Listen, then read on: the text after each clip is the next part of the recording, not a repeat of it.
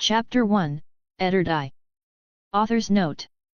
Hey guys, I'm writing this as this story is up to chapter 96. I wanted to come back here and preface a couple of things based on comments I've gotten and my own reflections from reading my story from this chapter to the last. First, this story isn't going to be extremely fast-paced, but it won't be a sluggish affair either. I personally enjoy world building and expanding upon character interactions and whatnot, so there will be plenty of that. Another thing, my writing style throughout the course of the story has changed, been refined, and overall improved in my opinion. One thing I've since done away with was the overuse of mentioning sigils and animal relation metaphors, since I honestly didn't realize how much I overdid it in the earlier stages, lol. But with that being said, I hope y'all enjoy the story. Dorn, the Tower of Joy, 282 AC. 7 men could be seen riding their hardest through the harsh Dornish terrain, their destination one that was of utmost importance. Heavy breathing. We need to move faster before it's too late. Ned called out as he pushed his steed even harder, unsure whether they would reach Lyanna in time. Gods, how could it come to this? Ned couldn't help but wonder, now having fought in a rebellion and seeing firsthand the horrors of war. After another hour or so of hard riding, Ned and his companions finally arrived at their destination. Waiting for them in front of the tower were 3 members of the fallen Mad King's Guard. As they dismounted, the 3 King's Guard members came towards them, Sir Arthur Dane, throwing his famous sword, Dawn tip first into the sand. Sir Gerald Hightower stood at the ready, hand hovering over his pommel, and Sir Oswell Went, the annoying git, had a shit-eating grin plastered across his face, almost as if he was looking forward to what was to come. After exchanging some words, the fight's beginning was signaled with a single sentence. And so it begins. Sir Arthur Dane said, almost in a resigned tone. No, now it ends, Ned replied, his hand quickly moving to his sword. As he unsheathed his long sword, Ned quickly parried a strike from Sir Oswell Went that was aimed to slash across his chest. Following his parry, Ned went to send his own attack back at Went, a slash of his own closing in only to be blocked in kind by Sir Gerald Hightower. The White Bull gave Ned no reprieve as he followed his block with an attack aimed at Ned's offhand, narrowly missing as Ned swung his blade toward Sir Gerald's right arm, missing his intended target but still slicing the aging King's Guard in the gap between his shoulder and arm. Although the cut was shallow, it was a good start. Off to the side, Sir Mark Rhyswell, a knight of House Rhyswell and Lord Roderick Rhyswell's cousin, sent a thrust toward Sir Oswell Went, the sly knight parrying the attack and slicing through Sir Mark's boiled leather armour and disemboweling the northern knight. As Sir Mark fell, Went changed his aim for Ned and quickly rushed toward him, sword at the ready, only for Lord Willem Dustin to deflect his strike and send him reeling back, giving Ned the room he needed to parry the White Bull's strike and send a thrust into the gap in his armour at his knee. Although shallow, Ned had gotten a good strike on the old Lord Commander's knee. "Willem with me!"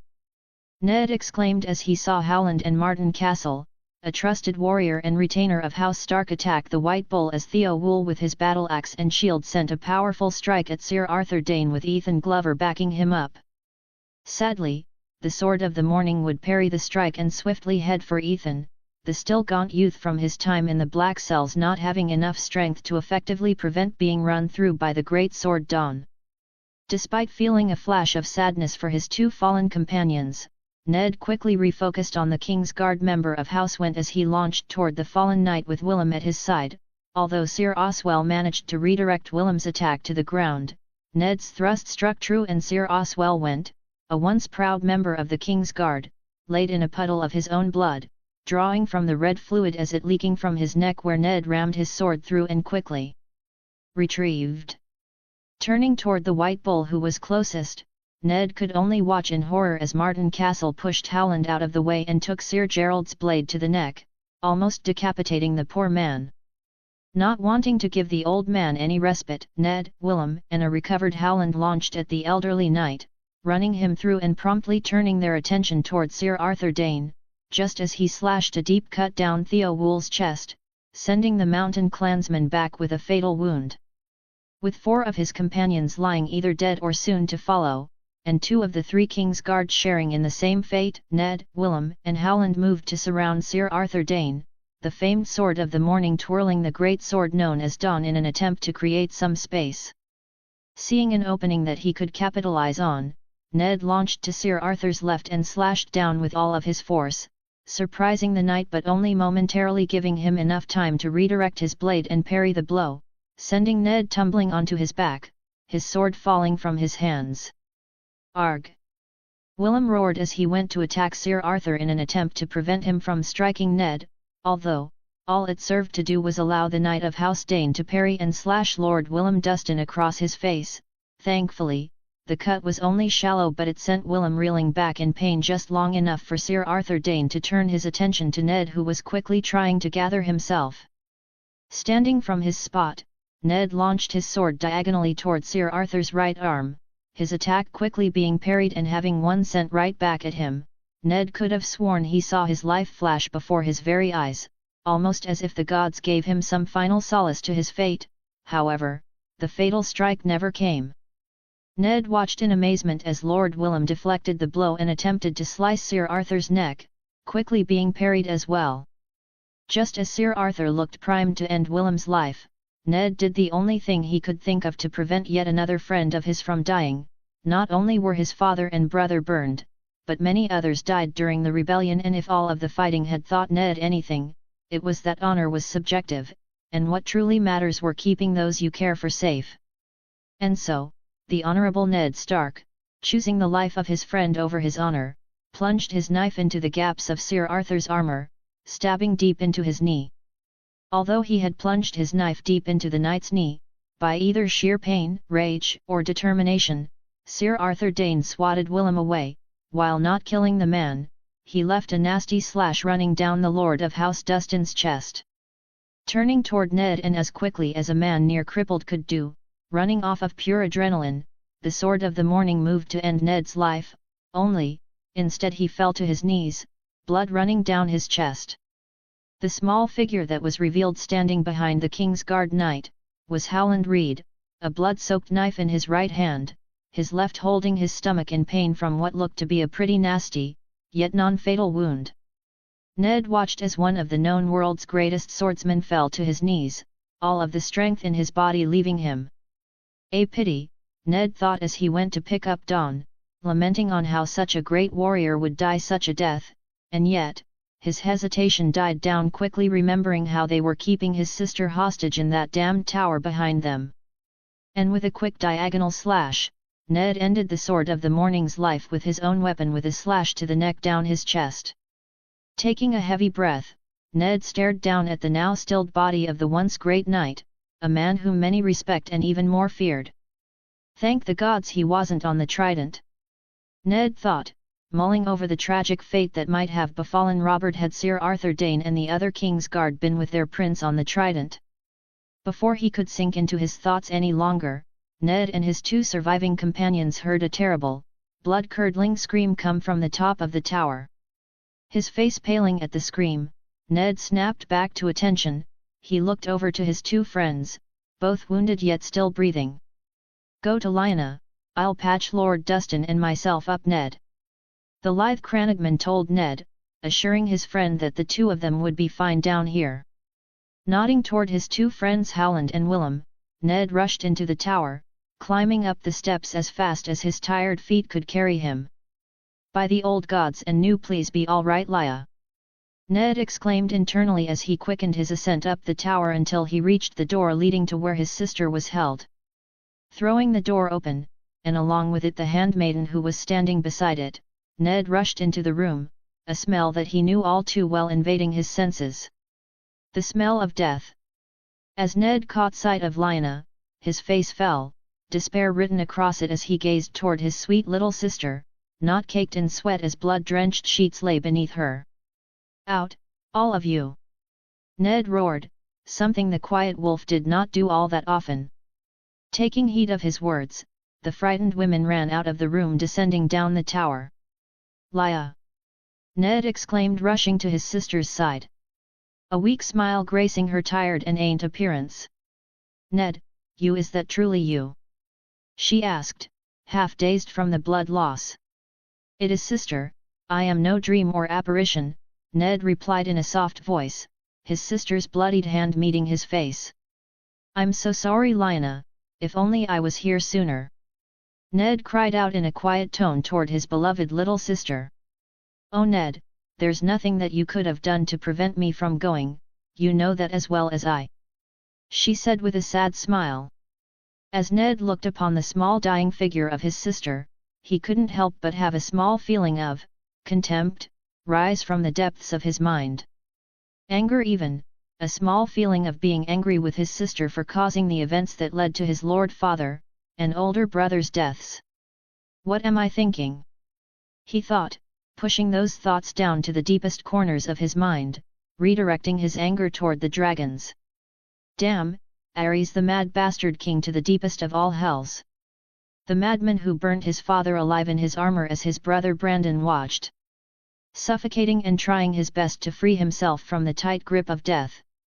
Damn, Rhaegar Targaryen, the lustful idiot who seduced and stole his sweet innocent sister away. No, she wasn't as innocent as he thought, but he couldn't dream of laying any blame on his kin." As wept by his sister's side, holding her other hand, just as bloody as the other, Ned was brought back to his senses by the wail of a child. "Lya, is that?" He trailed off, looking upon the child whose parentage was of no mystery to him. "This is my, and Rhaegar's son, the rightful heir to the 7 kingdoms," she said weakly, smiling as she looked upon her sweet baby boy. Hearing the Valyrian bastard's name struck a nerve with Ned, but he was more concerned with his sister who, from the look on her face, was rapidly declining in health. That dragon bastard, by the gods, if he wasn't already crushed to fucking paste, he would have begged to die for daring to steal away his sister and Tucky. Interrupting Ned from his murderous thoughts, Lyanna told Ned a shocking truth. I know what you are thinking, Ned, I went with him, ugh." Lya yelped in pain. "I went with him willing, my sweet silver prince," she groaned out as the pain was slowly becoming too much. Hearing his sister's confession, Ned came back to his senses. He knew she had gone with him willingly, but he still couldn't understand. Why did you go with him, Lya?" Ned with a hoarse voice. "Because, well, I loved him, and he loved me as well," she said weakly, coughing out some blood followed by another groan of pain. "Please Ned, you must take care of my son, of the heir to the 7 kingdoms, Lyanna begged her older brother meekly as her conscience started to fade. "Lyanna! You're going to be fine, Lya, please!" Ned exclaimed in panic at his sister's dying form, knowing his words to be for naught. "No, I won't, Ned, please, just promise me you'll take care of him, take care of my sweet boy, his name is Doran Targaryen," she said as her grip on life began to slip as she handed the babe to Ned. Doran, hey, likes hells, he was going to refer to the child like that.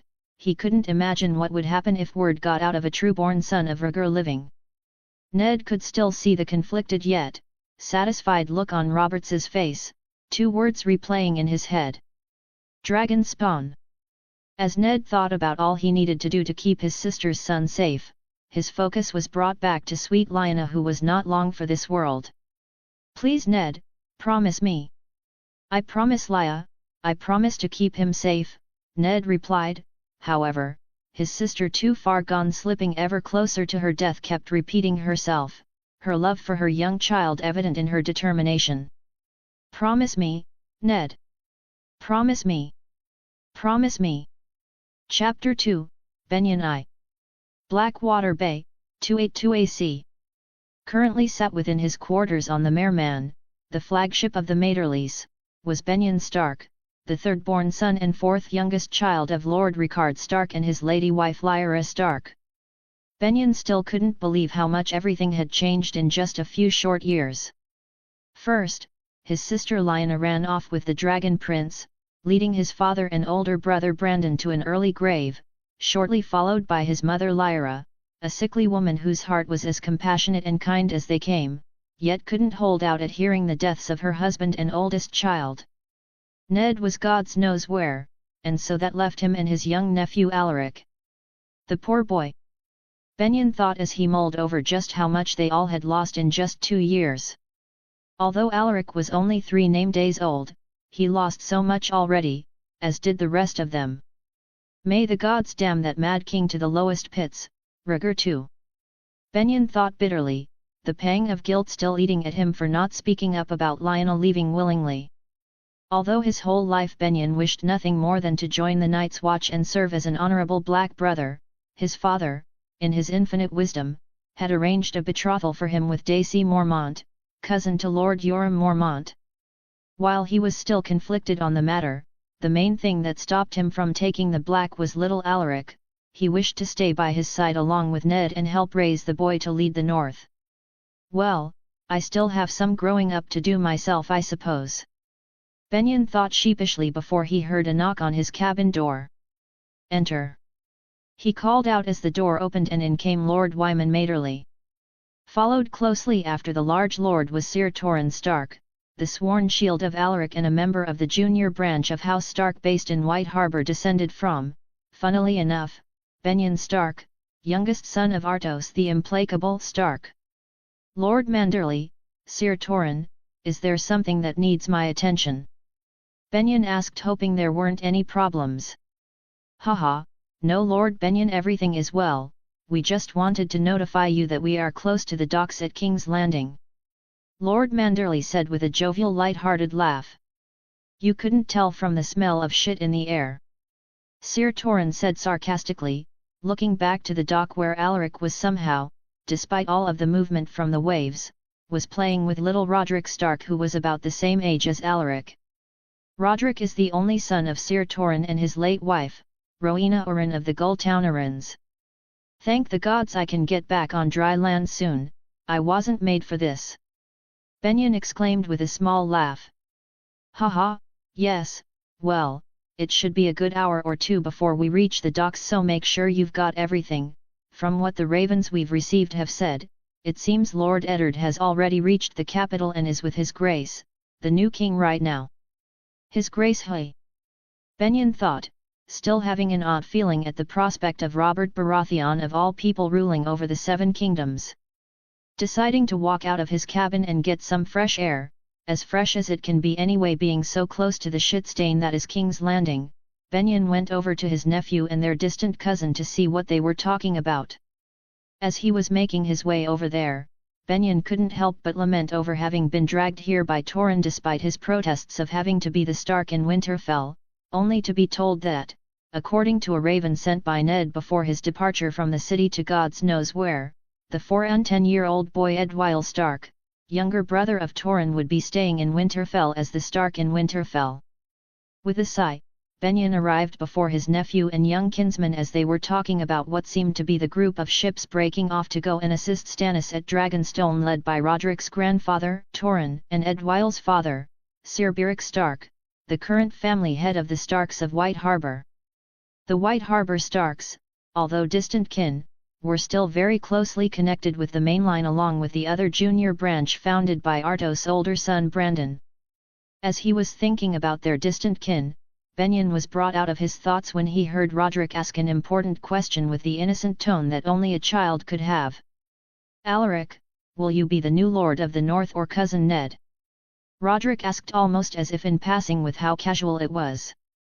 Looking toward his nephew, who for some reason had quieted down, he saw his nephew look like he had the makings of some words, yet they died down in his throat, although Alaric did mutter something about only, followed by Lord. Observing Alaric for a moment longer, Benyon could almost spy out a look that seemed almost disappointed. Deciding not to linger any longer on his nephew's odd behavior toward the mention of the seat of the North, Benyon answered Roderick's question. Yes, Roderick, once we finally get back to Winterfell, Alaric will be the new Lord of the North.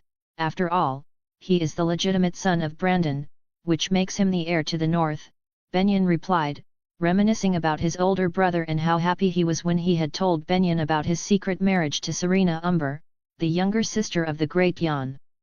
Benyon also vividly remembers how wroth his father was with Brandon to the point that Bran had run off with his new wife until she sadly passed in childbirth and he came back with Alaric in his arms. He could still see his father's conflicted face seeing baby Alaric with the long face and a set of light-piercing grey eyes denoting his descent from the builder. Mother had been overjoyed that she finally had a grandchild. Sadly she only had been able to spend a couple of years with Alaric, but Benyon could have sworn those years his mother had seemed to almost be healed from her persistent illness, all until, well, the rebellion. Given his nephew one more look, he noticed his brow slightly creased in thought but dismissed it for the musings of a child who has a large responsibility ahead of him. Sigh, by the gods, it is going to be quite a spectacle when Lord Tully learns of Alaric's existence. Benyon thought tiredly, not ready for the onslaught of curses and damnations that the trout will surely spout once he learns his grandson won't be the future warden of the North. Well, too late now. Benyon mentally shrugged, thinking back to the raven they had received from Riverrun when the rebellion was in its final stages, telling them of the birth of Ned's son. King's Landing. Benyon was currently walking throughout the deck of the ship, watching the sailors rummage around completing their duties as they pulled into port, the grand, and shitty-smelling, city right before them in all of its grandeur. Closing into the dock they were set to make port at, Benyon could notice a handful of men waiting for them on the docks.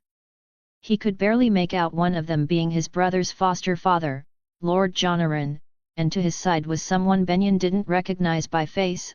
However, he soon took note of the bronze-colored armor that had various First Men runes embedded in the chest plate. Lord Royce, I presume. Benyon thought passingly as he helped the sailors finish their task so they could stop this god's forsaken vessel and touch down onto dry land once again. Benyon could only thank the gods old and knew that he would be tagging along with Ned on their journey to Riverrun and from then on back to Winterfell. King's Landing docks. As they made their final arrangements, the party of Northmen finally stepped off of the Merman and made their way toward the group of men awaiting them led by Lord Arryn. What a grand welcome! Sir Torrhen said sarcastically as Roderick stifled a soft giggle as his father ruffled his hair as they walked down the ramp. Meanwhile, looking toward his nephew, Benyon had a small smile as he saw Alaric looking fascinated with the city surroundings and basking in the sight of people from all over the Seven Kingdoms and even the known world going about their business. However, not all was well in the capital city of the Seven Kingdoms. Smoke still rose from many a building showcasing the destruction and carnage that the earlier sack of the city by Lord Tywin Lannister had brought upon the city and its inhabitants. Ah, Lord Manderley, Lord Benyon, welcome to King's Landing. Lord Arryn said in welcome to the party as they stepped off the ship onto the docks. Haha, thank you for the king greeting, Lord Arryn. The large Lord Lamprey bellowed out a laugh as he shook hands with Lord Arryn while moving to greet Lord Royce as well. As the two groups were exchanging greetings, Lord Arryn went up to Sir Torrhen and gave his condolences to his later wife Rowena Arryn of the Gulltown Arryns. Sir Torrhen, I give my condolences for your late wife. Although distant, she was still a kinswoman of mine, and she shared a name with mine own late lady wife. Lord Arryn said, offering his sympathies, Benegn recalling Jon Arryn's second wife being his cousin Lady Rowena Arryn. Following some more words with one another, the two parties watched as Sir Torrhen went over toward Bronze Yon as the two men sized each other up, Sir Torrhen being Lord Royce's junior by 10 or so name days. The two men kept staring at one another, a stern look adoring their faces before the 20-name-day-old knight let out a hearty laugh, uncharacteristic of the usual stoic sword shield of his nephew. Ha ha ha, how have you been, uncle? Sir Torrhen exclaimed through a laugh as he embraced the Bronze Lord, who let out an equally jovial laugh. Registering Sir Torrhen's words, Benyon had almost forgotten that Sir Torrhen's mother was Elaine Royce, older sister to Lord Yon Royce. Sadly she died from a sudden illness a couple of years back. I've been good, nephew. I hear you were stuck up north while the fighting went on. I'm guessing you were too craven to come and fight with your dear old uncle, hey? Bronze Yon asked with a heavy laugh. Benyon winced at Lord Royce's words. Most men would have taken such words as a slight against them, especially with how it was his distant cousins and kin whose deaths helped kick off the rebellion. Looking over to the Vale group, Benejn could also see they had aghast looks at their fellow lord's words. However, contrary to what they all expected to happen, Sir Torin let out another laugh but sported a stoic look when he replied to his maternal uncle. While I wish I could have joined the fighting to take down the blasted dragons, I've been up north protecting the next Warden of the North. After all, he is the son of my late best friend. Sir Torin replied to his uncle, gesturing toward Alaric, who just looked toward the two and smiled. Sir Torin was one of Brandon's best friends, the two being thick as thieves since they were boys. The two's friendship had developed during the years when Torin had moved to Winterfell to foster under their father Lord Rickard Stark, while Torin's older and younger brothers had stayed at White Harbour due to their father Sir Beric, the current head of the Starks of White Harbour, having spent most of his time at sea commanding his small merchant fleet, or at some city across the Seven Kingdoms and Essos conducting business or overseeing his investments. The White Harbour Starks, although the current generation, that being Sir Torin and his brothers, were only Benjen and Ned's third cousins, they spent more time at White Harbour than they did at Winterfell, the reason mainly being their blood ties to the Manderleys being slightly more recent than the main branch of House Stark. Benjen Stark, son of Artos, was raised at Winterfell with his brother and cousins. Benjen from an early age had revelled in stories of naval battles and faraway lands like Yeti and Asai. So when his father told him about the opportunity to head to White Harbour and apprentice under Lord Wyman's grandsire, Lord Derek Manderley in the Way of the Sea, Benjen jumped at the opportunity. During his stay at White Harbour, he would become friends with and later develop a crush on Alyssa Manderley, Lord Derek's only daughter, and Lord Wyman's aunt. On his 17 name day, already a man grown, he finally worked up the courage to ask for Alyssa's hand in marriage. To his surprise, Lord Manderley boomed out in laughter, not in ridicule or contempt, but in joy, since according to his own words it was about damn time he finally asked for the dowry. Lord Manderley further surprised Benjen by giving him 4 merchant ships and a flagship of his own called the Sea Wolf, a war galley that had been constructed for this very moment. From then onward, Benjen and Alyssa Stark née Manderley built a profitable trade network, and upon their death, Sir Beric Stark took over and greatly expanded the trade his family conducted and invested in a slew of business endeavours. Of course, the whole way he had been aided and likewise helped his cousin and best friend Lord Wyman.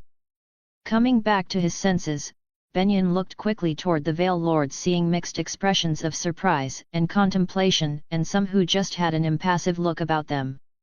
"Did I hear you right, sir?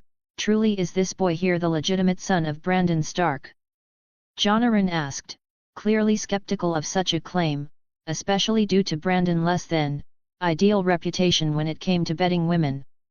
Turning toward Lord Arryn, Sir Torin replied, My lord, this boy here is Alaric Stark, legitimate son of Brandon Stark and his lady wife Serena Umber, married in secret within a god's wood of the Wolf's Wood, witnessed by myself and Lord Dennis Umber, younger brother of the great Jan Umber."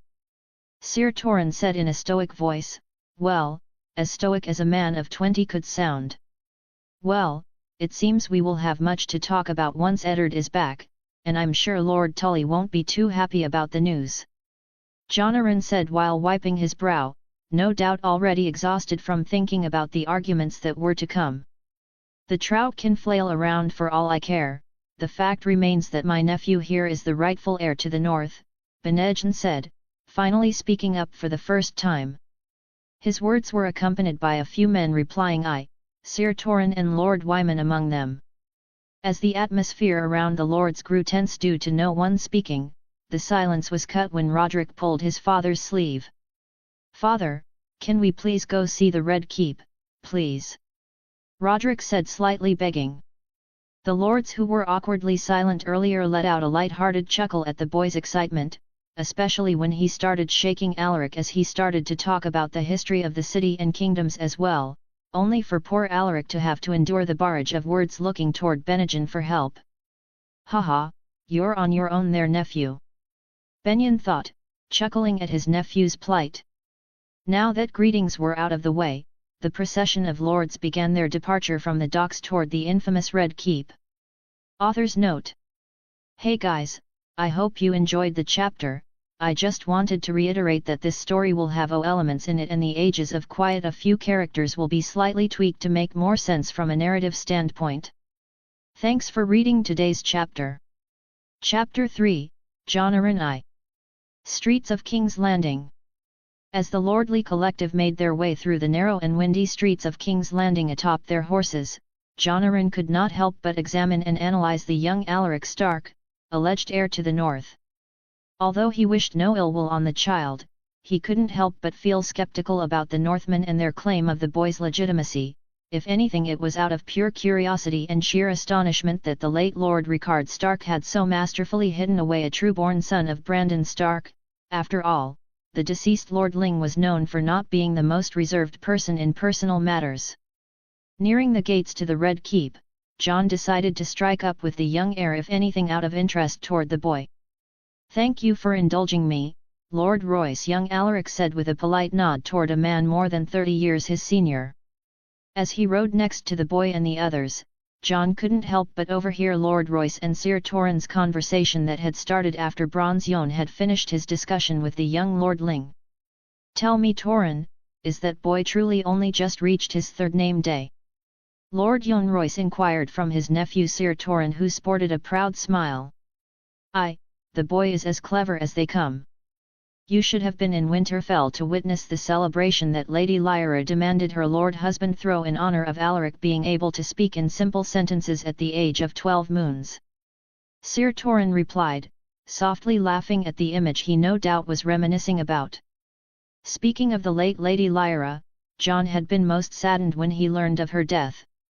She was a kind lady who, from all Rickard had told him in their missives, held the household of Winterfell in complete order and made sure to keep up with her duties while still tending to her children, even while battling the many illnesses that plagued her in her later years. So many Starks lay dead now, it is truly a shame, John thought, deciding to strike up a conversation with the young Alaric Stark, who surprisingly skillfully rode the pony that they had brought at the request of Lord Manderley. At first, he had been confused about the need for a pony, but now seeing the young Stark riding beside him while being led by his uncle Benyon caused John to shrug off his earlier confusion. Bringing his thoughts back to the present, John continued to listen to the uncle and nephew duo and their conversation about the boy. He sure is a clever one, but he also is quite inquisitive. He kept asking me about my armor and he said the damnedest thing," Lord Royce said while scratching the back of his head. "Oh? Do tell, what did the little git say to ye?" Sir Torrhen asked with a grin on his face, looking toward his little liege, who was throwing the 20-year-old knight a dirty look that, if he was being honest, John found a little funny due to his small frame being only 3 in all. Waiting for the boy to turn away, Lord Royce replied to his nephew in a hushed voice, yet just loud enough for John to pick up on it. "Well, he asked about the runes on my armor, which, for any other child I would have bat an eye at, but, that boy, he was able to discern what some of the runes meant, but, here is the weird part," Lord Royce said, his tone becoming almost shaken. He said, and I quote, "Those runes are wrong, they ruin the armor and negate the effects." Lord Royce said, pulling away from his nephew as the two began talking about more mundane topics, leaving John to his thoughts. "The runes on Lord Royce's armor are wrong? What does that mean?" As John mulled over it for a fair few more moments, he finally gave up trying to decipher the boy's words and chalked it up to a young boy's imagination running wild. And yet, he could translate some of the runes. This thought constantly replayed in his mind, however, before he went too far down the rabbit hole that was his mental state at that moment. The group had finally reached the gates to the Red Keep and they entered the courtyard, where they were met by Robert, who looked positively overjoyed for some odd reason. Young Eddard must be close by," John mused with a small smile, knowing all too well just how close his two wards were, even closer than Robert was with his two brothers, whom Robert didn't even see as kin. "The Red Keep. Ah, finally you've returned, John. Come, I've received word the Ned will be arriving within a day, God's willing," Robert said in a booming voice, joy evident in his tone as he walked toward John and embraced the aging Lord Paramount of the Vale. "Is that so? Well, it seems we will need to arrange accommodations for him and his party. Tell me, has there been news on who all shall be with him?" John asked, knowing all too well that the chances of Ned losing some of his companions were all too high considering who they were no doubt up against. Yes, in his letter Ned wrote about the deaths of 4 of his companions, a sad affair, but I'm sure all will be well once Lyanna is back and in my arms. Robert declared almost as if he was telling the gods that was how things should be. Looking over toward the old lion, John noticed that, for a very brief moment, the stone-faced lord of the Westerlands showed the slightest bit of emotion, that of which was of course disdain or something of the like toward Ned and his sister. John couldn't be more ready to be rid of the Lannisters and their presence in the capital. Truth be told, he revelled in the brief reprieve that the journey toward the docks to receive young Benyon and his party had given him. Due to having been named Hand of the King practically immediately after it was settled that Robert would take the throne, John was no stranger to a sleepless night or 3 due to the problems that the Lannisters had created with their wanton sack of the city. While he could appreciate the situation that was tracking the capital of the 7 kingdoms, if he had his way John would have opted for a less bloody affair. Not only were many buildings either destroyed or up in flame, but even more small folk had lost their lives during the Lannisters' sack and later scouring of the city for any remaining loyalists. Not to mention the absolute political disaster that was the murder of Princess Elia and her children in such a gruesome and dishonorable manner. By the 7, he had never been thrust into such a precarious situation compared to the one that Tywin fucking Lannister had thrown them in through the killing of the princess and the children. And to top it all off, Robert, instead of doing the sensible thing and putting on airs about the tragedy of the children's death, if even slightly to at least try and assuage the Dornish and their dour disposition toward the rest of the kingdoms. Instead of acting like a reasonable ruler, all he could muster was a damn grunt of veiled approval and calling the utterly demolished corpses of the children, dragon spawn. Sure, Jon Arryn was no saint, but by the gods was this a political nightmare. The Dornish were now all but independent and it had only been a couple of moons at most since the rebellion's end. If he wasn't any the wiser, John would think that the Dornish official declaration of independence would have come by now. Instead, all they do is remain completely silent, which, in and of itself is damn near more nerve-wracking and worrying compared to an open declaration. What a hypocrite! John thought, pointing his judgment toward himself. Sure, he could sit on his high pedestal and condemn those who either ordered or did the deed itself, and yet, a part of him felt almost relieved. Although it was a dastardly thing to admit, John felt a sense of stability coming toward Robert's new reign as king, now that 2 major claimants were dead and gone, and, although he hated to even play with the idea, John knew that the remaining children of the Mad King needed to be dealt with, either through taking the Black and Silent Sisters, or, although it pains him, death. Enemies are everywhere, his reign is new and unstable, and yet, despite all of these hanging issues, Robert likes to do is drink and whore. John thought bitterly as they conversed in the throne room, and still, Robert was drinking and eyeing some poor lass who he was sure would find herself in the new king's room tonight. The next day, as John watched Ned and his companions appear over the horizon, Jon Arryn could not help but look over toward his former foster son and ward, Robert. By the gods, had it been a busy morning after Robert was given word of Ned's impending return today, the hungover man had immediately snapped to attention, and it was like all traces of the previous night's feast had completely been negated. Last night, from what he saw, John's prediction for the serving girl hadn't been wrong. The lass had indeed found herself in Robert's chambers. Sigh, by the grave of the 7, Ned, I hope your sister truly is what it takes to reel in Robert, if not I don't know what I am to do with him. John thought almost pleadingly that Ned's sister, the famed Winter Rose, would be fine and well enough to quickly marry Robert and bring him to heel. At least, that was what he hoped would happen, but, knowing Robert, nothing was ever set in stone, especially if it had to do with reeling his tendencies toward drink and women in. Haha, finally, Ned has returned. Soon we shall become brothers, moreover through the bond of his sister and I's marriage. Robert boomed in a jovial voice, all but jumping around like a child would as they were given a new toy by their parents. As Ned and his 2 companions came to a halt in front of the gates, John couldn't help but feel sorry for his foster son at the loss of 4 of his companions. May the 7 smile upon them and you as well, Ned.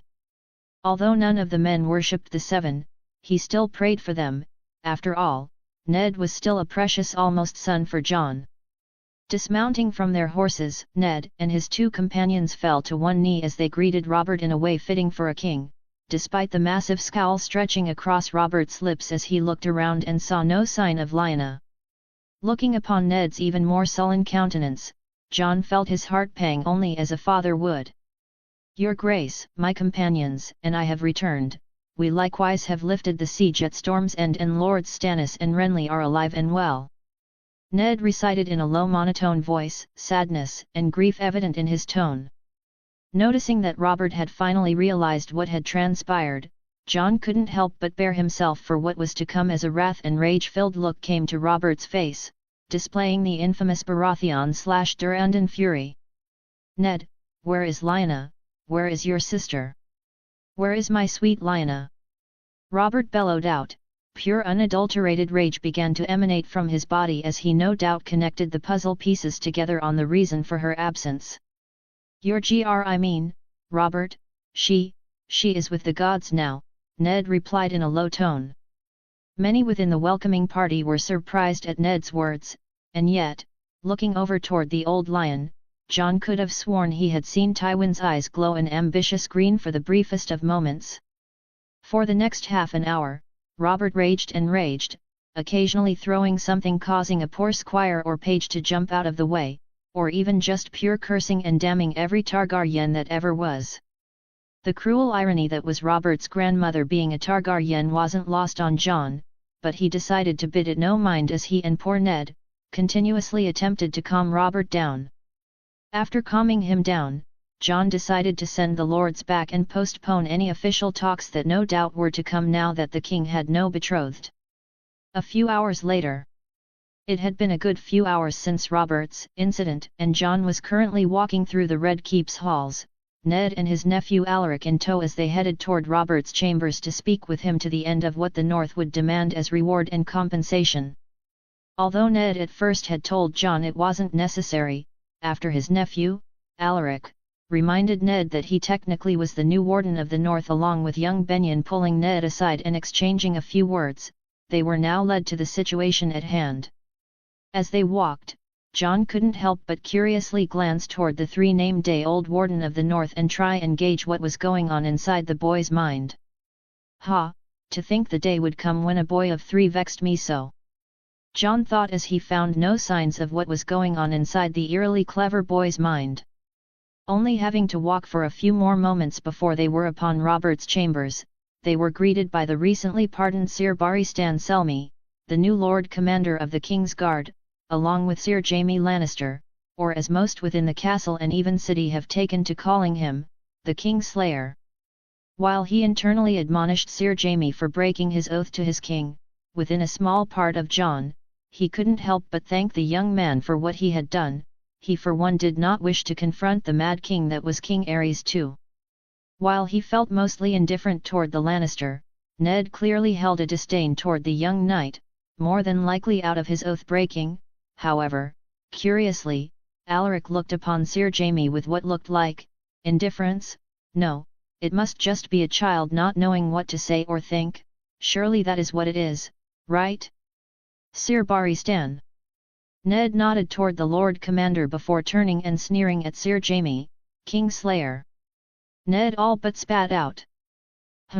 Maybe it isn't only about the oath-breaking. John thought as he noticed Ned's tone held far too much venom when it came to Sir Jaime. Sure, Eddard Stark was an honorable man who adhered to his sense of morals and honor rigidly, however, his utter disdain and disgust with Sir Jaime seemed to stem from something further. Mayhaps it has to do with his father and brother, he thought, now realizing Ned most likely hated Sir Jaime for breaking his oath only when it was safe to. After Sir Barristan announced to the king their arrival, the group of men and boy, consisting of himself, Ned, and Alaric, entered the king's royal solar, a place John had very rarely seen Robert within, unless it was for spending some time getting to know his servants as he so fondly called it as he bedded a serving girl or maid. "Ah Ned, John finally, let's talk about, business, but before that, who is the young lad beside Ned, and why is he looking at me incredulously? Robert asked, bringing their attention to Alaric, who seemed almost confused toward the king's sloppy state, with Robert having beer and food stains on his tunic, and his newly forged crown lying randomly thrown on some table near the bookshelves. Deciding to pay the boys' odd looks toward Robert no mind, John and Ned began to explain who Alaric was and finally kicked off the discussion that was surely to be over quickly, knowing how Robert would give Ned whatever he asked. Well, I guess that is why I'm here now, isn't it? John thought. Author's note. I hope you all enjoyed today's chapter. Please, if you guys would be so kind as to vote with your stones and comment and review the story, that would be great. Chapter 4, Eddard 2. The Halls of the Red Keep. Walking through the halls of the Red Keep accompanied by his nephew, Alaric, along with his foster father Lord Jonaran, Ned still was at a loss for words at what had transpired just moments earlier. Looking toward his nephew, Ned couldn't help but think if he hadn't been there his entire life, he would have never believed Alaric to be a boy of 3. Not only was the boy taller and broader compared to those of the same age, no doubt thanks to his Umber blood, but he also had a clever mind and an in-depth understanding toward how to get the things he wants. With all of these traits combined, Ned wouldn't blame those who thought the boy was older than he appeared. Robert especially had been quite surprised when he learned of who Alaric was, and even more so once the negotiations began. A couple of hours earlier, while the two men and Alaric had been standing before Robert, Ned had been mulling over just what he was going to ask of Robert. Sure, while he would have been just fine not asking for any reward, after conferring with Benyon and surprisingly, Alaric as well, he now knew it would be foolish to ask nothing of their new king. However, Ned was almost baffled when his nephew had told him about just what he wished for Ned to ask for. After all, it directly pertained to him, and his children's futures.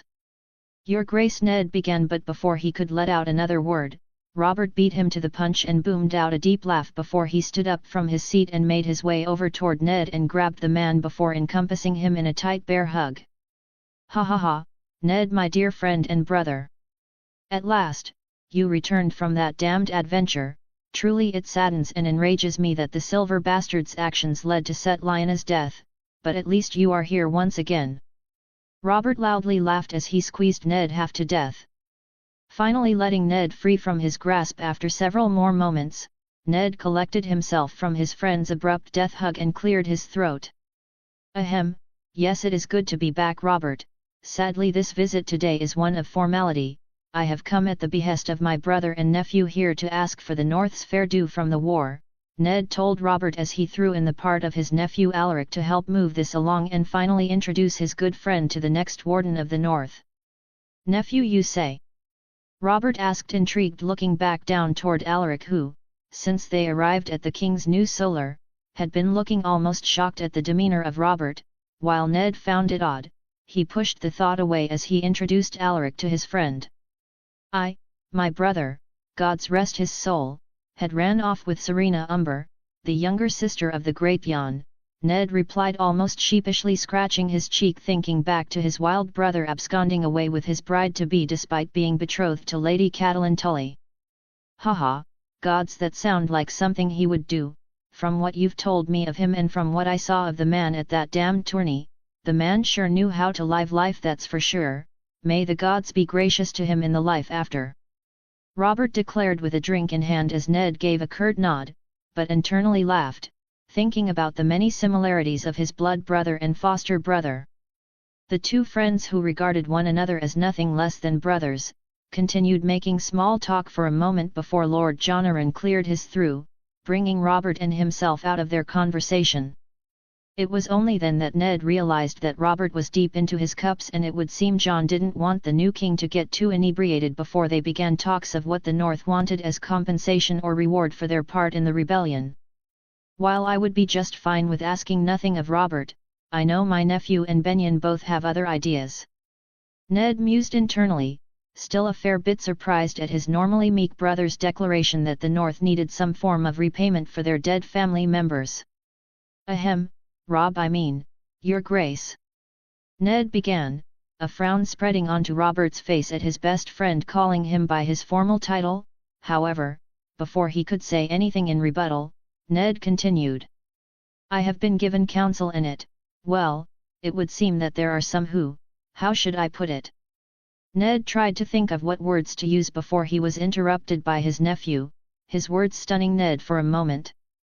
We would like to request some compensation or better yet a reward for the part the North played in your rebellion along with the deaths of my father, grandsire, and aunt, maybe even my grandmother due to her passing from the news, Alaric said pointedly, which put a shocked expression on not only Robert's but John's face as well. Ned could only put his face in his palm hoping his nephew didn't just offend the new ruler of the Seven Kingdoms. Robert, I apologize for my nephew, he means no often, Ned began but was promptly cut off by Robert, who stood from his seat, his expression giving no sense of what he was thinking at the moment. Slowly walking toward his nephew, Ned almost instinctively moved to attempt and shield Alaric. However, contrary to what he expected, when Robert made his way in front of the uncle-nephew pair, he didn't raise his voice or chide the two. Instead, a large smile broke out on his face as he boomed out a great bit of laughter and slapped Ned on the shoulder. Ha ha ha, gods Ned, this boy sure knows how to get to the point, he's even more blunt than you are. Robert roared in laughter as he surprisingly bent down in front of Alaric to get eye level, and his expression straightened once again before he posed his inquiry. Well, pray tell boy, what is it exactly that the North is looking to receive, or should I ask, what is it that you wish to receive for the North?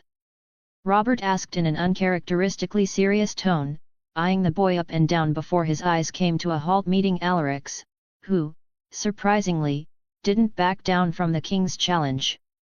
Your Grace, what I wish for the North to receive as compensation for our part in the rebellion and my family members' deaths are simply gold, enough gold to build, or should I say, rebuild, a seat befitting of my uncle once I am to reach my majority and take over the ruling of the North. Alaric responded to the king in kind with a gravely serious tone. As serious as a boy of 3 could muster, that is. Ned thought to himself, inwardly chuckling at the sight of his young nephew standing eye to eye with Robert. Is that so?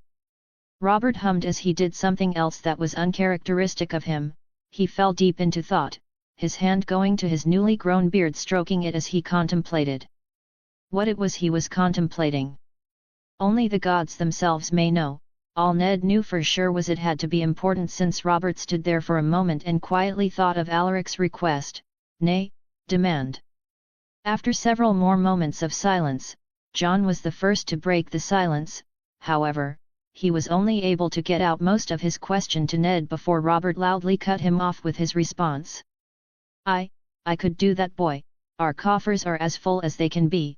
If there was anything those damn dragons were good at, it was hoarding coin away, Robert said with noticeable disdain, lacing his tone at the thought of the Targaryens.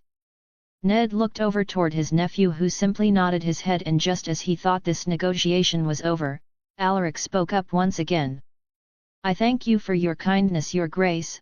However, I would also like to formally request for you to send word to the Night's Watch about the North taking the new gift back. Queen Ali's Anne and the Conciliator had no right to cede northern land to the Watch. Hold on, nephew, the Night's Watch is an honorable organization and they need the land, Ned began saying before he was cut off by his nephew. While the Watch do have an honorable calling, at the same time, uncle, they haven't done anything with the new gift except tax the small hovels that exist within its borders. The Watch hasn't the men nor the resources to make use of the new gift, and that valuable and fertile land goes without proper usage. Alaric explained. As he thought of his nephew's words, Ned had to admit there was merit in what he was saying. However, the Watch is an honorable sort, and it rubbed him wrong to deprive them of the land and taxes they receive from it, no matter how little it is. It is an open secret at this point that the Watch has all but fallen into disrepair. However, House Stark still has a duty to see that the Watch at least has the bare necessities to function. Sigh, I fear you may be right, nephew. However, we can't just deprive the Watch of all the new gift gives them, no matter how little. Ned responded to his nephew, stating his view on the matter. While the two of them were talking, Ned noticed that neither Robert nor John really cared all that much about the watch's plight. However, he did notice a strange glint in Robert's eyes, one he knew all too well and one that never failed to give him a headache. "Well, I've heard all I needed. Your request is granted, boy. I'll have John here write a letter for the wall telling them of what will happen. Along with that I'll send a shipment of whatever leftover weapons we looted from the Loyalists," Robert declared. "I thank you on behalf of the entire North, Your Grace," Alaric said while smiling and giving Robert a small bow. Robert, hearing the boy's thanks, shrugged it off and looked toward Ned, and asked if there was anything else they might want to request. Although Ned thought they had received plenty, Robert, after taking a moment, declared that he would also send some craftsmen and stonemasons to help with the building of whatever castle Alaric planned for Ned to have. "While I appreciate the kind gesture of Your Grace, I think the number might be a tad small for the kind of work they'll be doing," Alaric said sheepishly as Robert, John, and even Ned looked at him confused. "If I may, what do you mean, my boy?" John asked, breaking his silence. "Well, after taking some with Uncle Benyon, I had decided that the castle I wished to give to Uncle Ned was going to be none other than Moat Cailin," Alaric declared, turning toward Ned and smiling. For several moments, Ned didn't know what to do or say. He was, to say the least, shocked at his nephew's decision. He had never expected to be given much except a small keep or even just staying with his nephew in Winterfell, but now he was to be given the lordship over Moat Cailin, an important and strategic fortress that protected the north from any threats many a time from the south. While it's true that it had fallen into almost a ruined state, the moat was still a prestigious seat, one that he was all too grateful yet apprehensive about receiving. "Nephew, are you truly sure you wish to confer such a grand seat to me?" Ned asked, still in slight disbelief. "Why, of course, uncle, I could think of no better man than you to become my warden of the causeway," Alaric declared, now seeming to stand tall like a man instead of the child he is. Back to present. Not only did he manage to squeeze more coin out of Robert, but he also got him to send any willing orphans to the north. Ned mused proudly about his nephew and the negotiations. All in all, they came out with 600,000 more gold dragons along with the 1,000 skilled craftsmen and stonemasons and however many orphans they could get to go north with them. Walking down the halls of the Red Keep, Ned was mentally doing some calculations about how much the moat would feasibly cost to get it to a state where it was at least in a state where the walls and towers weren't crumbling down.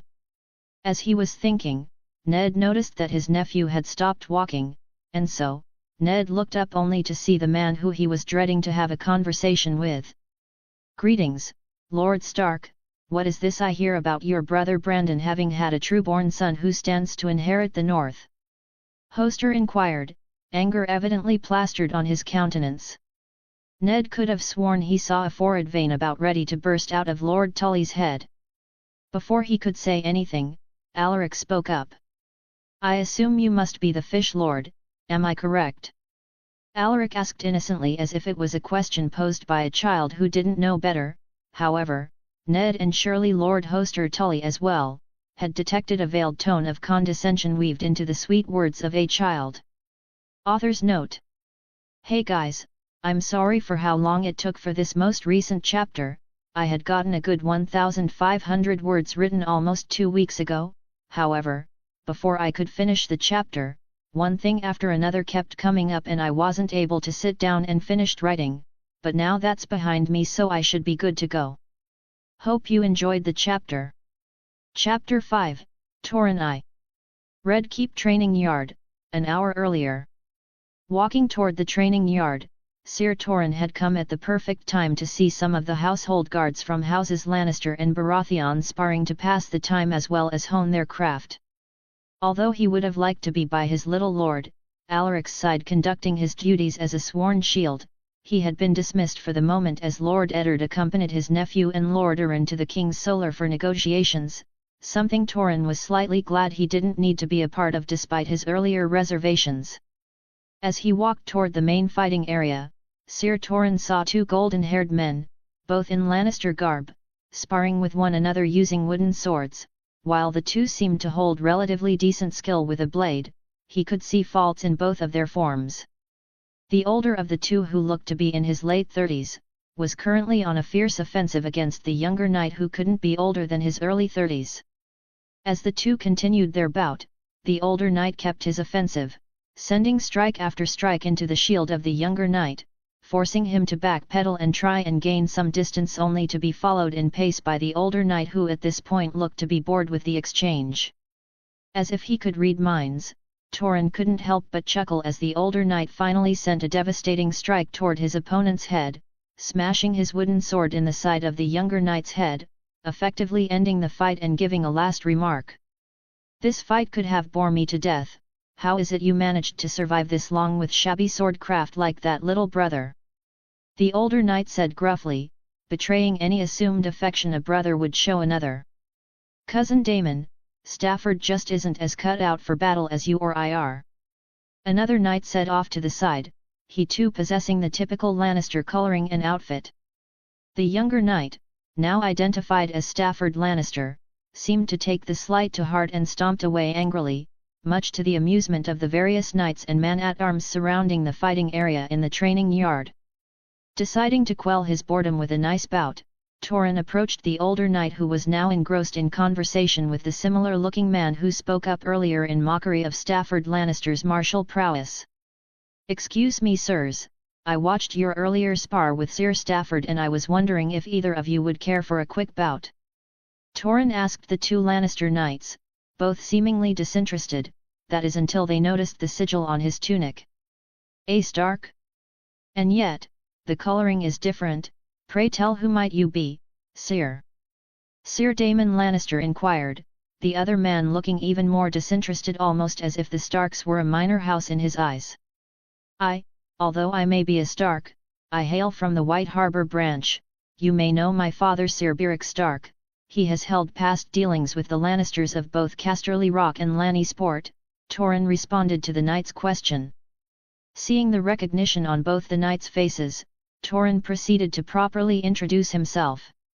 "I am Sir Beric's second son, Torin Stark of White Harbor, and I know who you two are, considering the golden hair atop your heads, so I ask again, shall we have a spar?"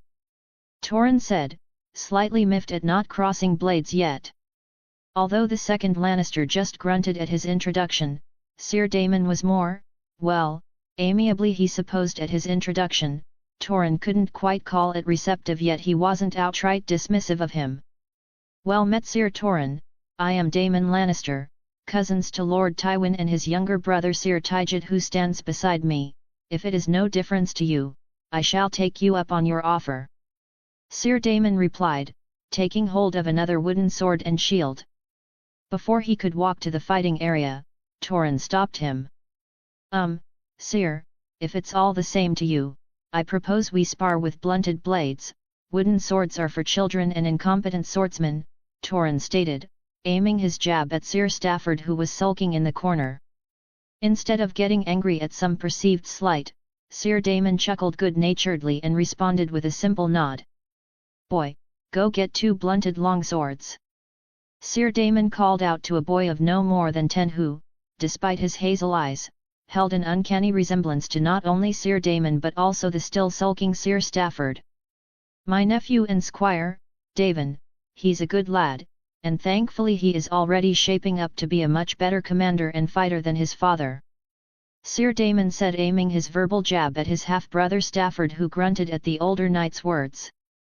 Only a moment later the young Lannister squire returned to the training yard with 2 blunted long swords and gave them to Sir Damon, who tossed one to Torin and promptly assumed a fighting stance with his shield up and ready and sword in hand. Torin, who was now fired up for a good fight, gripped the blunted longsword in anticipation as he also grabbed a shield and readied himself, shield up and sword pointed toward Sir Damon. The two knights slowly began to circle one another, looking for any perceived openings or angles that they may exploit for the first blow. As they continued, Torin could see out of the corner of his eyes that Lords Alaric and Eddard Stark had arrived in the training yard and took their places to get a good view of the sparring session between himself and the Lannister knight. Feeling a little emboldened, Torin sent the first strike, a horizontal slash which was quickly blocked by Sir Damon, who promptly attempted to send a riposte in kind toward the Northern Knight. Sir Damon's thrust came quickly and Torrin had to maneuver himself to where the thrust slid off of his gauntlet on his shield hand, giving him ample ability to quickly send a shield thrust at Sir Damon, followed by a thrust of his own. Although the shield bash struck true, Torhen's thrust was amply blocked and led Sir Damon into returning the thrust with a diagonal cut across the Northern Knight's chest, a strike which was blocked with his shield. However, without giving him an reprieve, Sir Damon continued to send attack after attack toward the Northern Knight's shield in hopes of tiring him and causing him to make a mistake. As small chunks of wood continuously flaked off of the shield, Torrin knew he needed to find some way of getting out of his current predicament, and as if the old gods themselves heard his plea, Sir Damon faltered a step as he overextended himself in a would-be strike upon Torrin's shield, which gave him the perfect chance to spin out of the defensive position he was in and strike with his blunted long sword across the knight's arm. His swing, striking true, caused the Lannister knight to recoil in pain, only to be soon after beset upon by Torrin, who unleashed his own torrent of attacks against the older knight's shield and even managed to make Sir Damon stagger a step after giving him a good strong shield bash. The staggering knight quickly regained his bearings and quickly came right at Torrin in an attempt to end the bout as quickly as possible. However, while the bout soon came to an end, it wasn't in the manner Sir Damon wished. The Lannister knight made the mistake of overstepping during his chain of swings and thrusts and led himself right into Torrin's trap as he promptly gathered himself and finished the duel with his blunted longsword blade pointed directly at Sir Damon's throat. Seeing that the bout was over, Sir Damon could only sigh in defeat before yielding. "I yield, Sir. Damon Lannister said, a slight smile spreading across his face as he began to laugh good-naturedly, betraying what most of the men in the yard were expecting, considering the usual haughty attitude of the Lannisters. "Haha, now that was a well-earned win, my good sir. It's been a while since I've seen such a talented young man who wasn't foolish or overly arrogant. What a breath of fresh air this exchange was!"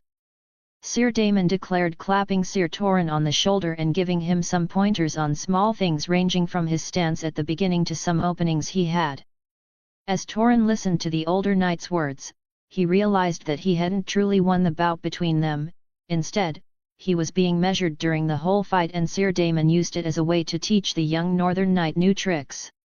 After a while longer of talking, the two knights parted ways as Torrin made his way over to his lord, Alaric Stark, the boy to whom he had sworn an oath of protection and allegiance. While some may have found it bizarre for a man of his young age to pledge his sword to that of a boy of 3, Torrin knew it was the right thing to do. As long as he drew breath, he would see to the safety and protection of his best friend and distant kin's son. Contrary to how most southern houses treat their distant relatives or junior branches, House Stark has always stayed a tightly connected house. The two junior branches of House Stark, both descended from the sons of the Artos the Implacable, enjoyed privileges most minor branches of other houses could only dream of. Save for the Lannisters and their endless list of golden-haired relatives and the Tyrells whose number grows daily, most noble houses either disregard their junior branches after a certain point or just outright attempt to prevent any branches from forming that could rival the lordship of the main line. Thankfully, the Starks were different. The two branches of House Stark, those being the Starks of High Hill, descendants of Arto's first son Brandon, and Torhen's own family, the White Harbor Starks, have many dealing with their main-line cousins. They even have many dealings among each other, with his older brother Benjicot being wed to Sarah Stark, the younger sister of Artos Stark, Master of High Hill, who himself is married to Torrin's elder sister Alara. The Starks enjoyed a healthy system of dealing with one another, considering both junior branches both have their specialties. While the White Harbor Starks hold an extensive trade network, the main line and the Starks of High Hill both help boost that trade with their own enterprises, namely being the raising and herding of the recently discovered northern furred cows, a species of cow that has, well, long fur. The discovery of such a vital staple to the north can be attributed to Brandon Stark, the eldest twin son of Artos Stark. Brandon spent his youth in Winterfell, growing up alongside his cousin, the future Lord of Winterfell, Lord Edwyle Stark, and his sister Jocelyn Stark. Following the death of his father Artos, Brandon set out to find wealth for himself and not be reliant on his lord cousin. While traveling through the northern mountains, Brandon would meet his future wife, Sarah Wool, the youngest child and third daughter of Lord Wool. Sarah and Brandon would eventually fall in love and get married, setting out to adventure alongside one another. While on an expedition at the behest of his cousin Lord Edwyle Stark to survey the mountains for any possible ore locations or anything to help the north, Brandon and Sarah managed to stumble across a sizable herd of furred cows along with a small cave that led to a copper mine. Seeing the value in this newly discovered hardy breed of cattle, Brandon reported back to Edwyle and they developed a plan to move these cows into a larger pasture area north of Winterfell just south of Long Lake in the Starks' personal lands. In exchange for enlisting the clansmen's help in moving this new breed of cattle, Edwyle gave the small copper mine to House Wool who were closet to the mine. For the rest of his days, Brandon would oversee the breeding, herding, and butchering of the furred cows in service to his cousin as well as Edwyle's son, Rickard Stark. His second son Baron Stark would be granted a town charter by Lord Rickard Stark, God's rest his soul, for the growing settlement of the workers and caretakers Brandon had employed. Along with this charter, Lord Rickard would officially name Baron the Master of High Hill, the name of High Hill, being the area surrounding the small valley in which the main pasture is located, doubly being the name of the small stone keep the High Hill Starks reside in. Although they governed the area, as they were a masterly branch of House Stark and not lords, they didn't own the land but administered it for House Stark. However, since they were a junior branch and still connected with the main line, it made little difference. Although only of a masterly status, they are still afforded the courtesy of being referred to as Lord due to their heritage. The Glovers and Tallhearts are in a similar situation, although them being referred to as Lords is mainly due to their rich history and loyalty to the Starks. Sadly, Lord Baron perished alongside Lord Rickard whom he followed south to try and secure his own son's return, Edric Stark, the second son of Lord Baron, who also sadly died along with all of Brandon's companions, save for Ethan Glover, who still couldn't escape death. If it wasn't for father calling me back for some business I likely would have met the same fate. Torrin thought with a shiver as he finally stood before Alaric and Eddard. Ah, Sir Torrin, come, there seems to be some big announcement from Lord Jonaran, and I must say, that spar of yours was very enjoyable. Little Alaric said. He may only be a boy of 3, but those intelligent eyes and the way he speaks shall forever betray his age. Torrin thought with a smile as he followed the boy and his uncle the Quiet Wolf toward the throne room for some grand announcement. Chapter 6, Benyon 2. In front of the doors to the throne room. Pacing back and forth in front of the doors to the throne room, Benyon was growing restless at his brother and nephew's delay. He was sure that word of this grand announcement of Lord Jonaran's should have reached the two by now, and yet, still no sign of them. Just as he was about to call for someone to fetch them, Ned and Alaric, followed closely by his nephew's sworn shield Sir Torrin, rounded the corner of the hall and came before him and the doorway into the throne room. Much to the relief of Benyon, they were still on time.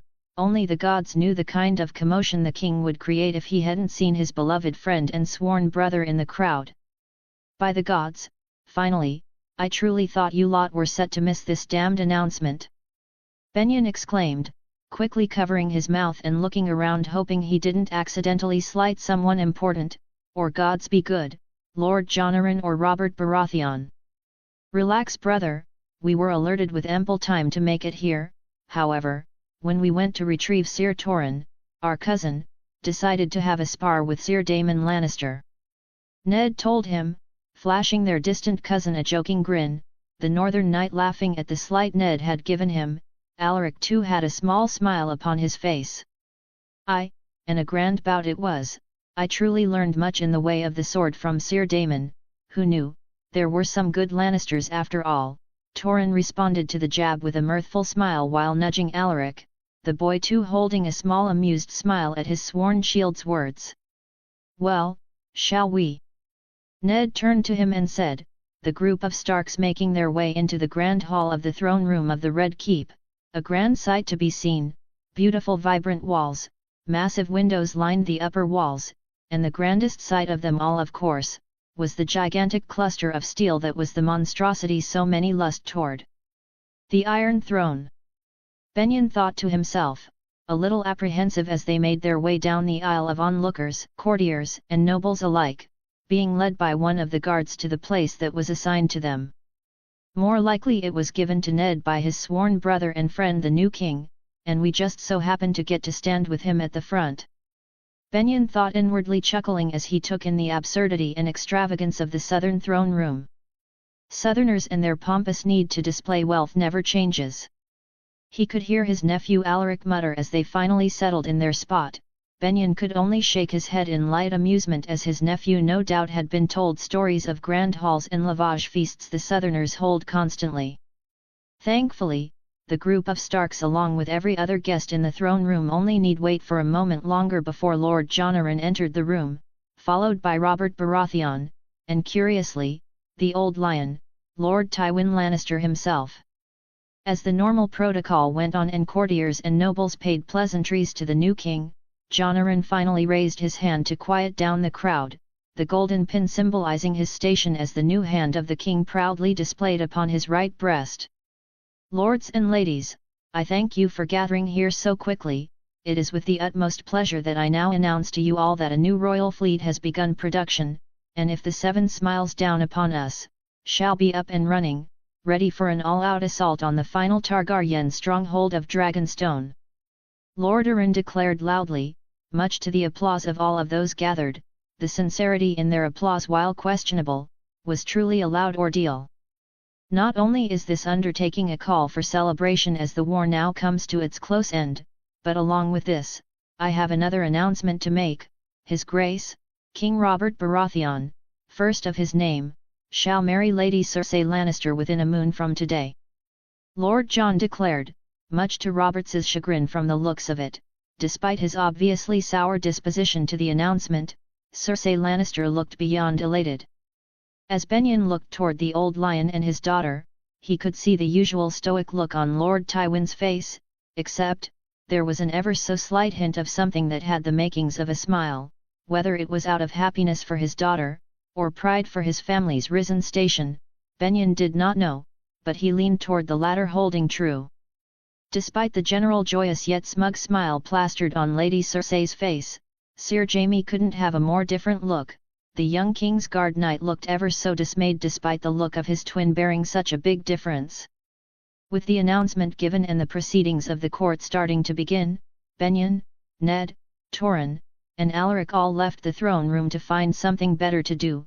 No doubt there were plenty of things that the group of Starks could find to occupy themselves with that would be time better spent than standing around as the Southerners went on with their royal court. The noble protocols and drawn-out pleasantries would have me ready to jump off of the wall at any second if I could, just from being there. Benyon thought, a slight shiver running down the young man's back as he dreadfully thought of the boredness that would overcome him if he was required to attend the royal court. Not even his father, God's rest his soul, who was famed for his Sauron ambitions, could stomach holding court in such a manner. Deciding that he was feeling up to some light training with a wooden sword, the 6-10 Benyon said his farewells for the afternoon to his brother, cousin, and nephew as he made his way to the training yard. While there he would receive pointers from various knights and warriors would train his skill with a blade while killing time, counting down to the moment that they could finally leave this shit-smelling, rat-infested city of mummers and snakes. The next day, the Old Gate, King's Landing. It was the beginning of a new day and the Northmen were finally making preparations to return home and hopefully go back to being indifferent toward southern politics, in kind to the treatment they had always received from the rest of the realm as well. Benyon, who was accompanied by his nephew Alaric and Sir Torrhen, was currently walking through the Northern Army's camp that was situated outside the Old Gate, in the northern part of King's Landing. As the trio were walking around, making sure ample preparations were being made and the process of packing everything up was being done in a timely manner, a loud sudden commotion erupted among the crowd as they heard a loud booming voice that could only belong to one such man among the Northmen. "Where is my nephew?" they heard exclaimed in a boisterous tone, the distant sound giving way to the hulking frame of the Lord of the Last Hearth, a giant man whose ancestors are believed to be descended from giants themselves, that man of course being the great Jan. Sigh, here he comes. Benyon thought, already tired from the whole routine of Alaric's existence having been revealed to all of the northerners. For the life of me, I still cannot possibly fathom what led father to such a decision as the one he made regarding Alaric and hiding his existence from the north and everyone else. Benyon shook his head, thinking about his late father's decision. Ah, there you are, boy! Great Jan exclaimed as he and Benyon's eyes met, prompting the giant of a man to come straight toward them, shoving soldiers and servants alike aside as he made all haste toward Alaric. Finally arriving in front of the boy and giving him a good once-over, Benyon could see a frown marring the great Jan's face as he continued to study Alaric as if he was looking for something in particular. Alaric, the current target of great Jan's scrutiny, couldn't be less bothered as he in kind looked toward his departed mother's older brother, a curious look resting upon his young countenance. With perfect timing, Ned soon came within sight of the group, followed by Sir Roderick Castle, a grizzled veteran, and highly skilled warrior, having been knighted by Lord Tully himself for his actions on the Trident. Speaking of Lord Tully, he sure didn't look pleased last I saw him. Benyon thought almost amusedly about the dire look on the aging Lord of Riverrun's face when he last saw him pacing through the halls of the Red Keep. Bahaha, boy, no matter how hard I look you don't have enough of an umber look to you. Great Jan loudly declared, a large smile betraying his seemingly disappointed words. Well, I suppose the new Lord of Winterfell ought to look like a Stark, now shouldn't he? Ned asked with a light chuckle as he went over toward the great Jan and the two shared a quick greeting, grasping each other's forearm. Ha, Ned my good friend, I guess your words do ring true, although, I can tell already from the look of him that our little lord here will grow to at least be the size of the demon of the Trident. Great Jan declared. I can only imagine what kind of warrior and man our nephew will be once he reaches his majority, after all, the blood of wolves and giants runs through his veins. Great Jan said, putting a fist to his chest and dropping to one knee, surprising many of the onlookers as he swiftly and gave his oath of allegiance to an almost stunned Alaric. Poor boy probably doesn't understand much of what's going on. Benyon thought with a light chuckle, only to be stunned in surprise and impressed with his nephew as he in kind, accepted Great Jan's oaths and bid him to rise to his feet. Once that was all over, the Great Jan promptly swept Alaric from his feet and placed him upon his hulking shoulders, and started going around telling anyone who would listen of his nephew and the greatness that awaited the one who held the blood of wolves and giants, something he would go on to do for a while before the king and his escort had arrived to see them off, well, more like to see Ned off. By the old gods, if Ned had been born of women, Robert would have tried to marry him instead of Lyanna. Benyon thought amusedly, before feeling a pang of sadness and guilt for the event that followed the tourney at Harrenhal. Damn those dragons to the hottest of hells, he thought bitterly before his attention was promptly directed toward the king and Ned as they finished their farewells, giving ample time for the last of their arrangements to be completed as they finally could set off and leave this rat's nest of a city, along with the smell of shit that forever lingered around it, literally and metaphorically. Later. The King's Road, Crossroads Inn. The Northern Army had been traveling for well over a week now and they had come to a stop by an old inn sitting at the crossroads between the King's Road, High Road, and River Road. The inn was aptly named the Crossroads Inn and it had barely enough food and drink for the northern nobles, not to mention the some 20,000 or so troops at their back. That number was only growing by the day as some of the now grizzled veterans were managing to find themselves wives and companions among the people of firstly the Crownlands and now the Riverlands as well. At first, some of the more conservative of the northern nobility had been against the intermarrying of Northmen and women from the Riverlands, however, after Alaric had a word with Ned, he managed to calm them down and pose some noteworthy reasons why this should be encouraged, one of said reasons being the small population of the north as it is compared to the vast swathes of land they hold.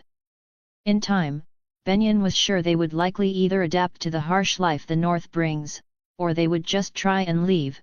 However, he was sure that those that did stay, would help usher in a larger populace for the north to call on. Currently, Benyon, Alaric, Ned, and Sir Torren, along with a very drunk Great Jan, were sitting at a table in the inn. The four men, himself barely counting as a man-grown being just shy of 6 and 10, were drinking and having a decent time among the other nobles. Alaric, of course, only being a boy of 3, was left with juice, something he didn't look all too happy about. One thing of note was his little scowl seemed to charm many of the tavern wenches and waitresses alike, as he kept getting compliments and his cheek pinched from the various women inside the inn, another thing the poor boy wasn't all too thrilled about. Oddly enough, he more so looked like a man defeated rather than that of an annoyed child. Despite this, it didn't stop the Great Jan from booming out in fits of laughter and proclaiming that his nephew would make many a lady blush and mayhaps even sire a snow or two once he reached his majority. Ned, the always honourable one, could only shake his head at Great John's antics, but he too held a small smile at his nephew's plight, as he was currently trying to fight off the young daughter of the innkeeper. As Benyon looked toward his last reaming brother, he could see that from his face, although he may be smiling, it was only a hollow smile, the reason for that being the small babe he had returned with along with Lia's bones. Benjen still couldn't believe that the small child Ned had been passing off as his bastard was truly that of Rutgers, and if their dearly departed sister's words were anything to go by, the current rightful heir to the throne. Despite this revelation, he, and thankfully Ned too, had no plans in pushing the boy's claim. That damned chair only brought pain and ruin to those who sought after it. Chapter 7, Tito's Blackwood Eye. Within the Northman/Riverlander camp on the road to Riverrun. Finally, only a couple of more days. The Lord of Raventree Hall thought tiredly, due to the journey back to Riverrun having taken much longer than needed due to the large number of Northmen along with the accompanying river lords and their men, who, most have thankfully broken off on their way back to their castles and keeps. Although he wished for nothing more than to return to his home into the embrace of his lovely wife and young son Bryndon, who by now should be nearing his 5th name day, he still had a duty to fulfill, one that was to his house. Before the rebellion had broken out, houses Blackwood and Bracken were on the cusp of breaking out into a small war of their own over some farmland that, if he was being honest, neither side had any clue who it truly belonged to at this point. For millennia their two houses had fought over plots of various land along with their religious differences following the coming of the Andals, and this conflict was just one in a long line of disputes both sides have held. The farmland in question had changed hands from Bracken to Blackwood many a time through the centuries, and lately, the Brackens were attempting to claim it yet again. If it wasn't for the rebellion breaking out and the two sides, much to the shock of many, joining hands under their liege lord Hoster Tully, there more than likely would have been bloodshed over the coveted land. So, as much as he would like to return home to his family and lands, Lord Tito's still had a score to settle by taking his petition to formally have the lands recognized as true Blackwood lands. Of course, that blasted Lord Jonos would rather die than give up the perceived Bracken claim. How preposterous! Those damn Andals know no bounds in their greed. He huffed in annoyance, his eyes finding those of Jonos Bracken, the Lord Cunt of Stonehenge. Tch, he sucked his teeth as he got up and left to go find himself some ale and food, preferably close to or even within the northern encampment. To this day, the Blackwoods have never forgotten their roots as true first men, something those damned Brackens had done long ago. Grabbing a drink and some food, Lord Tito's glanced around trying to find an open spot amongst the Northmen in front of their fires. Just as he was about to begrudgingly return to the Riverlander camp, he spotted an open seat next to the young Eddard Stark, the would-be Lord of the North, if it wasn't for his nephew whose existence was quite the surprise, to say the least. Tito's for the life of him still couldn't even begin to understand what the late Lord Ricard was thinking in hiding his true-born grandson. He had met the now-deceased Lord of Winterfell once before to possibly discuss future trade and maybe even a marriage pact, the latter never coming to fruition of course. Even then he could never get a good read on Ricard Stark, the man whose Southron ambitions were famous even below the neck. It's not every day that a Stark, much less the Stark of Winterfell, tries to further inch his way into southern politics, something that even he, despite being more Riverlander than Northern at this point, could wrap his head around at times. Thinking about his family's past in the north, he could only feel regret, a regret that seemingly transcended generations and millennia. It was no secret that the Blackwoods now regret the past actions that led them to be exiled from the north, from their home. Despite the Starks practically forgiving them in full, a testament due to the many times a Blackwood married into the Starks and vice versa, the Blackwoods still remembered their vile actions. Before he could fall too deep into his thoughts, the loud and rambunctious laughter of the Great Jan filled his ears as he was ushered to join them by Eddard Stark. Ha ha ha, and then, the bloke shit himself, as if he had never seen a man as large as me before. Great Jan roared in laughter, his companions joining him. By the gods, it felt good seeing a real battle in so long, I haven't felt that alive since the waning days of the 9 Penny Kings. Great Jan exclaimed, taking a deep swig of his ale. Now that brings back memories. Tito's thoughts, remembering the battles on the stepstones during the failed rebellion by Meles the Monsteris and his companions. He was but a of 3 and 10 during the war, but his father Lord Benjicot Blackwood, thought it fitting for him to join the Blackwood men during the later stages of the war, and he was glad his father had made such a decision, if not, who knows how he would have fought in the rebellion.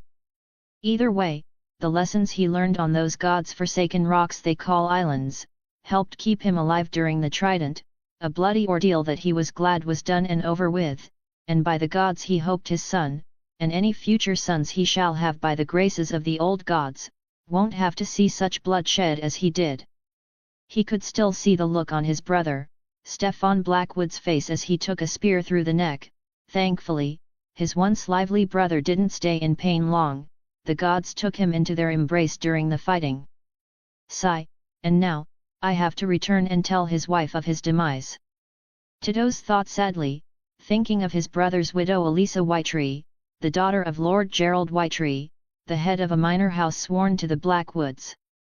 Not only his widow, but he had to try and break the news to Tito's nephew Davin Blackwood, a boy of only 4. Pulling himself out of his thoughts, he noticed the northern lords were now focused on him. So, Blackwood, decided to come and join us instead of those sissy southerners. Hey! Great Jan said with a wide smile, the 2 lords being kin through their parents, with Tito's mother being the youngest sister of Lord Brandon Umber, the Great Jan's father.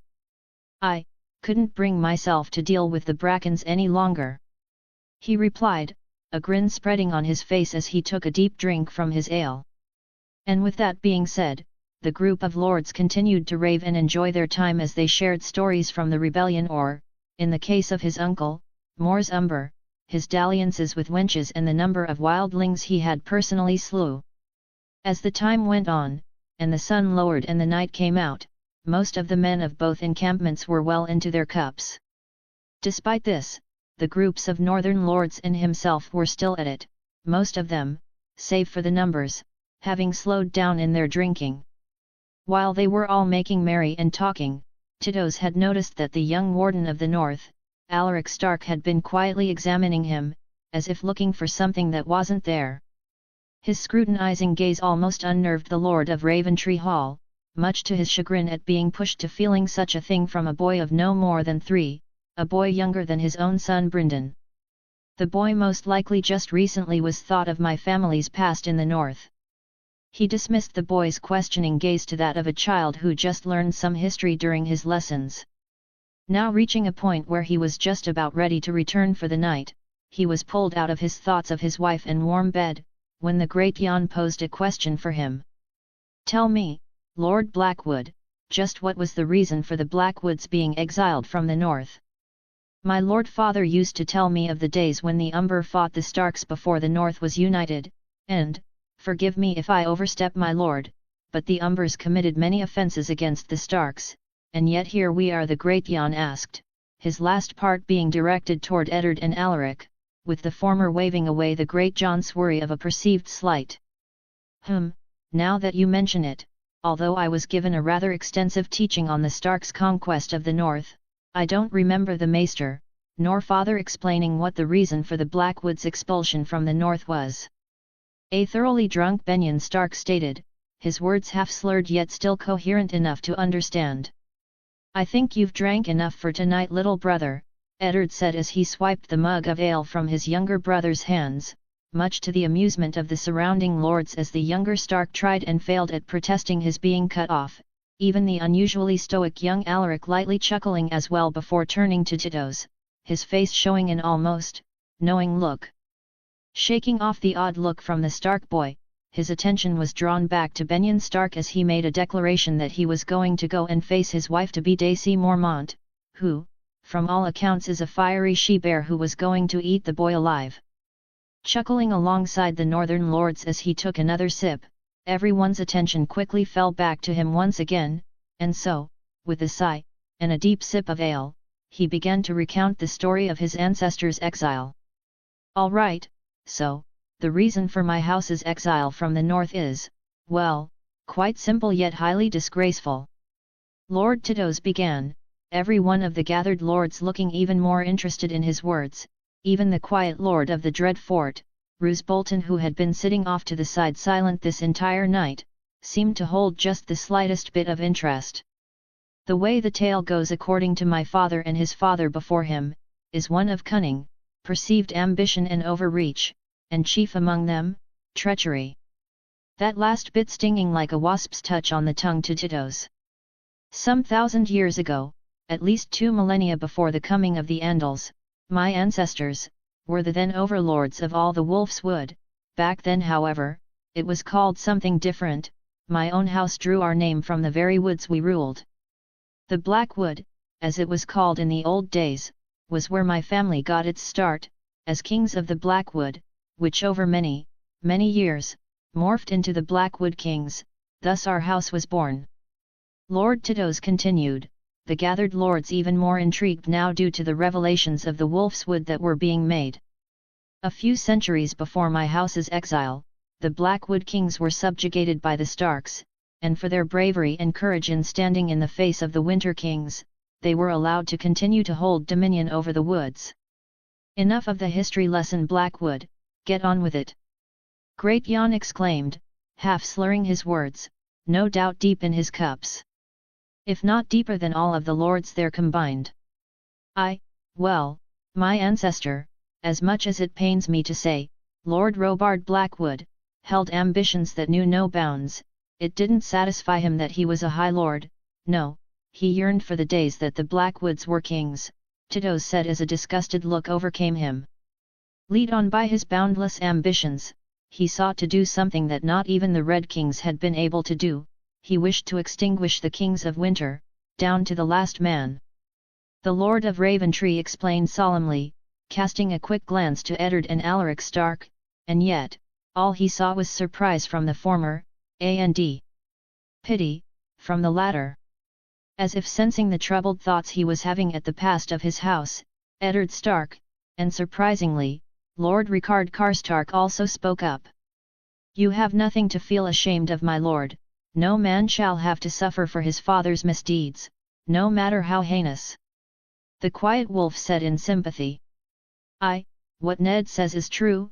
Besides, not only have the Starks forgiven your house by now, even my own have intermarried with yours plenty and had many dealings before.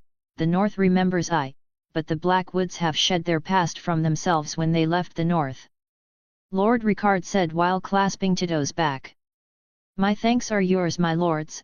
Well, as I was saying, Lord Robard had been able to broker a marriage between his son and heir Edmund Blackwood to a younger daughter of King Osric III, the reigning Winter King of the time.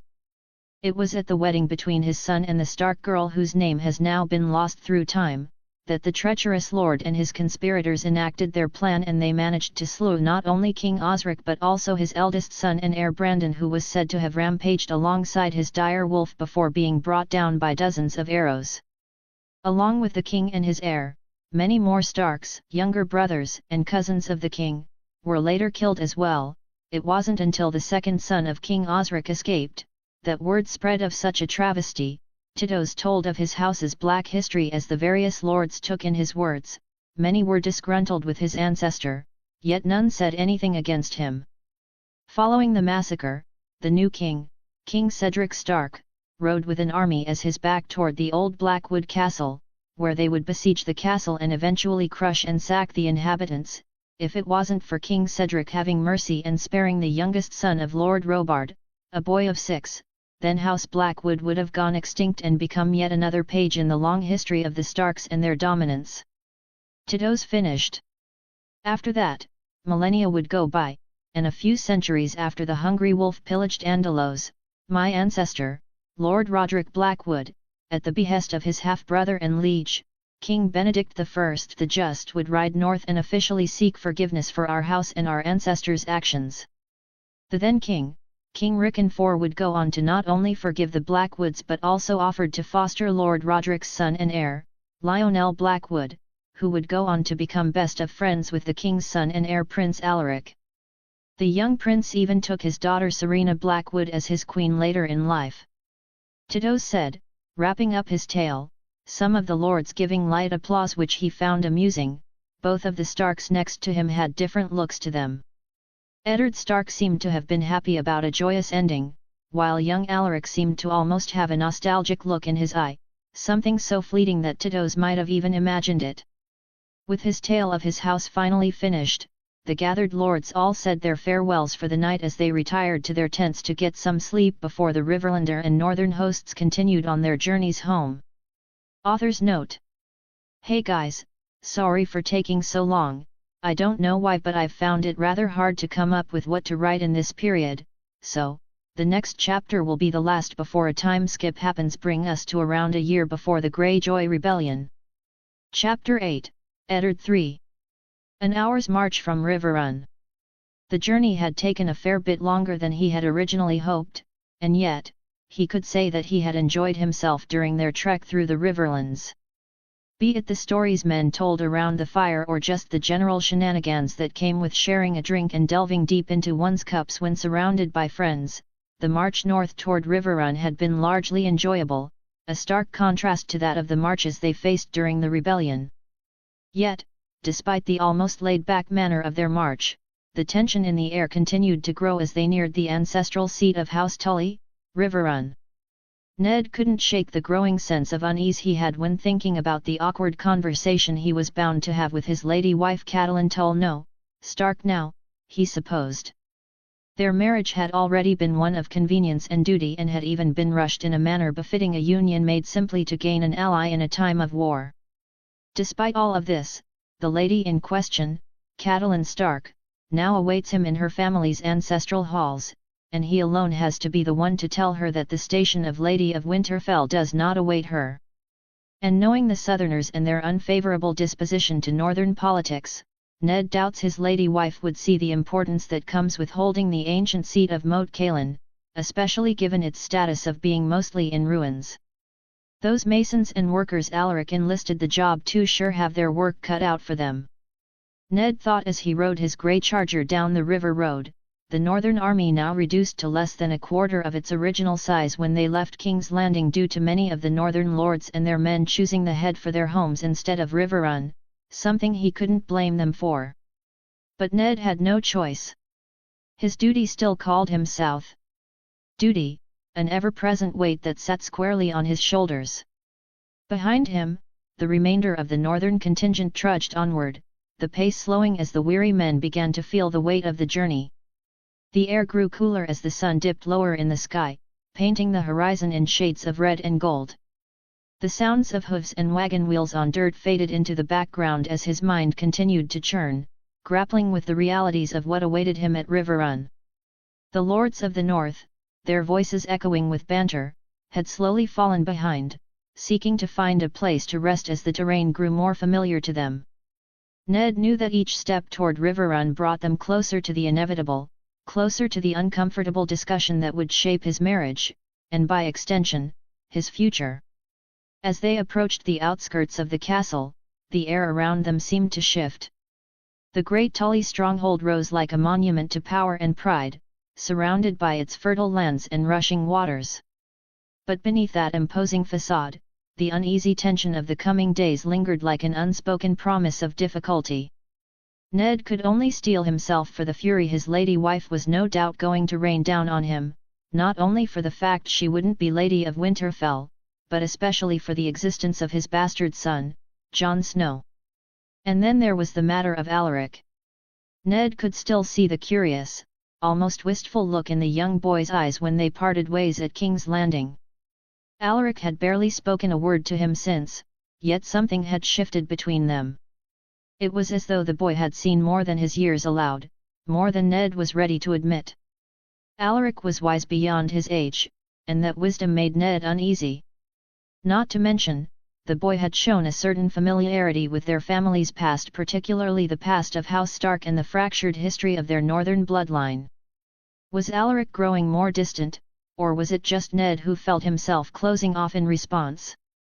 In the quiet moments when he saw Alaric standing by the fireside or near the edge of the camp, Ned couldn't help but feel the boy's gaze linger on him, as if trying to pierce through the thick walls of his own doubts. What was Alaric really thinking? What did he know about his legacy as a Stark? Ned shook his head, attempting to clear the swirling thoughts that kept creeping in. It wasn't Alaric's place to worry about his problems or, least of all, his marriage to a woman who he was sure to have a distant marriage with if they didn't find common ground. It wasn't the boy's concern. "My lord," a voice called out, pulling him from his reverie. Ned turned to see Sir Roderick Castle approaching, his horse steady beneath him. "How long do you reckon it will take us to reach Riverrun?" Roderick asked, his tone low, yet respectful, a respect born from fighting alongside each other on the Trident and throughout the rebellion. "An hour, perhaps 2, Ned replied with a glance back toward the remaining northern hosts. They were beginning to settle around a nearby grove, lighting their evening fires in preparation for the night. "After that, we'll camp near the river. No point rushing it." "Fair enough, my lord," Roderick said with a nod, "but if you don't mind me saying so, it might be worth taking a moment to prepare the men for the next stage of the journey. Riverrun isn't Winterfell. They'll want to know what to expect." Ned nodded. "I'll speak to them soon enough." As Sir Roderick rode away, Ned felt the growing pressure of the impending arrival at Riverrun. His thoughts drifted back to the north again, to Winterfell, to times gone by. Those warm nights around the fire with his family, his father ever the stoic man reading parchment after parchment while his mother, God's rest her soul, tended to him and his siblings' antics, from Brandon's boisterous demeanor, to Lyanna chasing Benyon with a critter she had found that day. Oh, how he missed the simpler times when they were still but kids, and with that, Ned drifted off into a deep sleep, dreaming of his family the entire night. The next day in Riverrun, the northern host had finally arrived at the gates of the Tully Castle. Heralds announced their arrival, and with that, they entered. As the northern retinue was entering the castle, down from the ramparts came Ned's lady wife, Catelyn Tully, now Stark, and following behind her were a handful of handmaids, one of which seemed to be carrying a small bundle. "Husband, you've arrived. Thank the Seven for your safe journey," Catelyn said as she embraced him following his dismount from his stead. As they embraced, he could tell from how she held him that she too was still unsure of their marriage and was more so putting on airs for the lords nearby. "My lord, I present to you, your son and heir, Robb Stark," Catelyn exclaimed as the handmaid relinquished the bundle of furs into his arms, giving way to the face of a small child, a boy, with auburn hair and deep sapphire blue eyes. Hearing the hushed grumbles behind him, Ned could tell that the same thought was going through all of the northern lords' heads, not an ounce of Stark to be seen. Ned himself was ashamed to admit that he too had such a thought appear in his head. However, at the very same moment, that momentary sense of disappointment was replaced with love and awe at the small bundle of life that he had the privilege to call his son. After a few moments more of staring into his son's deep blue eyes and relishing in his cries of childlike joy, Ned was brought back to reality when the great Jon exclaimed, "Heir? Bah, the boy is heir to nothing now, my nephew is the new lord of Winterfell." Great Jon exclaimed with a boom of laughter, almost taking joy in the look of confusion that spread across the faces of all the Riverlanders. "Husband, what does the big oaf speak of? Surely he jests, right?" Catelyn asked, the slight hint of apprehension evident in her tone. "Sigh, this is a conversation I wished to have later, but I guess now's as good a time as any," Ned thought grimly, shooting the great Jan an annoyed look, the latter laughing it off as he left to go find Alaric. Later that day in Riverrun Solar. The fire crackled in the hearth, the flames twisting and dancing, casting long shadows that stretched across the stone walls of the chamber. Eddard Stark stood still, his hands resting on the pommel of his sword as he gazed at the fire. The warmth of the flames did little to ease the chill that had settled in his bones. A faint creak of the door told him she was coming. Catelyn. His wife. His stranger. She stepped into the room with the grace of someone who had been raised in the halls of this castle, but there was nothing soft about her expression. Her eyes, blue like the deep seas, were sharp, assessing him the way a falcon might regard prey. She was waiting for him to speak, waiting for the words he had been trying to avoid. Her voice broke the silence. Lord Stark. She regarded him, her tone of anger thinly veiled to the point of redundancy. Ned nodded absently. He had rehearsed what he was going to tell her many a time on the journey here, and yet, the words just would not come out easily. They hadn't since the moment he set foot on the banks of the Red Fork. "I've never been one for speeches, my lady," he replied, but his voice lacked its usual strength. He felt smaller than usual, his northern blood freezing him in place. Catelyn regarded him closely, her brow furrowing. "You look weary. The road has not been kind to you," she said, almost as if it was a comment in passing. "It has not," Ned admitted, his eyes drifting to the window. The riverlands were beautiful, but the beauty seemed distant, as though the land itself had been scarred by the wars it had witnessed. He turned his gaze back to her, locking his eyes with hers. "I suppose I owe you an explanation." Looking him up and down, as if to find any cracks in his armor, Catelyn replied, "That you do." Ned swallowed, a bitter taste in his mouth. He had known this moment would come, though he had hoped it would never be so. He reached into his cloak, pulling free the letter, a sealed parchment with the Stark seal, his hand steady only from years of practice. The letter was one such copy of many that had been sent out toward the north following the reveal of Alaric's existence and his claim as the true heir to the north. "It's about Alaric," he said, his voice hoarse as he extended the letter toward her, regretting not telling her about who he truly was after she overheard a conversation between himself and Sir Roderick Castle. Catelyn took the letter, her fingers brushing his as she did. She looked down at it, her face unreadable. "What about him?" she asked with a puzzled, almost annoyed look, something Ned was sure came from her thinking Alaric was Sir Roderick's son, the sloppily crafted lie he came up with in a split second to avoid explaining to her about his existence following their wedding. "He is Brandon's son, Catelyn," Ned said quietly, his gaze falling to the floor. He couldn't bear to look at her now, not with the truth of it hanging in the air like a sword waiting to fall. "Alaric is Brandon's blood, his legitimate son. And that means he is the true heir to Winterfell."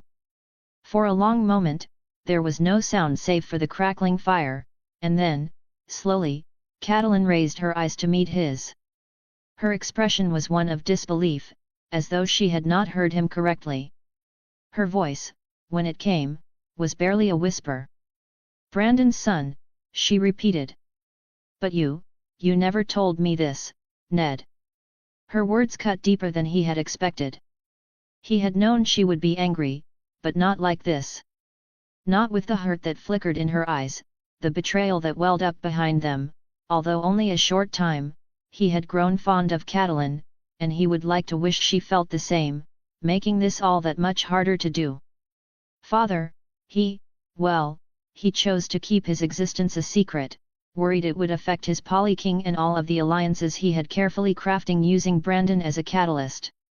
Catelyn stepped back, her hand tightening around the letter. "And so you kept him hidden from me?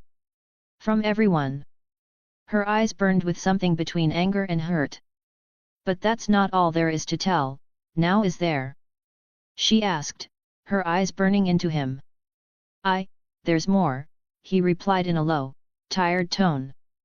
Catelyn's brow furrowed, and her hand dropped to her side. "It's about the bastard, isn't it?" she said, almost spitting venom as a snake would when referring to John. Since their arrival, it would seem she had even learned of John's existence. Great! Was all Ned could think before he began to speak. He is not just a bastard, Catelyn. He is my son. In every way that matters. I shall raise him at Winterfell, or wherever we shall be. He was never meant to be cast aside. Ned told her, his tone resolute, leaving no room for objection. She looked at him as though she didn't recognize the man standing before her. The anger in her eyes flared. A bastard? You plan to raise him as your own? Alongside our own children? The boy shall be raised alongside his siblings. I refuse to cast him aside like he isn't of my own flesh and blood. Catelyn just stood there, her icy stare cutting into him like 1,000 blades. He wanted to say something, anything to make her understand, but the words wouldn't come. He had known there would be pain, but he hadn't expected this. I made a vow to protect him, he said at last, to keep him safe. The room seemed to close in on him. Catelyn's face, once so full of warmth, now seemed distant, unreadable. And now, she asked, her voice brittle. What does all this mean for Robb? For our son. Robb is my son, Ned said quickly, perhaps too quickly. He will always be my son. But Alaric's claim to Winterfell, it is his by blood. However, Robb will not be left with nothing when he reaches majority. My nephew plans to use the gold he received from Robert to rebuild Moat Cailin. Although it isn't Winterfell, it remains an integral seat and part of the North. Ned calmly explained, trying to inch closer to Catelyn only for her to back away from his touch. Catelyn took a step back, her expression darkening. So you are telling me that a stranger, a boy you have kept hidden from me, will one day sit in my son's place? Her voice shook, and the pain was evident in every word. And all my son shall have to look forward to inheriting is a broken-down mess of ancient ruins, she exclaimed before calming herself down. Hearing her words, Ned couldn't help but scoff at the notion of Alaric being a stranger, much less some perceived usurper, and he even felt a smidge of anger well up at her insults to Moat Cailin. Instead of letting his anger get the better of him, however, Ned took a deep breath, deciding to leave the conversation about Moat Cailin for later as to not invite any more ire for the night. Alaric is not just a boy, Catelyn, Ned said softly. He is Brandon's son. And Brandon's blood is as much a part of Winterfell as mine. The silence that followed was heavy. Neither of them moved for a long time.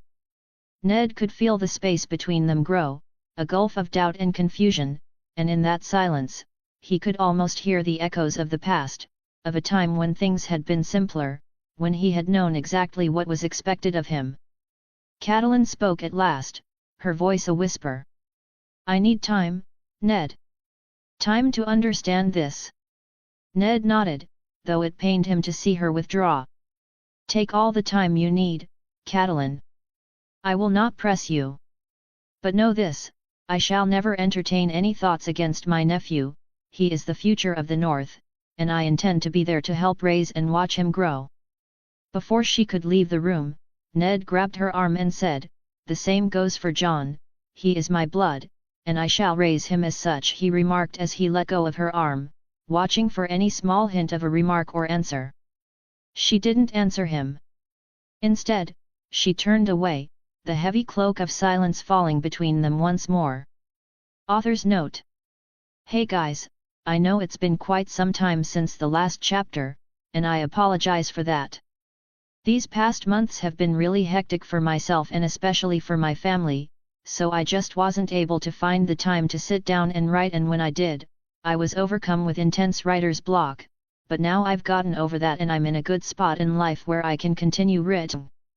While I can't promise daily chapters, I hope to release at the very least once a week. Chapter 9, Catelyn I. Catelyn Stark sat alone in her father's solar, though it had not felt like her father's solar in some time. The stone walls, so familiar in her youth, seemed cold now. Foreign. The air smelled faintly of damp wool and old ash. Outside, the red fork gurgled over stone and root, but its music brought her no peace. A fire crackled in the hearth. She sat close to it, her son nestled in her arms, wrapped in swaddling furs embroidered with trout and dire wolf. Rob. Her son. Her sweet, blue-eyed boy. She looked down at him.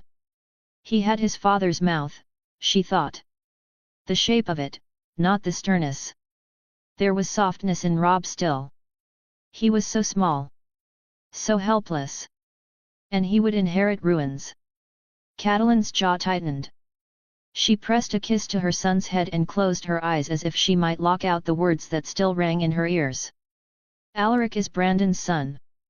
Ned had said it with that quiet finality that brooked no argument, no comfort. A truth clad in iron. She had wanted to rage. To scream.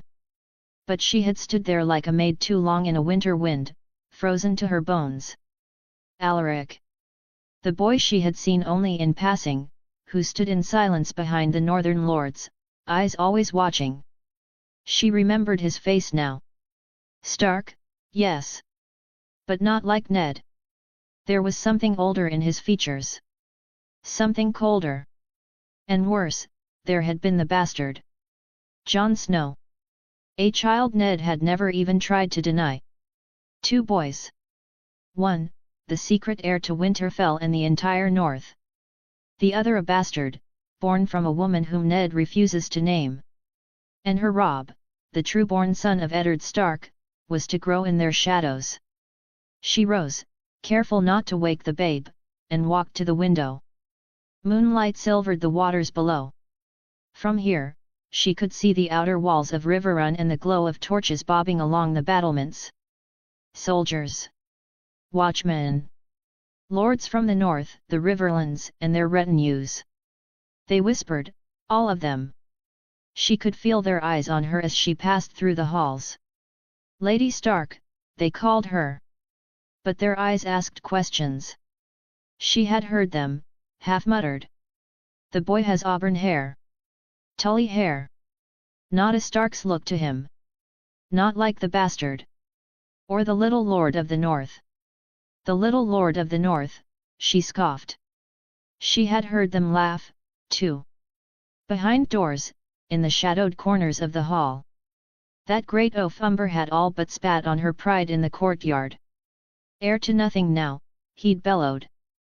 Catelyn pressed her lips into a hard line. Her hand tightened around Rob. How dare they? How dare Ned? It had been a marriage of duty, yes. She had accepted that. She had been prepared to give herself to a stranger, prepared to be a northern lady, to learn the ways of the cold and dark and maybe even the gods of snow, trees and whatever else they claimed. But she had not been prepared to be lied to so thoroughly. Alaric had not been mentioned in her wedding vows. Nor had the bastard. Yet both were here now, walking through her life like wolves let loose in a garden. She turned from the window. There was a knock at the door. Her maid, Mara, entered without waiting. My lady, she said, eyes low. Lord Hoster requests your presence. In his chambers. He is, unwell tonight. Catelyn nodded, her thoughts breaking like ice on a river. She turned to the crib and laid Rob down gently, pulling the blankets high. Stay with him, she told Mara. Don't let him wake alone. The halls of Riverrun were lit with flickering torchlight, but still felt too dim. Cold wind crept through the stone.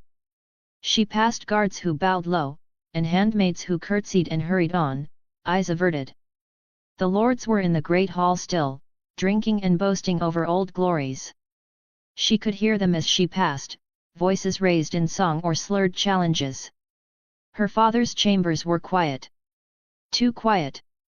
She stepped inside to find him sitting by the fire, wrapped in furs, a blanket across his knees. His face was pale, that proud frame of his cloaked by illness. The man who seemed larger than even the ramparts of their home, now reduced down due to the advent of a sudden illness, something she hoped was just a one-off occurrence.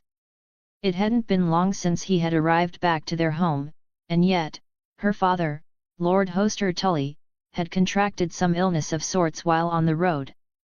"Come closer, child," Hoster Tully rasped. "Let me look at you." She knelt beside him. "You look tired," he said, his cold yet comforting hand resting on her cheek.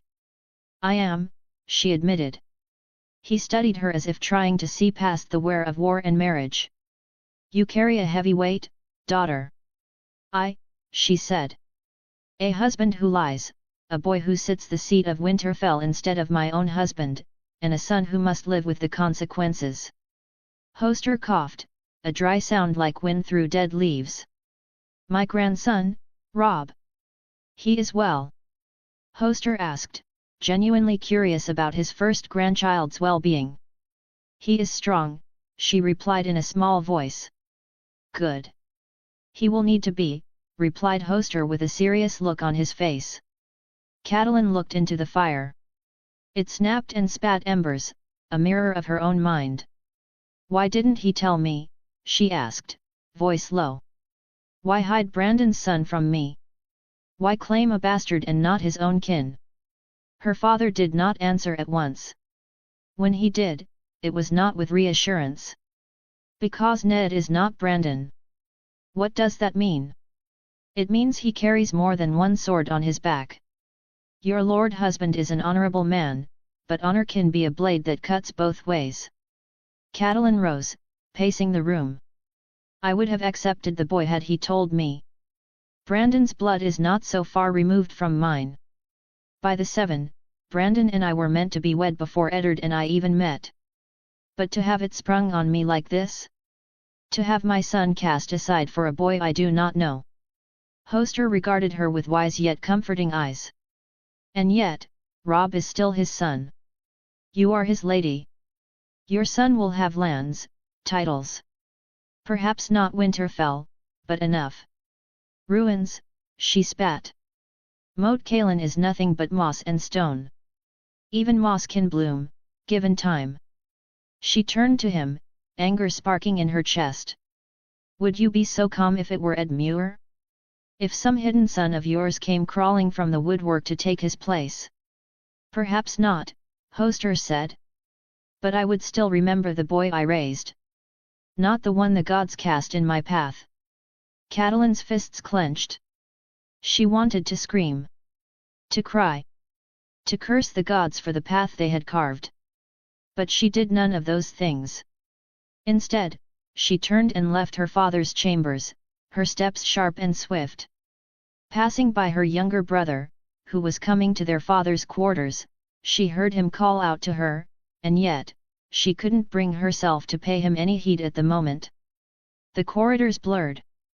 She passed by tapestries, suits of armor, the painted shield bearing the silver trout of House Tully. She ignored it all. She ended up in the God's Wood. It was smaller than the one in Winterfell, but still sacred. A heart tree grew in the center, pale and weeping, its face carved in ancient sorrow. Catelyn knelt beneath it.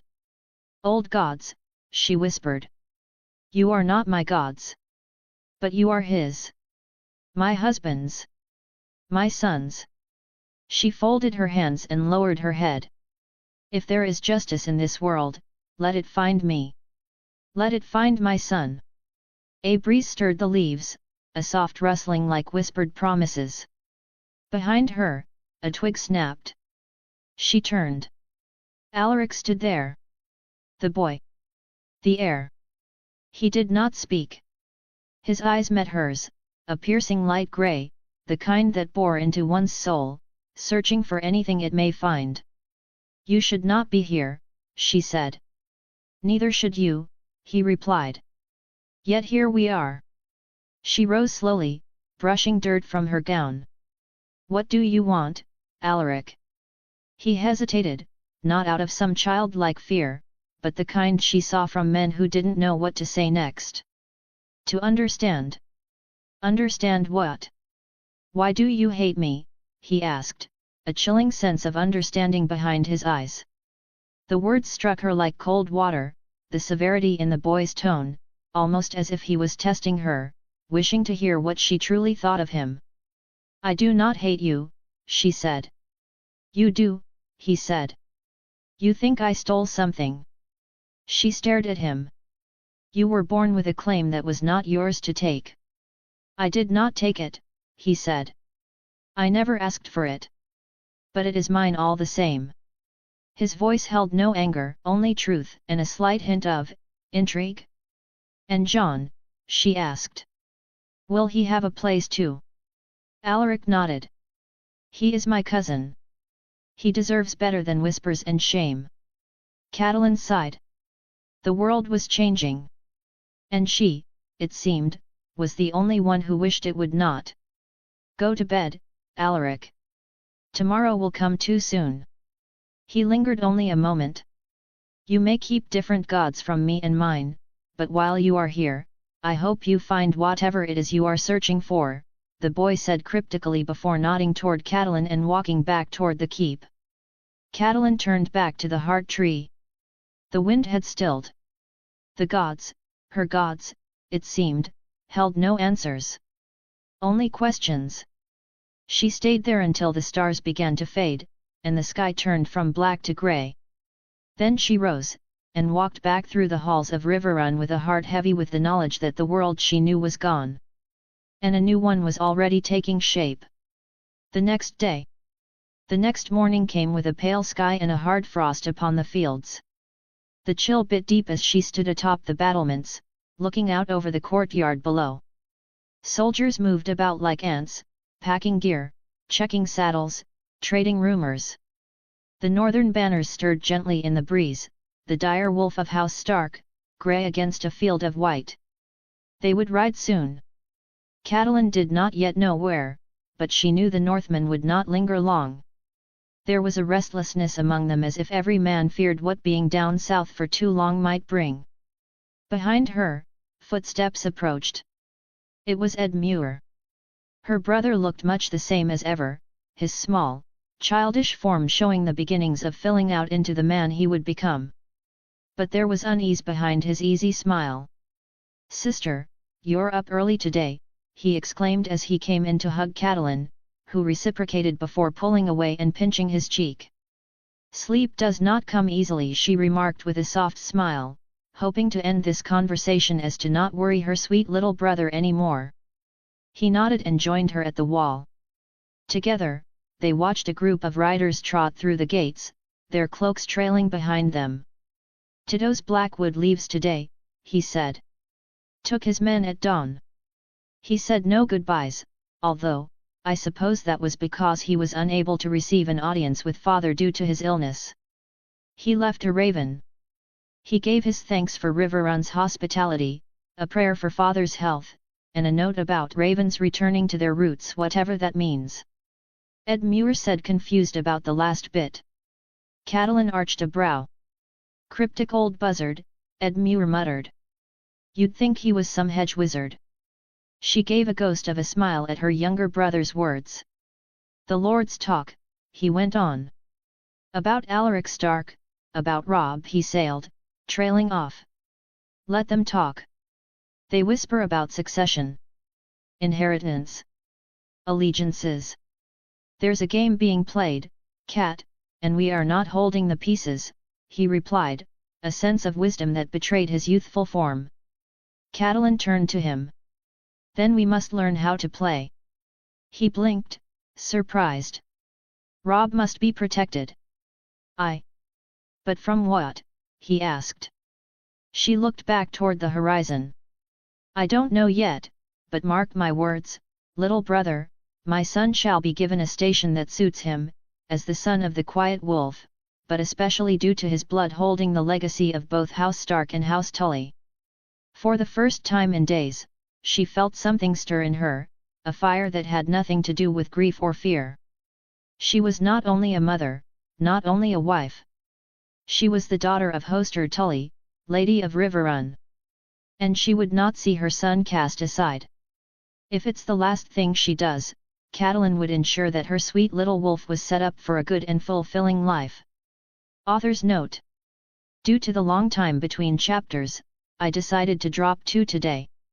Next chapter, we will have a time skip to just before the Greyjoy Rebellion, so I hope you guys enjoy as we finally get full swing into the story. Chapter 10, Alaric I. Winterfell, First Moon, 289 AC. The godswood of Winterfell whispered with falling snow, a slow hush drifting down from grey skies above the bare red branches. Alaric Stark, now 10 years of age, stood before the heart tree, its carved face solemn, ever weeping, and yet to him, it always looked contemplative. Perhaps even a little tired. He knelt in silence, gloves off, bare fingers pressing into the cold earth. A small ritual. Not for the gods. Not anymore. But for himself. He had been Lord of Winterfell for nearly 7 years now, his uncle Eddard Stark acting as his regent. And though he bore the title with quiet resolve, the word still settled strangely on his shoulders, like the weight of a cloak worn too long in the rain. In another life, he had worn a crown and commanded war hosts against Andals and Reavers. In another life after that, he had studied histories from another world in dim lecture halls and dusty archives. Now, he walked again in the north, blood-bound and stark-born, with ancient memories stirring like embers beneath the snow. A breeze stirred the branches. He let it pass over him, then rose. Winterfell was waking. He walked the familiar paths through the godswood, boots crunching softly. The scent of pine and damp earth clung to him even as he emerged into the courtyard, where the clang of steel and snort of horses greeted the dawn. On one side of the training yard, Ser Torrhen was sparring with his younger brother Edwyle Stark, who had been the Stark in Winterfell during the aftermath of the rebellion before they had returned.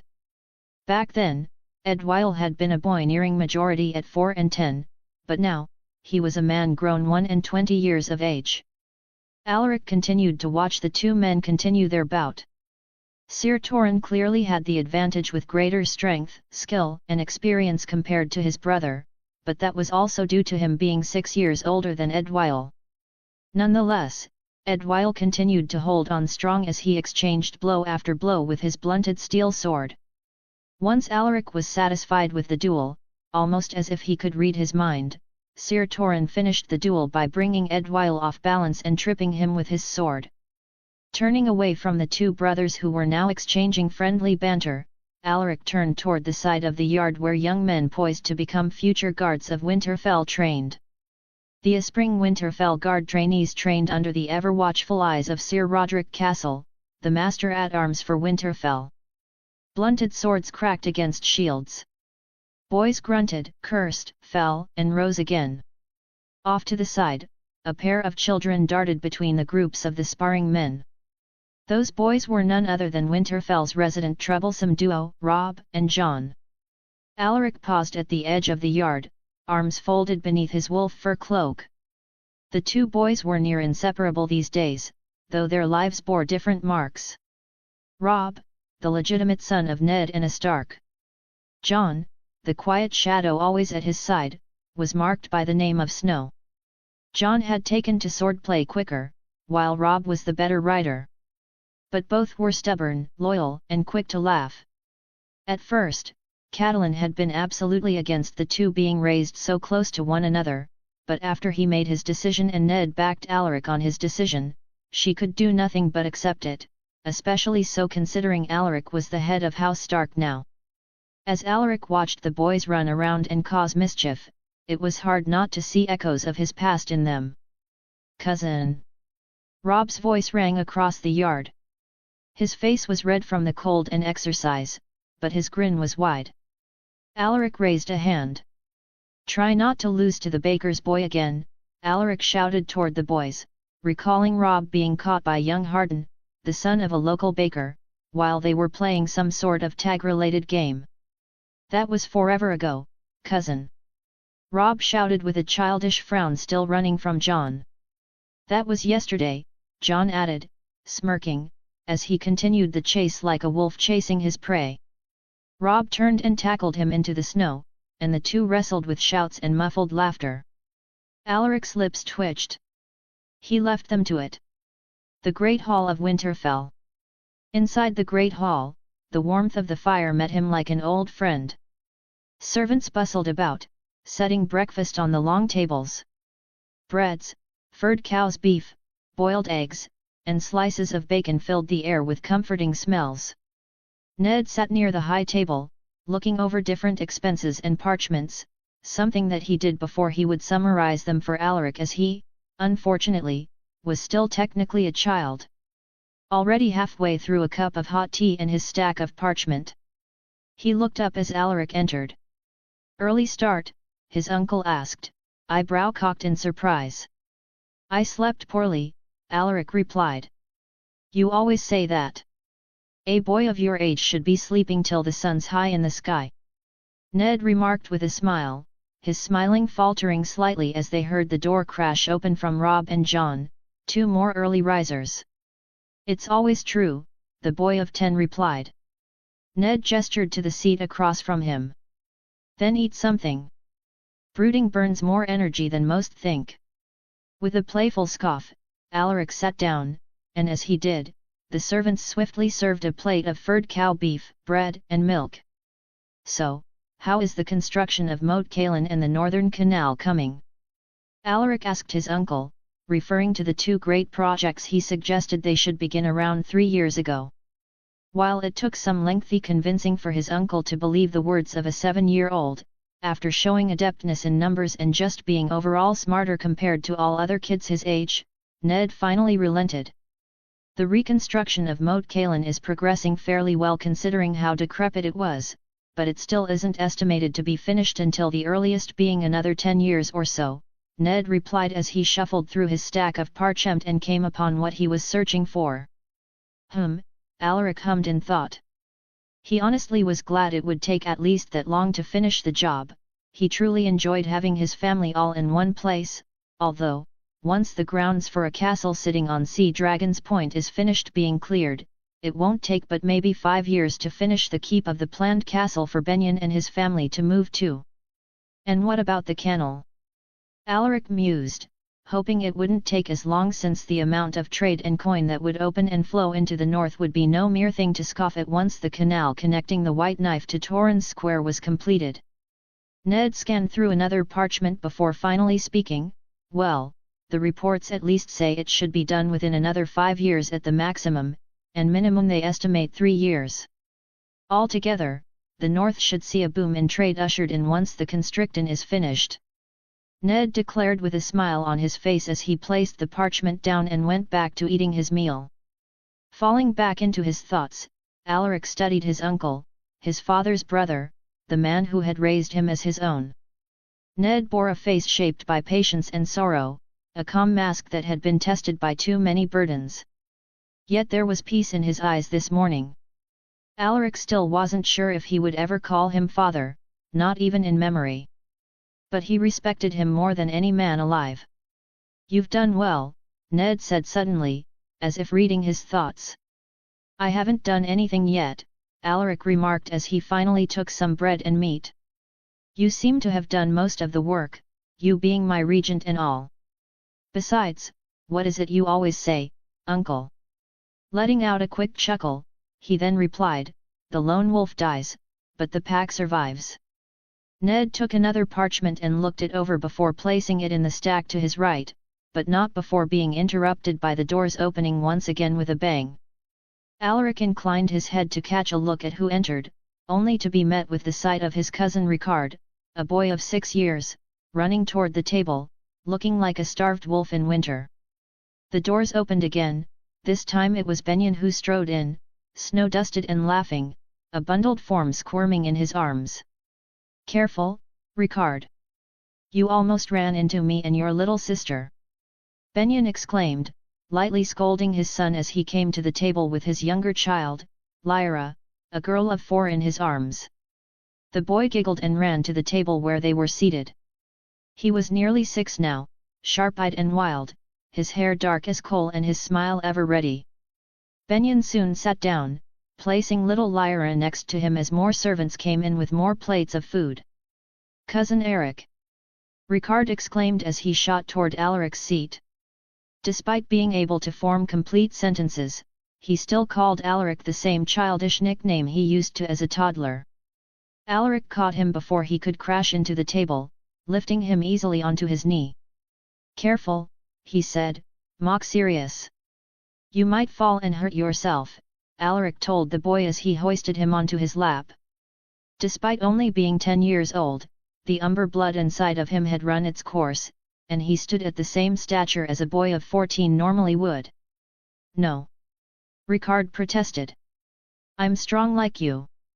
Are you now? Alaric asked, teasing his little cousin. I can beat a bear, Ricard replied, flexing his non-existent muscles. Benyon sat down with a huff, grinning. He says that to everyone. Last week, it was the maester. Alaric looked down at the boy's bright eyes, full of confidence and mischief. He remembered boys like him, princes, sons of lords, little northern kings in their own minds. Most grew up too fast. But not this one. Not yet. You'll need a wooden sword soon, Alaric said. I got one. Mama gave it to me after I beat her in a duel. Ricard said, puffing his little chest out. Ah, so the bear in question was Aunt Daisy. Alaric thought amusingly. He wriggled off Alaric's knee and ran to show it, a thick stick bound with leather, clearly fashioned by one of the keep's carpenters. He swung it with all the grace of a goose, and Alaric nodded gravely. A fine blade. Use it well. Ned told the boy, who flashed him a smile, missed a few teeth. Benyon watched with something like pride, no doubt happy to have such a large family again. His pride was interrupted by little Lyra throwing a roll of bread at him and giggling like she was told the world's funniest jest. Are you planning to go to the training yard and teach Rob, John, and Ricard how to wield a wooden sword? Alaric asked him. Benyon blinked, then nodded. I suppose you'll be doing something elsewhere instead of coming to see your dear old Uncle Best all of Winterfell's guards. I'll be in the library, Alaric said offhandedly as if it was the most obvious thing in the world. Of course you will, Benyon replied with a slight smirk. Reading more about those dusty old runic texts left behind by our ancestors.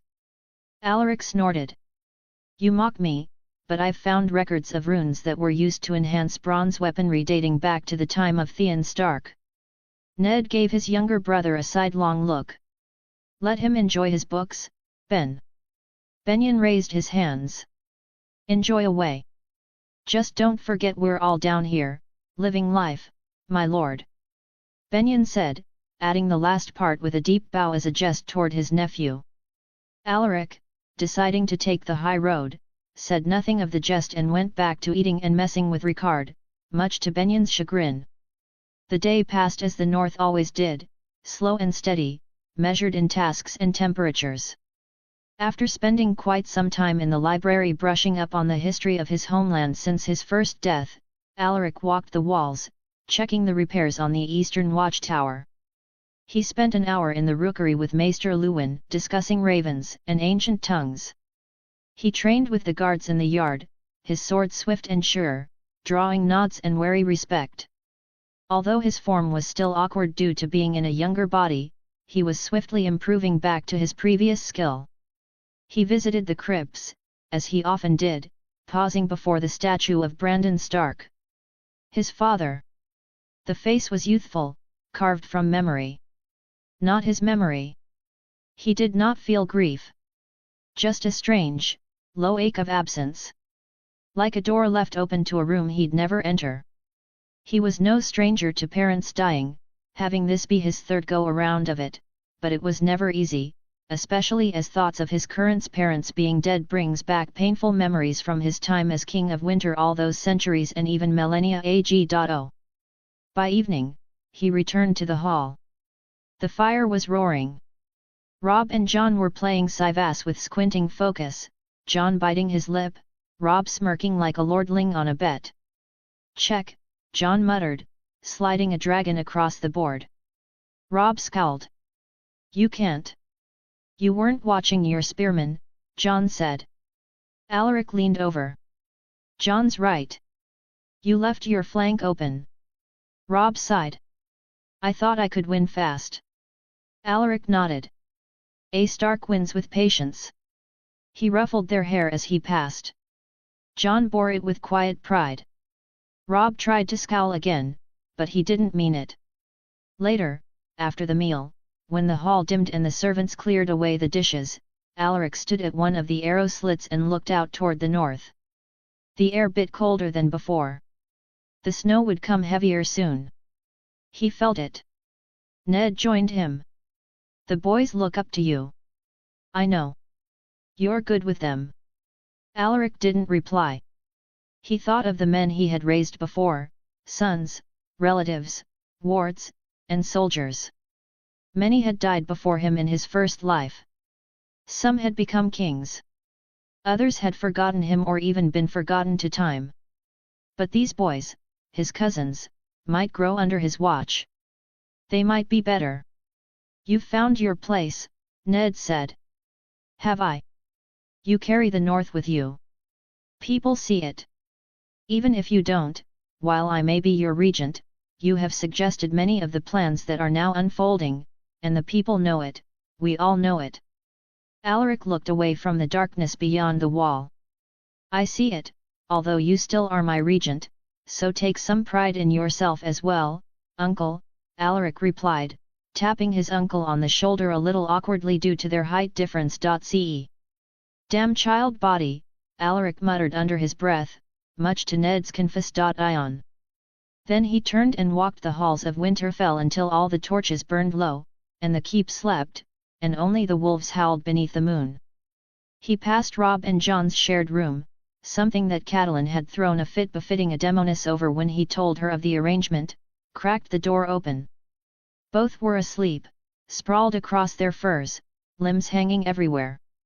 Wooden swords adorned the sides of both of their beds. He stepped inside and straightened their covers. Then turned to leave. In the hall, he paused again. He was Alaric Stark, son of Brandon the Wild Wolf. A reborn king. Historian of Earth. Lord of Winterfell. But here, now, in this life, he was more than all of that. He was the culmination of all of his past experiences. And that meant more than thrones or histories or even the ghosts that walked in his memory. Author's note. If you guys have any suggestions or even just remarks to make about the chapter, please comment. I would love to see your feedback. Chapter 11, Torrhen 2. Winterfell, 3rd Moon, 289 AC. The frost hadn't yet melted from the slate stones of Winterfell's outer yard when Sir Torrhen Stark walked the path toward the Great Hall. The morning air bit through wool and leather, but he'd always found the chill clarifying. A northerner's breath should be visible, his steps deliberate. That was what his father used to say, and the old man had been right about most things. The courtyard buzzed with motion. Stable hands led shaggy garrons in from the frost, a line of small folk waited for audience, and at the gates, the banners of House Stark of High Hill fluttered in the breeze, a dark grey, almost black dire wolf running on a field of grey, the sigil of a cadet branch born of furred cows and smart investments. Torrhen paused before stepping inside. He adjusted the wolf clasp on his cloak, his mind wandering to his son. Roderick, far off in Gulltown with the Arryns, likely sword training with some lordling of the Vale or even his Arryn cousins. His thoughts even drifted to his younger brother Edwyle, who had left a little over a moon ago toward Barrowtown for talks of marriage and trade deals in their father's place. He was halfway into the hall when the warmth of the hearth hit him, and the din. Winterfell had always been loud with Starks. At the dais stood Lord Alaric Stark, tall even at 10, his grey eyes hard with quiet scrutiny. The boy had a calm about him that Torrhen admired, too young to look like Brandon. But God's help him, he felt like Lord Ricard. The way he watched a room, like he already knew the outcome of every conversation, however, Torrhen could only thank the gods old and knew that he didn't take after his father in temperament. Eddard Stark, the boy's uncle, stood nearby speaking low to Benyon, who had his wife Daisy at his side and their 2 pups darting between tables. Somewhere underfoot, Ricard and Lyra were already playing swords with Ned's younger daughter, little Arya, a girl of 2 years. And then the High Hill contingent entered, Lord Artos Stark, still carrying the grim look of a man who spent more time tending to vast herds and fields than anything else. His wife, Lady Alara, the warmth to his cold demeanor, and Torin's sweet older sister.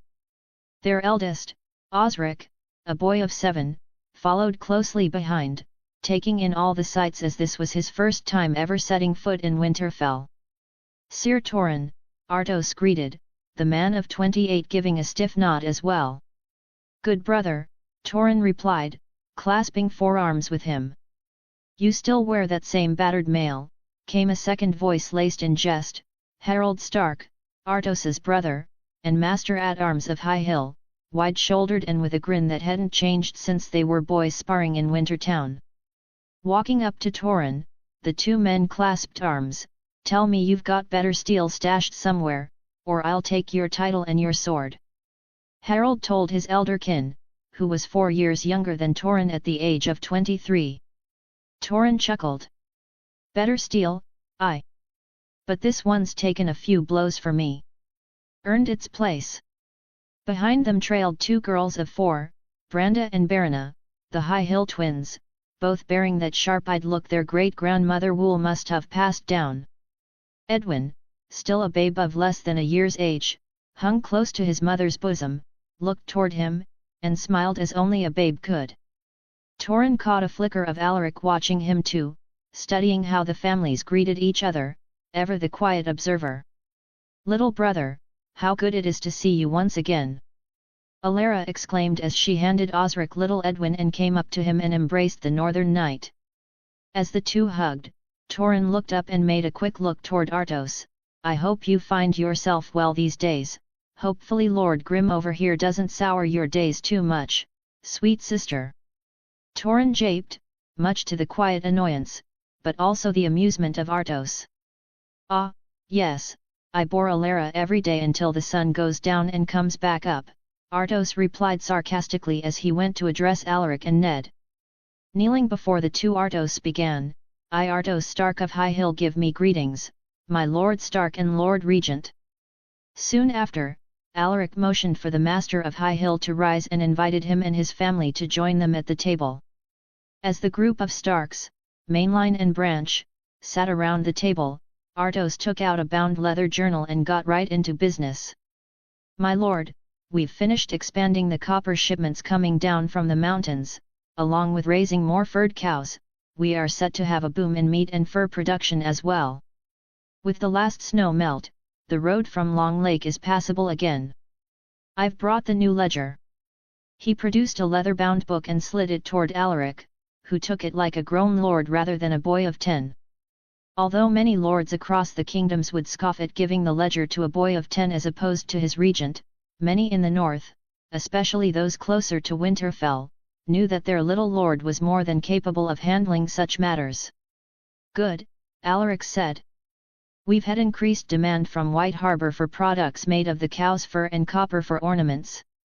I'll send a raven to Sir Benjicot about further ship access. With his fleet and your ore, we can begin building our own stores of wealth beyond grain and timber."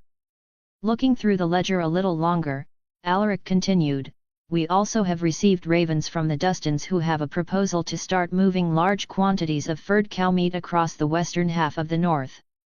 Lord Dustin himself wrote that he has a few business-savvy cousins who wish to begin trading across the north in our name, and once the canal is finished, beyond." "A northern merchant class," muttered Eddard with a wry smile. "What would father have thought?" "He'd have thought we were in the early stages of thriving," said Benyon off to the side as he tried and failed to corral his 2 pups, much to Daisy's enjoyment. "Which is all he ever wanted." "Thriving," Torin echoed quietly. "That's the word for it." Soon after, the door swung open with a bang as Rob and John came running in, trailed by Lady Catelyn, her and Ned's second child and eldest daughter, Sansa, and of course, little Bran, a boy of a year, clung to his mother's garments. These past couple of moons, Catelyn had either finally accepted that John was to be raised alongside Ned's other children, or she just decided to keep her protests to herself, especially after she had been reprimanded by Alaric himself when she referred to John as the bastard. Lunch passed in warmth and discussion, though Torin caught the small moments, the glances between Artos and Eddard, two different visions of what it meant to be a Stark. The way young Osric barely touched his food, eyes locked on Alaric like he was measuring the weight of the boy lord's leadership already. The playful jab Barona gave Rob under the table. And the gentle way Lady Alara steered the younger children to the bread trench before they could start bickering. After the meal, Torin stepped outside with Alaric, who was holding the ledger Artos had given him, flipping through it like it was a riddle waiting to be solved. "You understand all of it?" Torin asked. "Of course I do. My plight largely lies in the one-sidedness of our trade, while House Stark, all of its branches, and the North have gained quite a bit through the furred cows and increased mining. We still need to branch out more, especially to tap into the market that is Essos," Alaric replied, still flipping through the ledger thoughtfully. Torin nodded as an idea came to him, remembering how his father had once lamented not being able to acquire any near the amount of lumber that Bravasi merchants requested. "Have you thought of signing a ledger to increase lumber?" Torin asked as the young Lord of Winterfell looked up from the ledger with a look that screamed, "Why didn't I think of that?"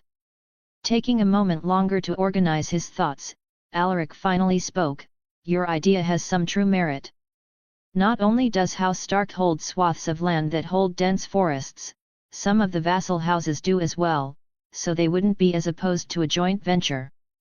Alaric remarked, the latter part more so to himself. "Thank you, Torin, maybe that head of yours is good for something other than fighting."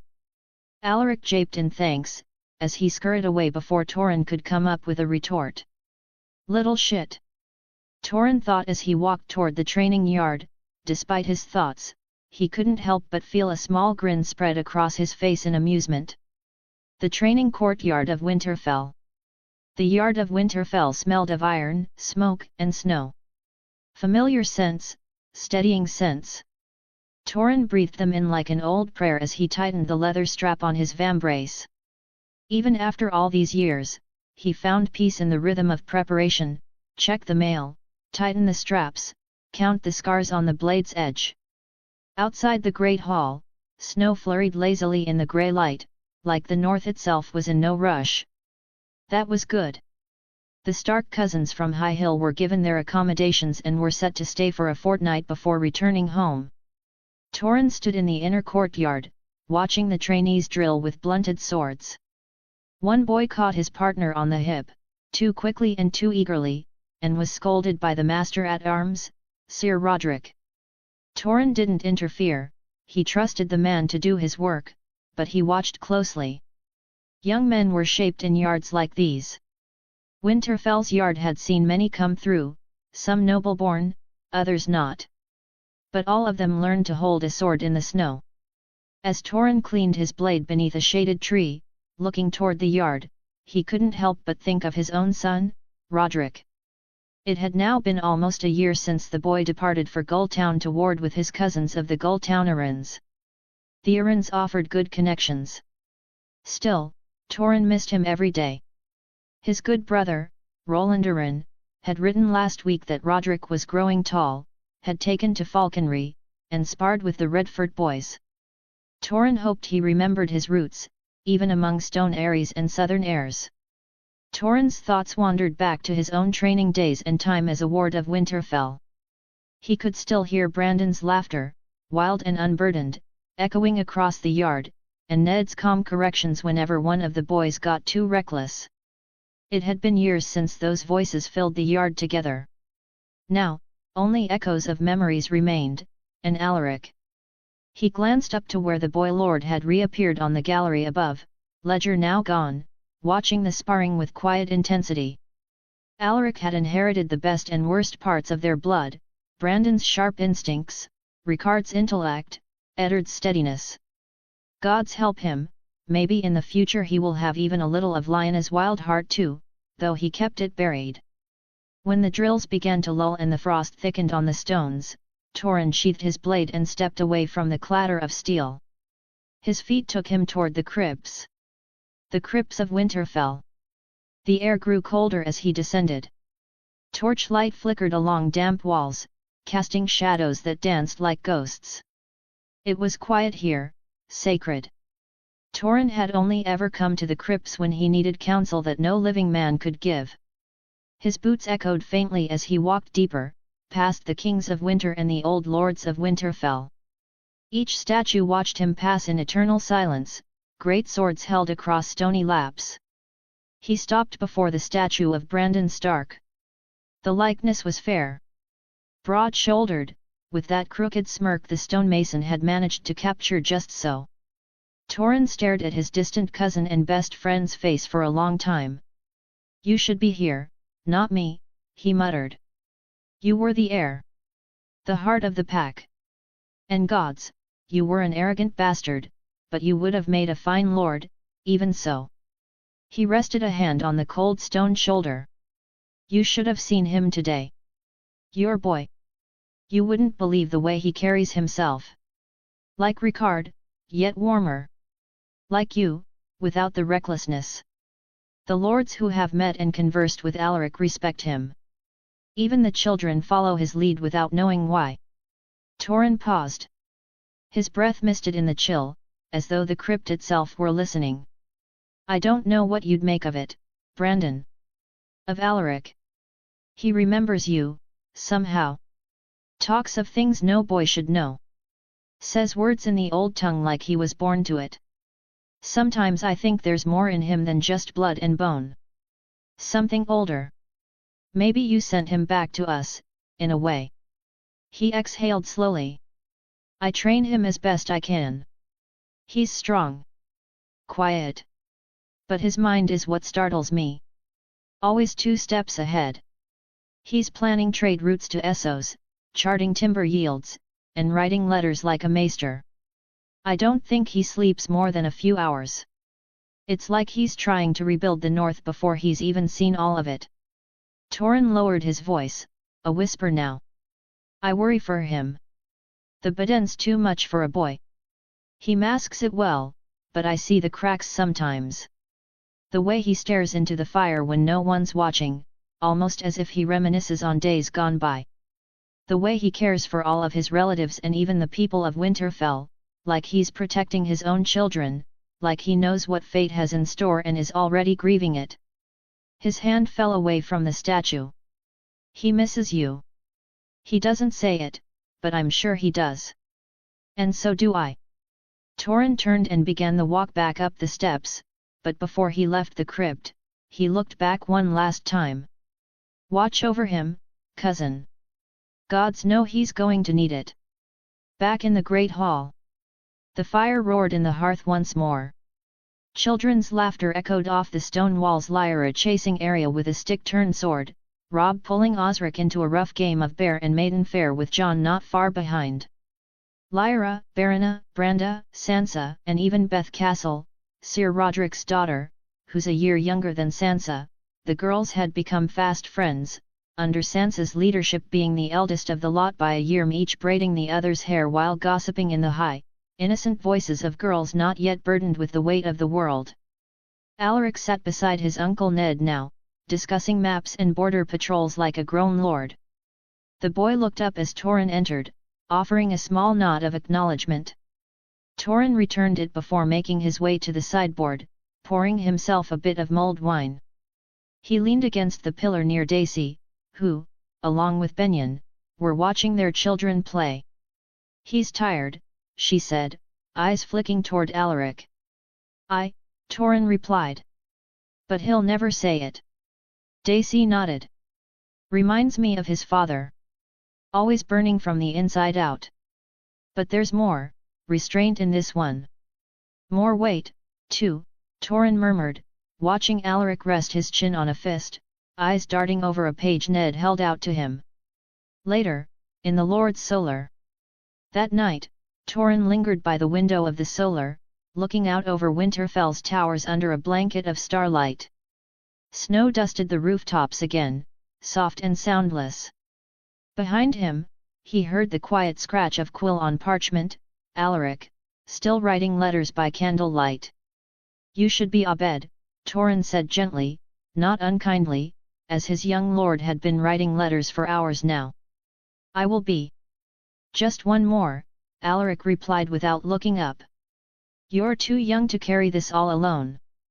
Alaric looked up then, his grey eyes old beyond their years. I'm not alone. I have you, I have Uncle Ned, I have an entire pack around me.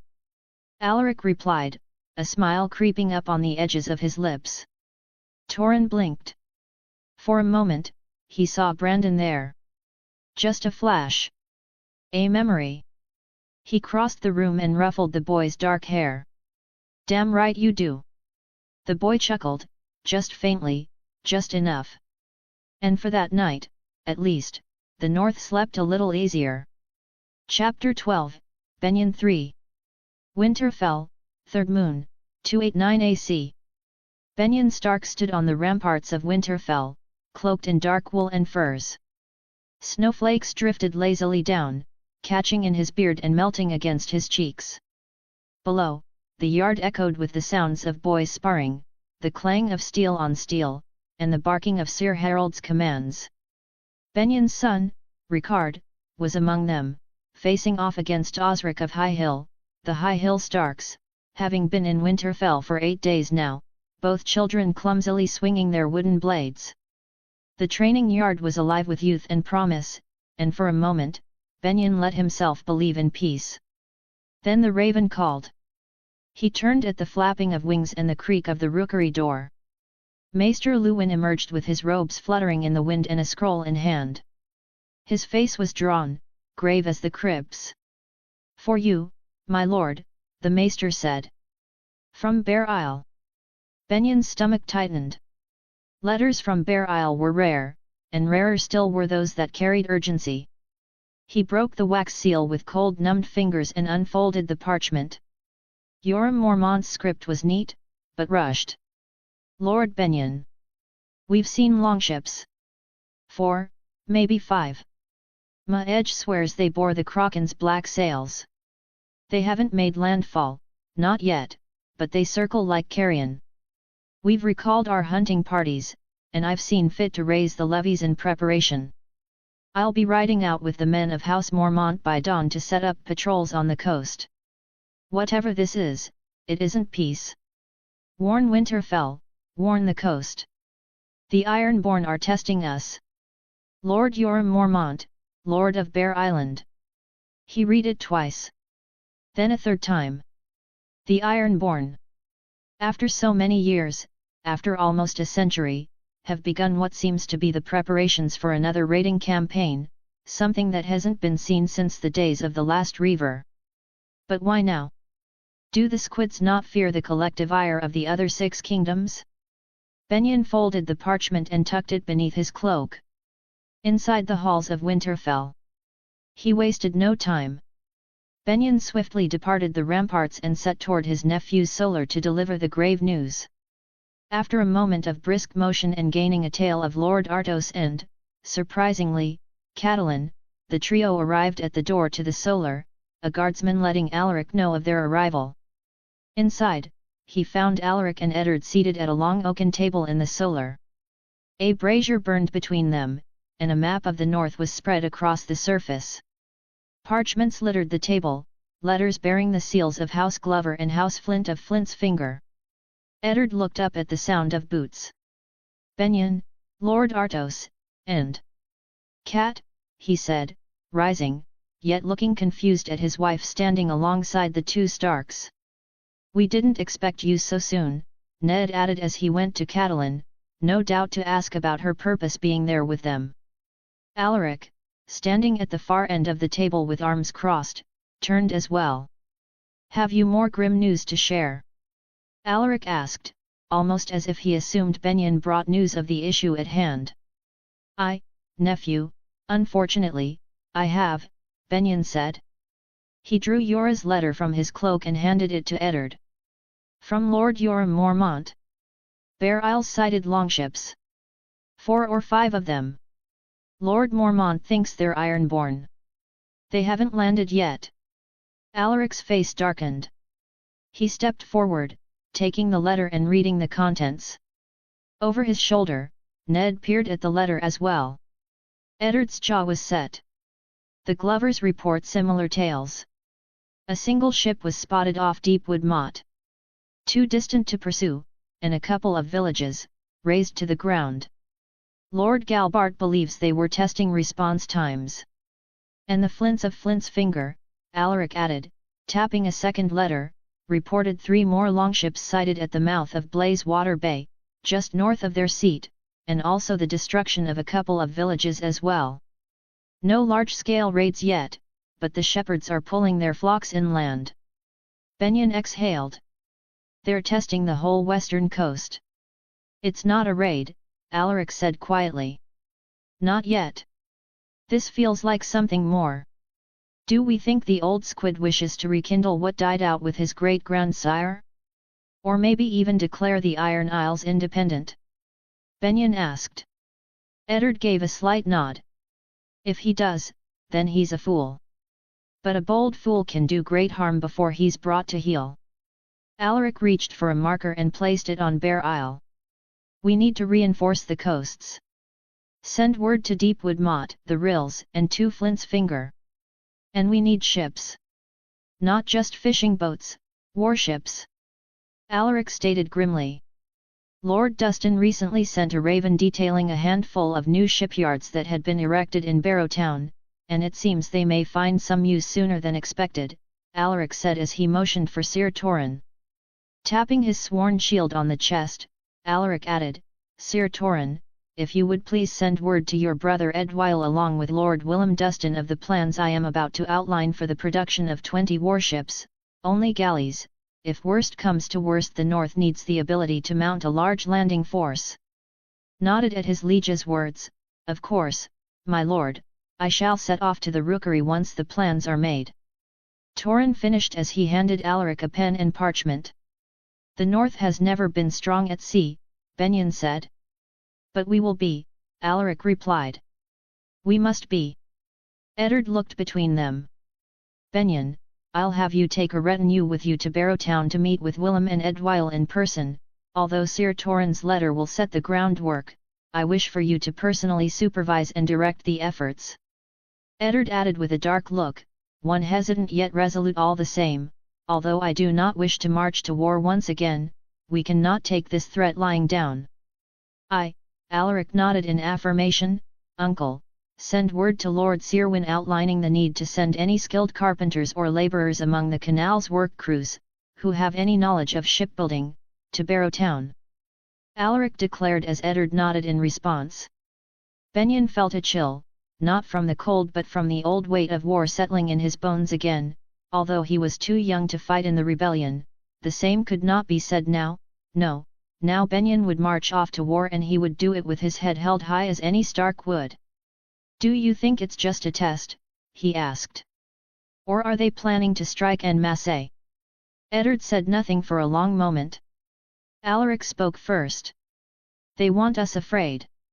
They want to remind us they're still out there, patrolling the seas and ready to strike at any moment. But they're fools if they think we're not ready. Benyon met his nephew's eyes and saw the fire there.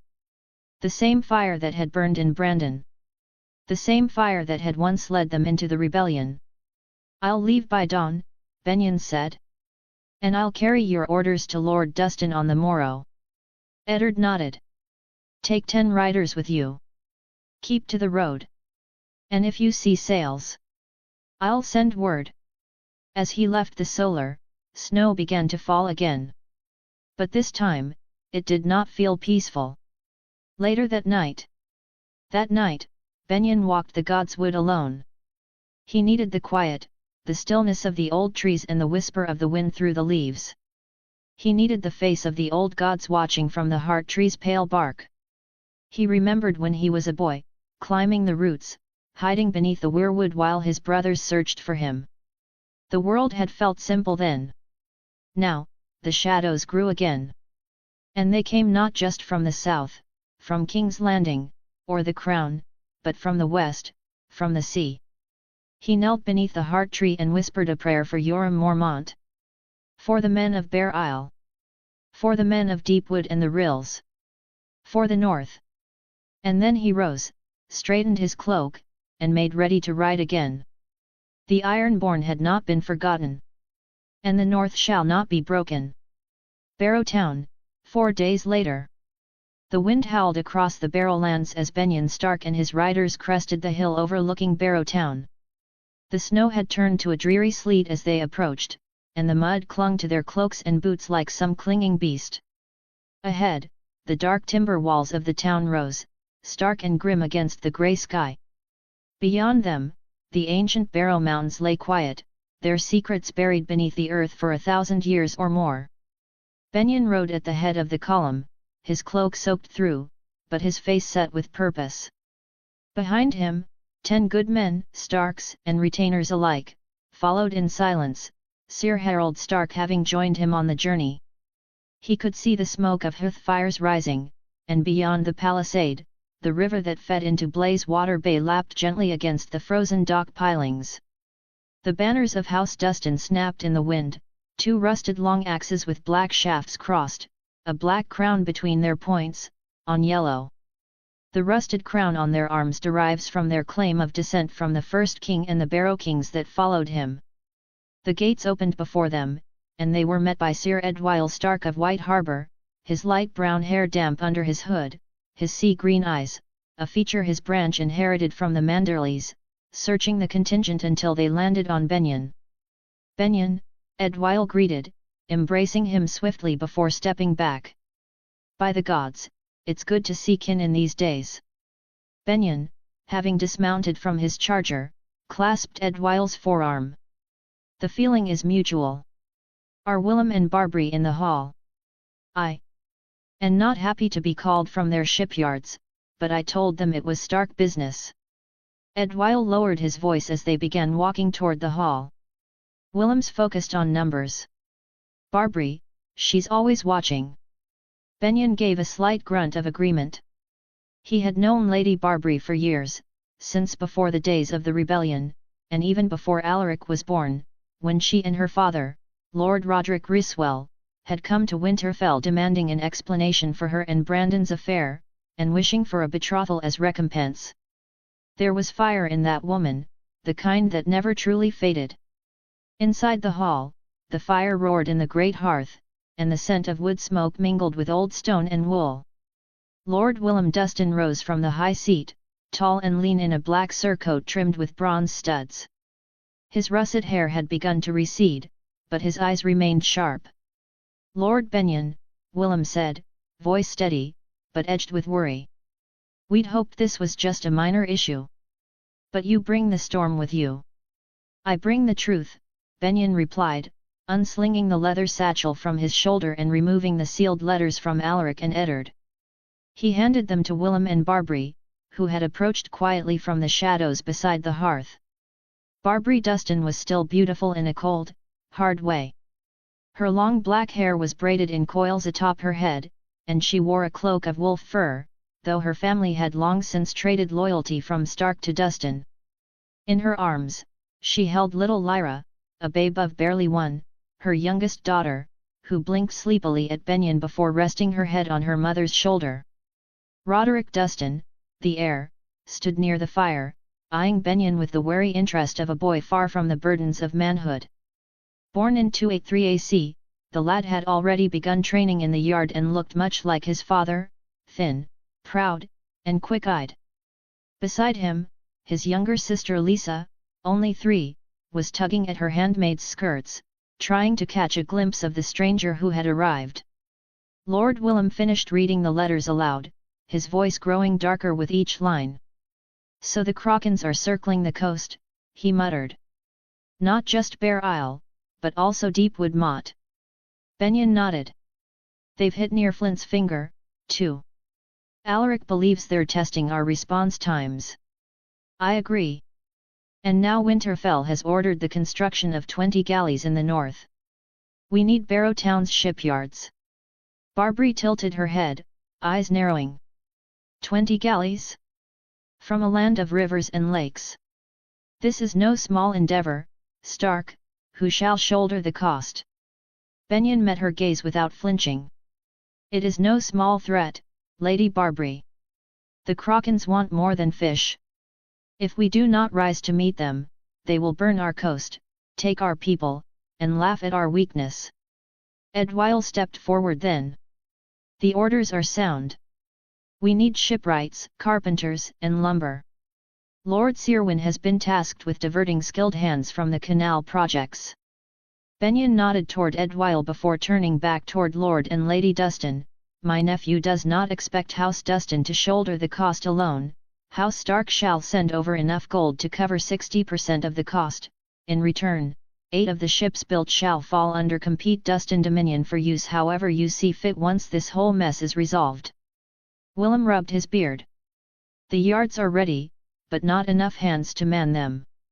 We'll need coin to feed and house the laborers, and to pay for more timber. Even the river can't float a ship without hulls. You'll have what you need, Benyon assured him. Winterfell will send gold and supplies. Alaric has already approved it. But the work must begin now. Willem exchanged a glance with Barbary, who nodded once, slowly. I'll have the men put to task by dusk, he said. Roderick will oversee the logs coming in from the Barrow Woods, accompanied by my kinsman, Cedric Dustin. He may be young, but it's time he learned command. Benyon turned toward the boy, who straightened with pride at his father's words. And the rest of your household? Benyon asked. We'll need families moved inland if this turns into open war. Barbary's lips tightened. Our children will be sent to the Rills, or even Winterfell if our lord allows it, if the coast is threatened. I will remain here, she declared resolutely, although Benyon could hear the slight venom in her tone when referring to Alaric, no doubt feeling some phantom slight that it isn't some son of hers and Brandon who sits the throne of Winterfell. As will I, Willem said firmly. Barrowtown is too important to abandon. If the Krakens come, we'll give them a fight they won't forget. Benyon gave a nod of approval. Good. Then we begin now. I'll remain here for a few days to oversee the first wave of construction and lead efforts to fortify the town. We'll need to see the coast fortified as the work begins. Edwyle touched his chest. I'll stay too, to coordinate timber and the workers that shall be sent from the canal project. We'll be faster working together. Turning toward Benyon, Edwyle continued, I shall also send a raven to my father. Last I heard, we have 20 carracks that we could spare to sail from White Harbour to Barrowtown, although it will no doubt take some time. Once they're here, it will help bolster our ranks. Benyon nodded, thankful for Edwyle's efforts as he was sure the men aboard those carracks would be valuable to any efforts they may need to fight the Ironborn, especially due to the men in employ of the White Harbour Starks being grizzled veterans on land and sea. Outside, the storm had begun to roll in earnest, sleet turning to heavy snow, the kind that blanketed the land like a shroud. Yet even so, Barrowtown stirred with life, workers already moving toward the yards, children ushered indoors, and soldiers posted along the gates. The north was moving. And Benyon Stark was no longer watching from afar. He was in the heart of it. In the dark and stormy west, where Krakens lurked and war loomed again. And the north would meet them, not with fear, but with courage and steel. Chapter 13, Victarion I. Author's note. Hey guys, I forgot to include an image of the canal being built along with the lands that House Stark of High Hill rule over in Winterfell's name, so here it is. Image. Barrowlands Coast, 4th Moon, 289 AC. The wind was cruel along the Barrowlands coast, biting through furs and salt-soaked cloaks like the teeth of a hungry beast. Victarion Greyjoy stood at the prow of Iron Victory, one gauntlet hand gripping the figurehead as the longship knifed through grey waters. His heavy war axe rested against his shoulder, its crescent blade dark with the memory of old blood. He breathed deeply of the brine and wood smoke. There was fire ahead, smoke curling up above the trees like a serpent rising from a nest. A village.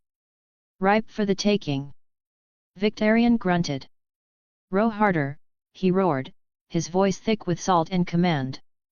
We take them before they piss their britches. The oarsmen obeyed, 100 Ironborn across 5 longships straining at their oars. Men of Old Wick, Great Wick, and Harlaw. Raiders, killers, reavers. And Victarion, captain of the Iron Victory, brother to Balon Greyjoy, stood tallest and strongest among them. The longships beached in thunder and surf. Victarion leapt from prow to shore, water up to his knees, axe in hand. His men followed, roaring. The villagers were barely able to mount a defense. A few men with spears, some farmers with axes. It didn't matter. Victarion's axe split one skull, then another. He cleaved a man from shoulder to hip. He crushed a fleeing boy's leg with the flat of his blade, dragging him by the collar toward the boats. Thralls. They burned what they didn't take. Smoke rose behind them in dark pillars. Sheep bleated. Women screamed. Victarion didn't care. This was the old way.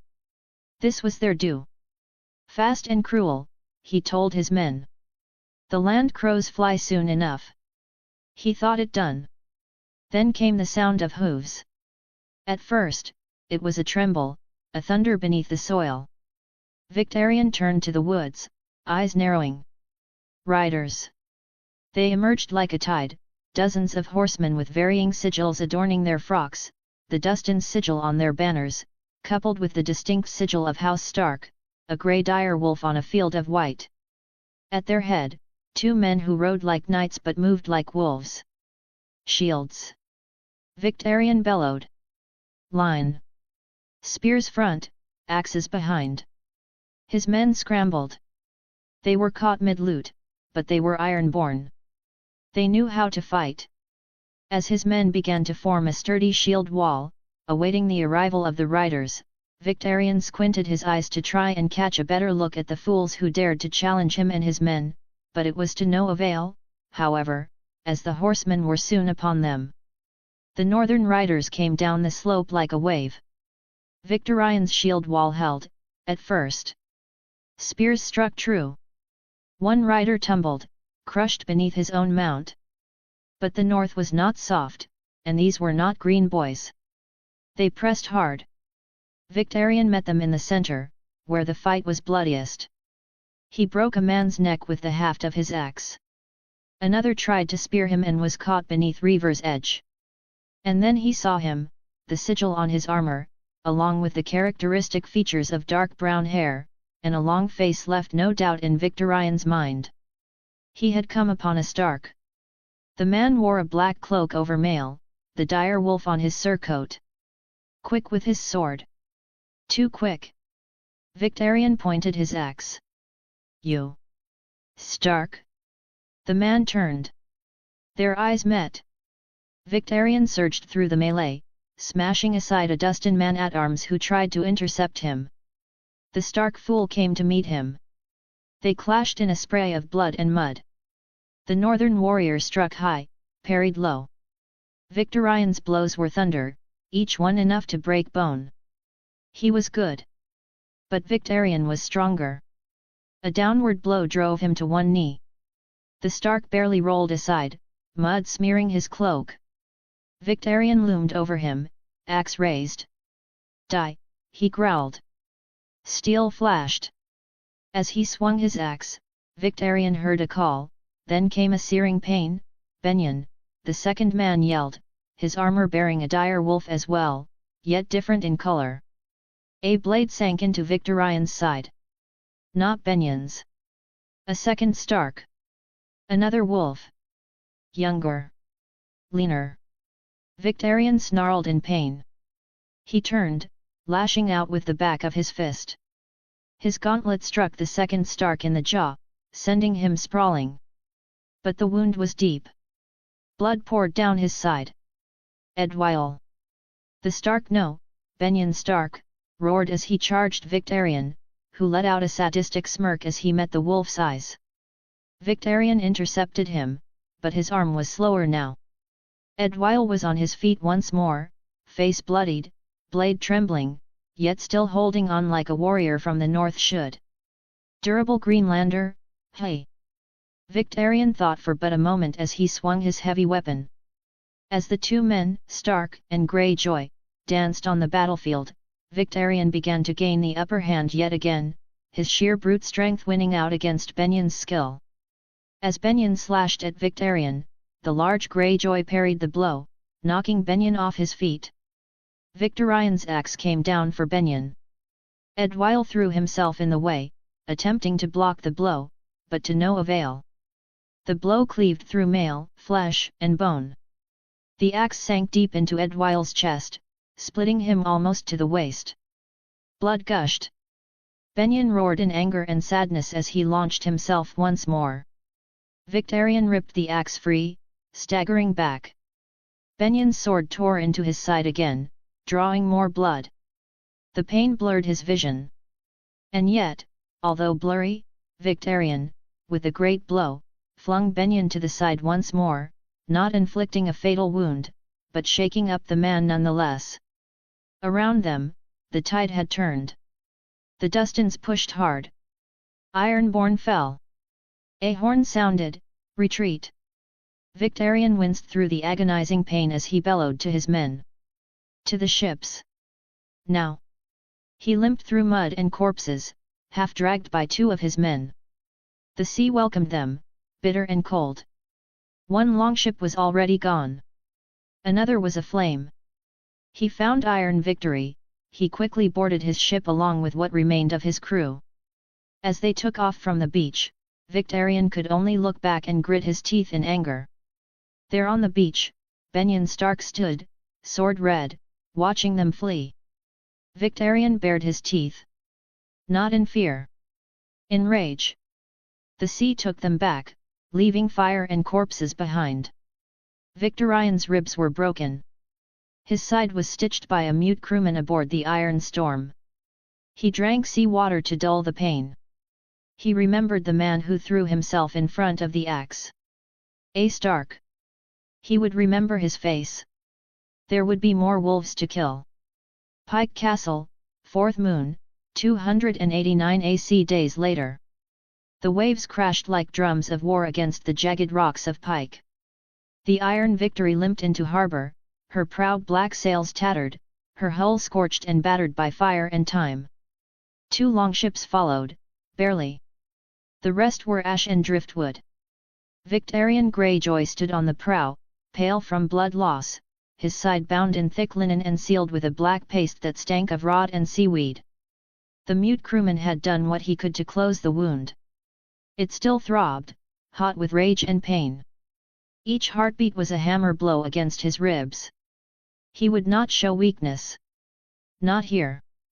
Not before Pike. Not before his brother. The Iron Victory scraped against the dock. Her iron ram hissed steam as sea water met ember and character. Victorian stepped down, ignoring the outstretched hand of a deckhand. The dock groaned beneath his boots. Behind him, what remained of his men disembarked, 27 from nearly 200. Most bore wounds, some walked on splinted legs or with missing fingers, but they walked.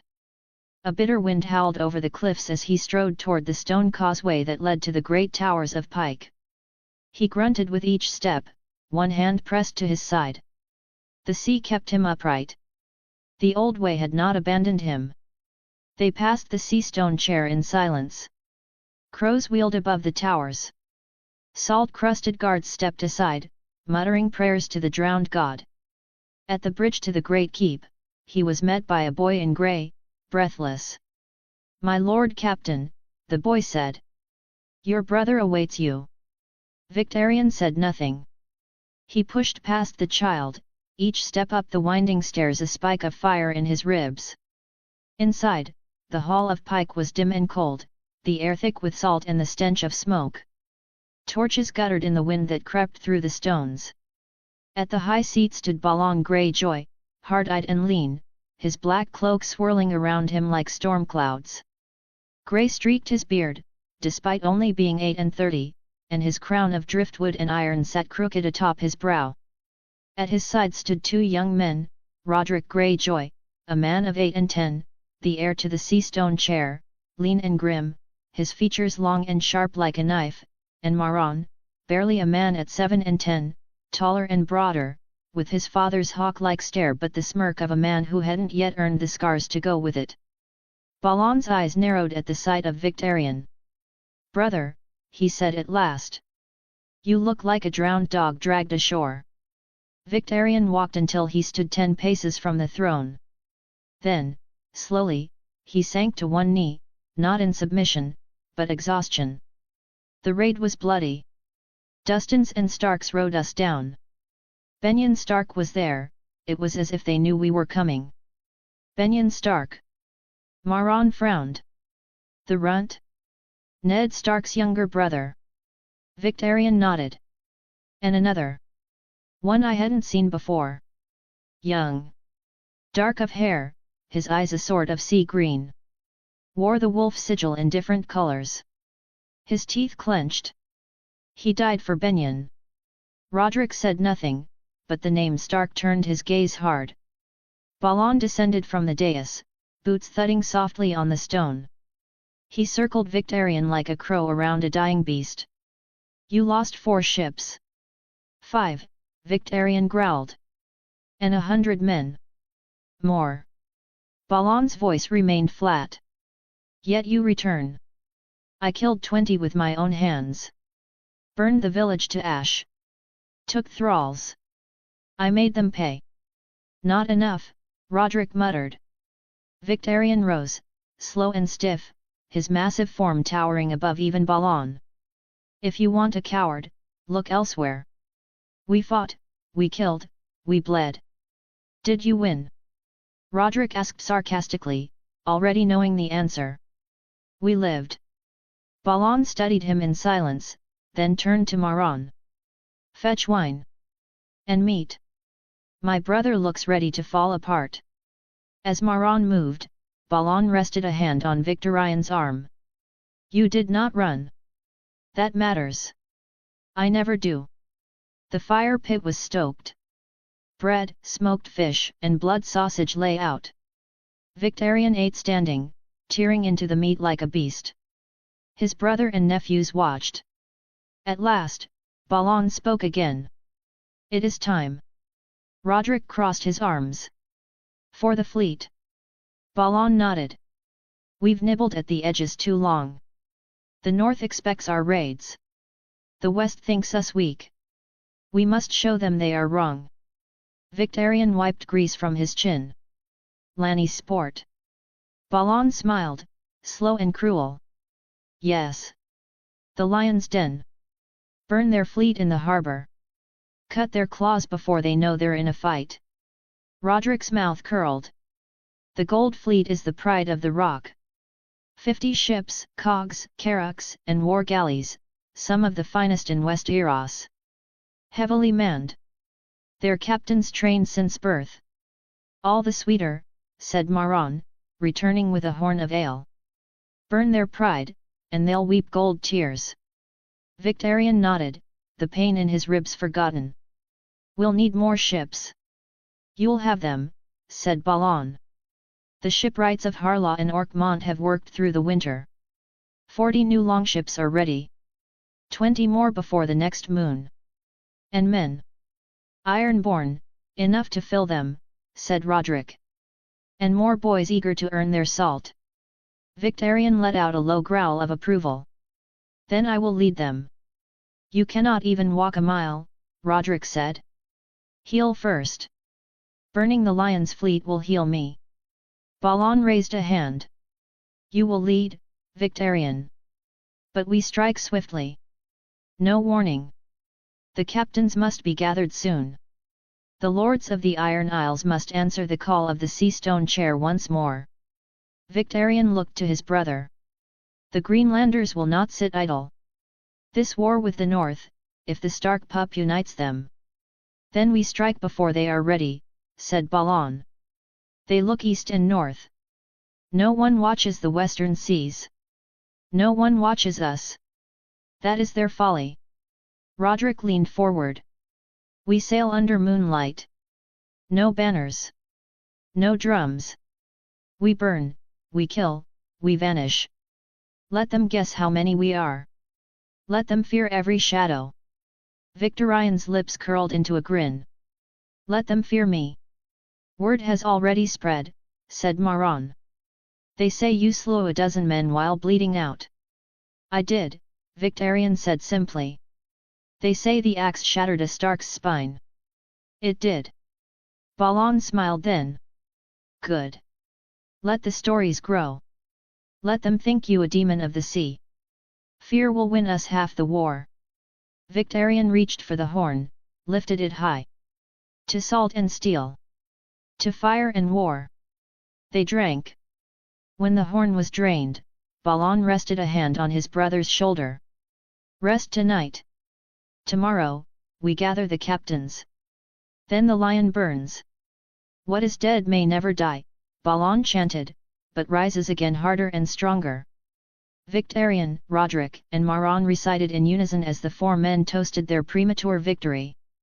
Later that night, within the great keep of Pike, the pain returned with the cold. Victarion sat by a brazier, armor shed, his wound cleaned and rewrapped by a salt wife healer with hands like eel skin. He grunted through it, refusing the milk of the poppy. He stared into the fire. The boy's face would not leave him. Edwyle Stark. He had called out for Benyon. Thrown himself into the axe's path. Victarion had killed many men. Crushed them, cleaved them, watched them drown. But this one haunted him. Not from guilt. No. From fury. That the boy had dared to block his axe. That a Stark had drawn his blood. He thought of Benyon too, the quiet wolf's younger brother, with sword and snarl, who had fought like one of his own. There was strength in the Starks. Dangerous strength. But even wolves drown. Victarion closed his eyes, listening to the sea beyond the walls, the eternal roar of their god's breath. He whispered a vow. I'll burn their fleet. I'll burn their homes. I'll take their women and chain their sons.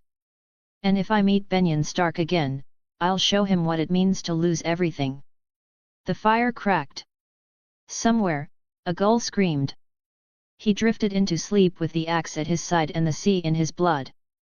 Chapter 14, Victarion 2. Author's Note. Just wanted to let you guys know that I've posted an auxiliary chapter that details every current Stark, canon, and OC, and their birth dates. I plan to add the past Starks that are important, like Artos the Implacable's twin sons, along with how they founded their Bernax, but that's for the future. Fair warning, there are a few characters that we haven't met yet in the story, along with a couple that haven't been born yet, but just knowing their names and relations isn't really a spoiler. Off the coast of the Westerlands, 4th moon, 289 AC. It had now been a fortnight since the failed raid in the Barrowlands.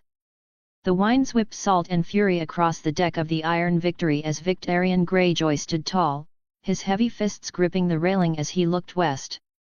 His ribs still ached from his clash with the northern wolf pup, Sir Edwyle Stark, they said, but the pain had faded into a dull reminder. He wore the ache like armor. Each breath was an oath.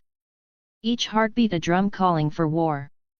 Behind him, the Iron Fleet stretched across the churning grey waters. 100 ships, sleek and hungry, manned by 10,000 of the fiercest men the Iron Islands could supply. Their sails were black wings against a bruised sky. Ravens wheeled above them. Ahead lay Lannisport, rich with plunder and ripe for flame. Victarion turned as boots thudded across the deck. Euron Greyjoy strolled toward him, clad in dark leather and a cloak of cobalt feathers. His eye patch was gone, and both eyes gleamed now, blue, but wrong in different ways. One was sharp as shattered ice. The other seemed a hole cut into the world. "Brother," Euron said, voice like honey poured over rust. "You've been quiet. Perhaps the sea has stolen your tongue." "I need no tongue to kill Lannisters," Victarion growled. Euron smiled as if Victarion had made a joke. "But you do to give orders." "Don't worry, Victarion. I'll leave the glory to you. You'll have your battle. I've had my fill of lions. I seek richer prey." Victarion snorted. "You seek madness. You've found it." Euron stepped closer, and the sea wind carried the scent of exotic perfumes and a hint of rot. "Madness? No. Vision. Our brother Balon clutches old salt-stained dreams, but the world is wider than he knows. The Reach. Old Town. Even the smoking ruins of Valeria. We're here for Lanny sport, Victarion snapped. That's Balon's command. Burn the Lion's fleet, gut their pride, and return with fire at our backs. I won't stray. Euron offered a mocking bow. As you wish, younger brother. Burn, then. I will watch the pyre. Lanny sport glimmered under the sun as the Iron Fleet descended upon it. Gold and red banners flew over towers and shipyards. The harbour bustled with merchant cogs and fishing boats, their crews blissfully unaware that the Kraken had come. Victarion stood at the prow, clad in plate and salt-soaked mail, axe in hand. Signal the attack, he commanded. Drums thundered. Horns wailed. Black sails snapped full. The Iron Victory surged forward, leading the fleet into the bay. The first ship they struck was a galley bearing Lannister colours. Iron-born arrows fell like rain. Grapnels flew. Victarion led the boarding himself, roaring like a storm, his axe carving red ruin through soft southern sailors. Smoke thickened as more ships joined the fray. The harbour turned to chaos. Fire leapt from sail to sail. The Lannister fleet, caught unawares, barely managed to form ranks before being shattered. Victarion saw a lion-bannered warship trying to escape the bay and pointed his axe. After it. No lion leaves. The Reaver and the Iron Wind closed in on either flank. The lion ship's captain tried to ram the Reaver, but a great bolt from a scorpion punched through the prow. Ironborn poured aboard. Harris Harlaw led the charge, his family's ancestral Valyrian steel longsword, Nightfall, glistening in the sun as he cut down a Lannister sailor. More and more Ironborn poured onto the ship, and such a scene was happening everywhere, be it on other ships or even the port itself, as some men had landed and started reeving and burning. Screams filled the air. Victarion was everywhere, his axe cleaving down a captain, his gauntlet crushing a sailor's jaw, his voice a bellows of iron and wrath. Fires roared behind him. The Lannister fleet burned. Dozens of ships sank beneath the waves or smouldered at the docks. And as the sun set, Lannisport's harbour was a graveyard of charred wood and drifting corpses. Victarion stood atop a scorched deck, breathing heavy, his armour streaked with blood and ash. Euron appeared beside him, untouched by soot or gore. "Glorious," Euron said, spreading his arms. "The lions will weep. But do you hear it, brother? Not just their cries, the call of the deep. The drowned god is pleased." Victarion said nothing. He looked back toward the Iron Fleet, now triumphant. His chest swelled with grim satisfaction. "The tide turns," he said. "Let Balon raise his crown. We have bled the lions. The Kraken rises." The next day, Iron Islands. The waves crashed against the black rocks of Old Wick, but thousands stood unmoved. They had gathered in silence at the foot of Naga's hill, waiting beneath the bleached ribs of the great sea dragon. It was there, beneath the sky and the bones, that kings were made. Balon Greyjoy stood atop the stone steps, the wind tearing at his grey cloak. His face was lean, bearded, weathered by salt and time. He raised a hand, and the murmurs died. "We have prodded at the north," Balon boomed. "We have burned the lions' ships at Lanny Sport. And now, I cast off the chains of the mainland. The Iron Islands are free again." The crowd roared, Ironborn bellowed shouts of praise and ire toward the Greenlanders as they banded axes on shields and roared in voices of approval and pride. "Let the sea stone chair stand as the only throne I will kneel to," he continued. "I am no lord of the Green Lands. I am Balon, son of Quellan, king of salt and rock, son of the sea wind, lord reaper of pike." Tarl the thrice-drowned stepped forward, water dripping from his long, seaweed-tangled beard. He bore an old crown of driftwood and seashells. The priests of the drowned god chanted lowly in the old tongue, and some in the crowd swayed with the rhythm. Tarl raised the crown. "Do you swear to honor the old way? To take by strength what cannot be gained with silver?" to give no mercy to those who kneel before other gods. Balan nodded once. Then rise, Balan Greyjoy, the ninth of his since the Grey King, Tarl declared. Rise as king. He lowered the driftwood crown upon Balan's head. The cheers were thunder. Victarion stood near the front, his helm tucked beneath one arm, his axe strapped to his back. He bowed his head slightly, one hand clenched over his chest. Long live the king, he murmured. Euron stood further back, his smile thin and knowing, his eye glinting like the sea under moonlight. The drummers beat faster. The Ironborn shouted Balan's name, over and over, until the wind itself seemed to chant it. Balan raised his hand again. Now, he cried, we take the shields of our enemies. The wolves will break under our might. The lion will be declawed, and the stag will be slaughtered and roasted for all to see. The green lands will bleed. The kraken does not hide in deep waters. It rises. What is dead may never die. Balan declared, but rises again harder and stronger. The gathering of Ironborn declared in unison. The Greenlanders shall pay the iron price, and their gods will break under the strength of the drowned god. Balan roared in such ferocity, it was as if he was declaring it so to the gods themselves. The Ironborn howled their agreement. Victarion turned and looked out at the sea. Somewhere out there, more battles waited. More blood. More glory. He could still hear the roar of the flames in Lannisport, and he knew it was only the beginning. Next week, in the waters of the Salt Spear, the north. The Iron Victory knifed through the murky waters of the Salt Spear, her black sails taut with wind. 50 longships followed in her wake, hulls sleek and cruel, bearing 4,500 Ironborn hungry for plunder. Their oars beat in time like the hearts of reavers, thumping to the rhythm of conquest.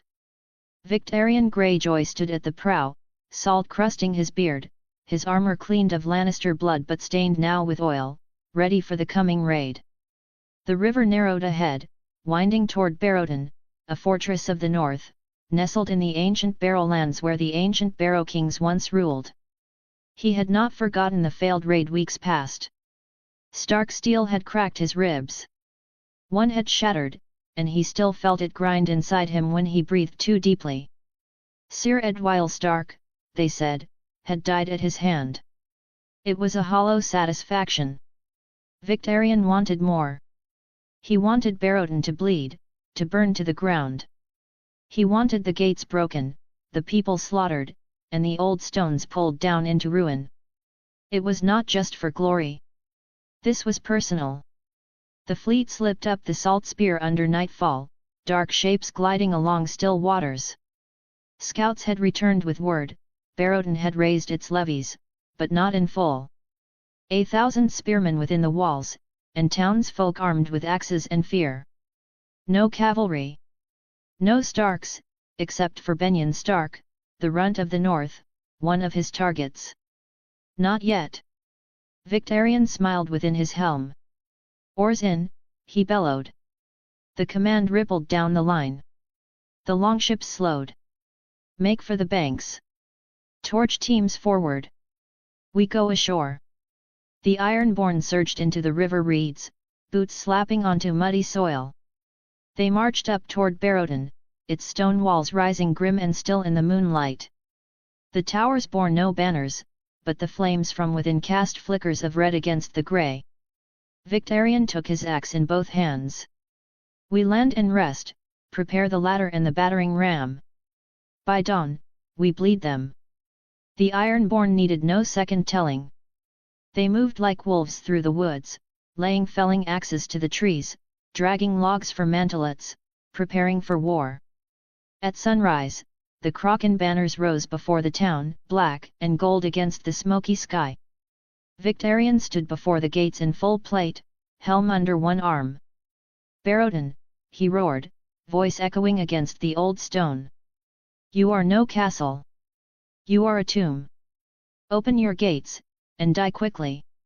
Shut them, and we break them, then take your women screaming. A horn answered from the wall. No surrender. Good, he muttered. Let it be the long way. The attack began with fire. Barrels of pitch and tar were lobbed against the gate, ignited by fire arrows. Shields went up behind mantelets as defenders loosed their own shafts, but the Ironborn pressed in close. Victarion stood beneath a battered oak shield while torchbearers flung flame at the drawbridge. Ladders went up by midday, and with them, screams. Ironborn scaled the walls like crabs on a cliff. Some fell, speared by northerners. Others gained the parapets, axes biting, booted feet kicking men from the walls. For hours, they fought, wave after wave crashing upon Barrowden's defences. Still, the gates held. Victarion led the third charge himself. His axe split a man's skull through the helm. He threw a torch through a murder hole. The gate began to smolder. A great battering ram, nicknamed Leviathan by the men, thundered against the gates as dusk approached. Victarion, bareheaded now, roared encouragement as the iron-bound oak slammed again and again into Barrowden's heart. The gate splintered. Cracks spider-webbed through the old wood. Another strike, and then another. Almost, shouted Victarion. Once more. But before Leviathan could fall again, horns rang out from the south. A low, rumbling blare. Then another, higher, urgent. Not Ironborn. From the ridges south of Barrowden came thunder, not from storm or drums, but hooves. Over the rise galloped riders, 1,000 strong. Leather-clad and spear-armed, chainmail shone underneath, northern cavalry, adorned in northern furs. At their head rode a man in grey mail and boiled leather, his long cloak streaming behind him like a wolf's tail. His armour bore the dire wolf of Stark. Eddard Stark. Victarion cursed, grabbing for his helm. Shields. Spears to the flanks. Hold the line. But even as he shouted, a second host appeared behind the riders, 2,000 more men on foot, spears and axes raised high, coming up, marching swiftly from behind the cavalry. They bore banners of the north and of House Stark, but at the center flew 3 banners, each adorned with a dire wolf yet all in different colors.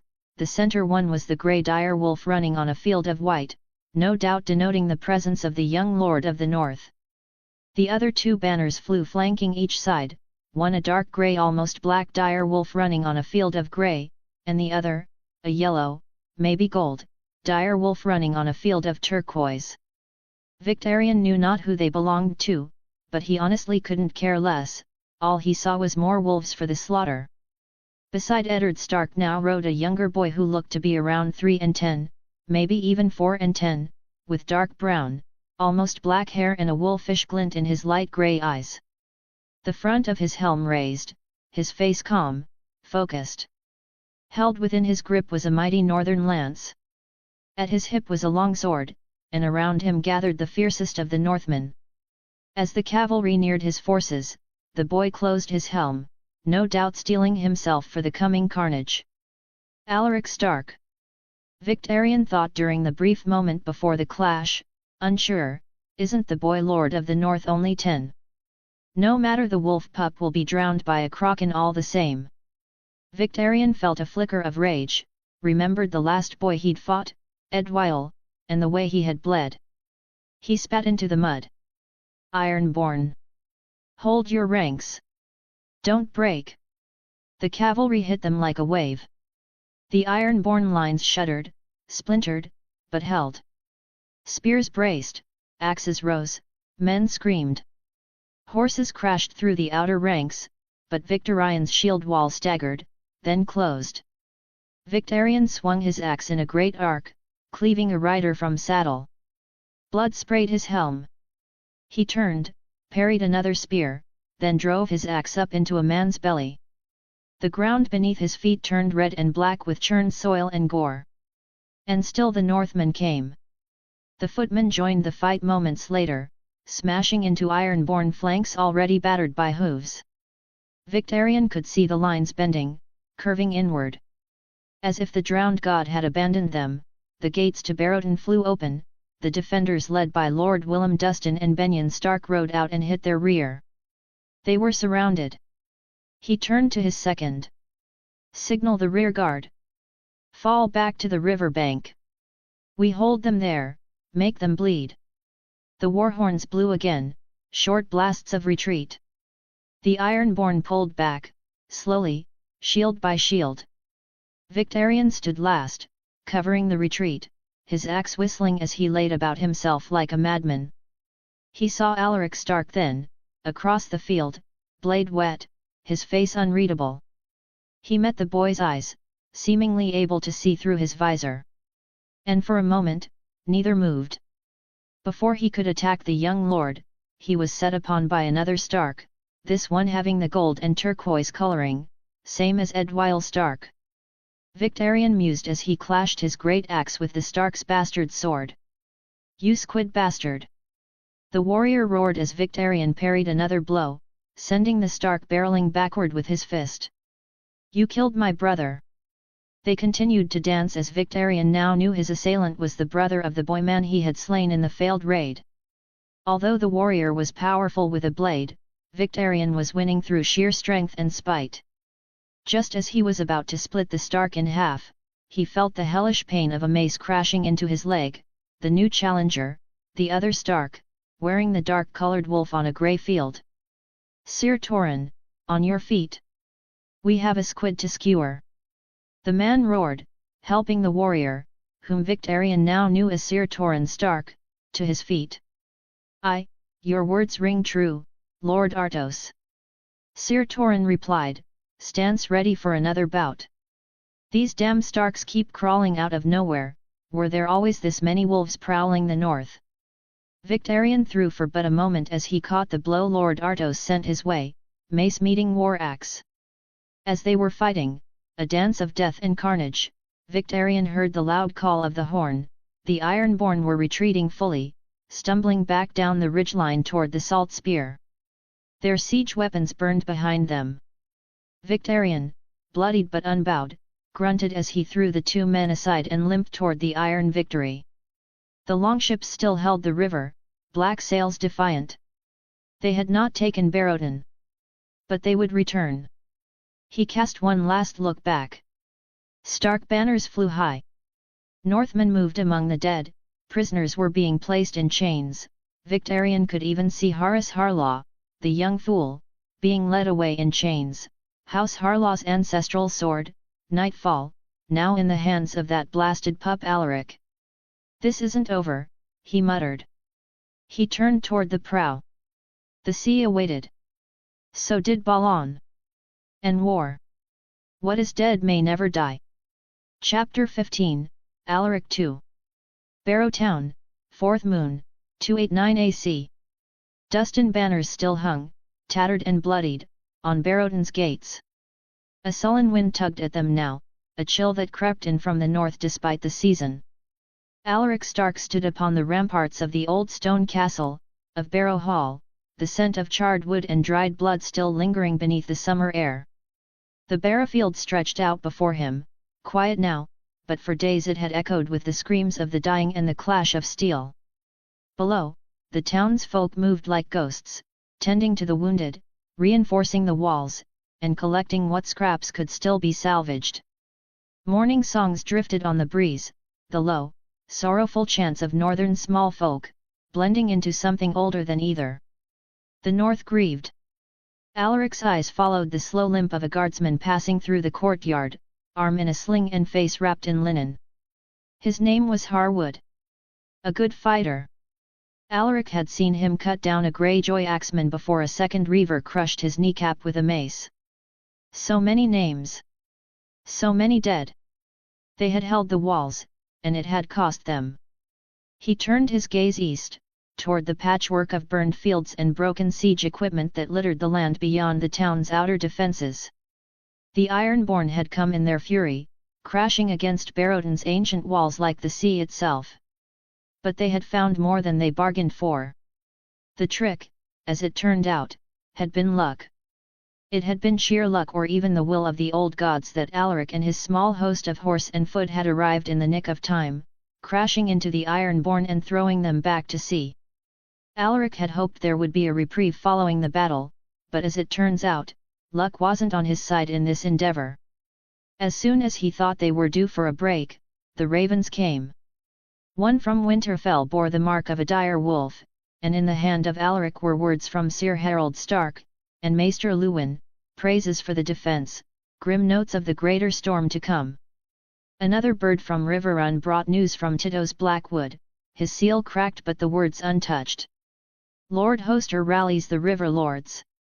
House Mallister has harried Ironborn longships at Seagard, casting the reavers back out to sea, but not before slewing the heir to the Iron Islands, Roderick, in the process. A storm brews across the kingdoms. The wolf must rise before the kraken poisons the well. A third raven bore the seal of the White Harbour Starks, stamped in turquoise wax with the yellow-gold dire wolf of the branch based in White Harbour. Sir Benjicot Stark's neat hand detailed the movement of 20 carracks under his command. They had taken the western sea route, skirting around the Iron Isles in a broad arc. Alaric read the final line twice. "We are near Flint's Finger. Tell the Lord of Barrowton to hold. The tide is turning. Winterfell, 6th moon, 289 AC." Alaric and his men had made their return to Winterfell a little under a week after the battle, while here, the gathering of Starks from the 3 different branches, as well as Lord Cerwyn who had ridden north with his 2,000 men, had spent day and night making war plans. The raids were one thing, but this battle this siege that Victarion Greyjoy had tried, was nothing less than a direct declaration of war. It wasn't just war between the North and the Iron Islands, but the Iron Throne against the Squids, following the burning of the Lannister fleet and the fool of a Squid crowning himself king. At the moment, Alaric sat in his solar alone, contemplating troop movements and the speed at which his bannermen could raise their forces in comparison to when he thought the Crown would call for a full-scale assault. Knowing King Robert, it was only a matter of time. A soft knock broke his concentration. "You may enter," he said, folding his parchments as Sir Torren, his ever-dutiful sworn shield, let him know of his cousin's arrival. The door creaked open to reveal little Sansa, a girl of 5. She wore a simple grey cloak today, hood down, hair braided with care. Her eyes, blue as a clear winter sky, peered up at him with a mix of concern and reverence. She was growing into herself, elegant like her mother, but with something calmer beneath the surface. "May I stand with you, my lord?" she asked, her childlike voice a stark contrast to the seriousness she tried to muster. "You may always stand with me," Alaric replied. He offered her his arm, and she took it gently, standing beside him as they looked out across the wounded town. "It's quieter now," Sansa said after a time. "For now." She looked up at him. "Will you leave with father and the other men?" He did not answer at first. His fingers tightened slightly on the seat's edge. "There is a war to fight, sweet cousin. If I don't lead them, another must." "But, you've already fought," she said softly. "You're only 10. I know." He looked down at her, offering a small smile. "But I am also Lord of Winterfell. The Ironborn don't ask how old we are when they burn our homes." Sansa nodded, not looking satisfied but trying to understand as best a child could. "You were very brave," she said. He blinked. "You sound surprised." "No," she replied. "Just proud." They stood a while longer before he gently tapped her forehead with his index finger. "Go find your siblings and your mother. Supper will be brought soon." Sansa giggled at his tap as she got off the sofa and curtsied, turning to go, leaving him with the wind and his thoughts. Alaric didn't have the heart to tell his younger cousin that he planned to skip their midday meal to go and train in the yard to further acclimate himself to a small body, especially now that he had a new, famed sword to wield. Nightfall. Later that evening, the Great Hall. Wandering through the halls of Winterfell, Alaric entered the Great Hall, looking for his uncle Ned. Instead, he found Ned's wife, Lady Catelyn, seated beside a hearth in the Great Hall. Catelyn Stark had not changed her gown all day. She looked tired. "You missed the midday meal," she said, motioning him to sit. "I wasn't hungry." She frowned. "You never are, these days." They sat in silence for a moment, only the fire crackling between them. Catelyn reached over and took his hand. "You are a lord, yes. But you are also my husband's nephew, and by extension, my nephew." Alaric was understandably surprised at Lady Catelyn's remark. She and him haven't had a very stable, nor good relationship since they met. However, thinking back, Alaric had noticed that while she kept her distance, in the past few years as she and Ned's brood grew, she started warming up to him and caring more for him as well. "I know we haven't had the best relationship, but I do wish to try at least to mend the rift and maybe even create a good relationship with you in the future," Catelyn declared, "and I pray you do not mistake this as a gesture to try and curry favor for my Rob. I truly wish to get to know you better, nephew." She finished, adding the last part hesitantly. As he listened, Alaric couldn't help but feel the same. While they may never have an extremely close relationship, it's better for everyone if they are at least cordial. I can try. Aunt Catelyn," Alaric said, adding the last bit with a small smirk. For the rest of the night before they retired to their quarters, Alaric and Catelyn continued to have idle conversation as the rest of their family entered, and the Starks, a growing pack, spent the evening enjoying one another's company. Robb, Jon, Rickard and Osric ran around reenacting great battles, while Sansa and her growing pack of she-wolves, Lyra, Branda and Barona, chatted with each other, braiding their hair and giggling away. The two toddlers, little Bran and Edwin, Lord Artos' youngest, were swaddled by their mothers who also chatted with one another. And off to the side, beside the fire, Alaric watched on with a small forming smile, as his uncles Ned and Benyon followed by Lord Artos, Sir Harold and Sir Torrhen approached and sat beside him.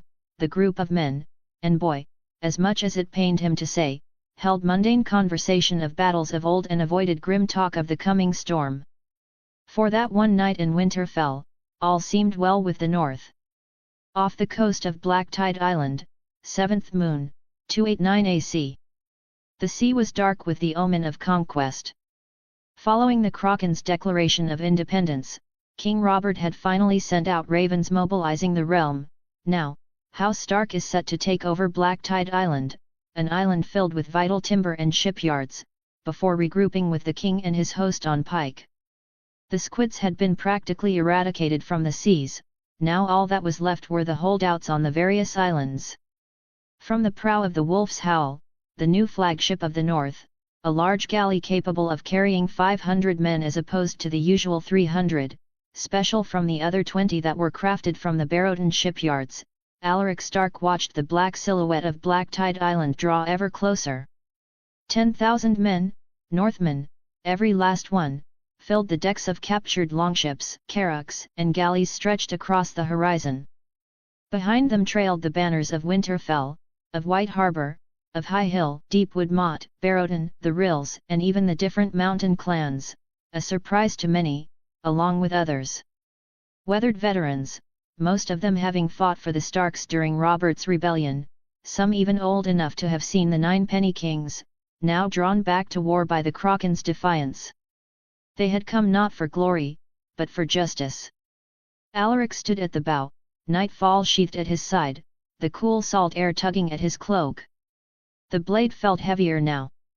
Not physical weight, as Valyrian steel was lighter than normal steel, but from the idea that he was marching off to war once again, something he did all too often in his first life as King of Winter. Land in sight, came the cry from the crow's nest. A roar of preparation rolled across the fleet like thunder. They made landfall at dawn. The first to fall were the villages. Isolated fishing hamlets, their men already taken by the sea or slain in skirmishes with river lords, offered little resistance. The northern host advanced methodically, burning ships, cutting down iron-born who dared to stand, and leaving garrisons of Cerwyn and Ryswell men to hold the shore. It was no simple raid. It was the raising of a culture. By the third day, the lesser holdfasts of Black Tide's sworn banners had been taken. The war horns of the Northmen called across the hills and gullies of the island, rallying forward under cover of rain and mist. Lord Artos Stark, tasked with cleaning up the island of any remaining holdouts, rode at the head of the high hill contingent, while Sir Benjicot Stark of White Harbour led his sailors on the coast, scouting for any fleeing Ironborn. Benyon was tasked with securing the granaries and storehouses, at his back 200 riders. Not a single stronghold withstood the storm. Alaric and his uncle Ned led the vanguard toward Black Tide Castle itself. The ancient keep was a crude thing, more squat than tall, made of black stone and crowned with salt-stained iron spikes. It stood upon a high crag overlooking the sea, defiant to the end. Iron-born archers loosed arrows from its walls, while war horns bellowed within. From how desperate their volleys are, some not even reaching the camp, the Black Tide defenders surely have seen that winter is coming for them, Sir Torrin said at Alaric's side, the two Starks sporting a wolfish grin. They breached the outer walls before dusk. Alaric fought at the front, his helm gleaming dark with sea water and soot. The Northmen moved like a tide, shoving through breach points with ladders and siege rams taken from Barrowton's defence. Atop the ramparts, the Ironborn resisted with brutal desperation. At the base of the inner gate, amidst bodies and broken shields, Alaric met Lord Black Tide.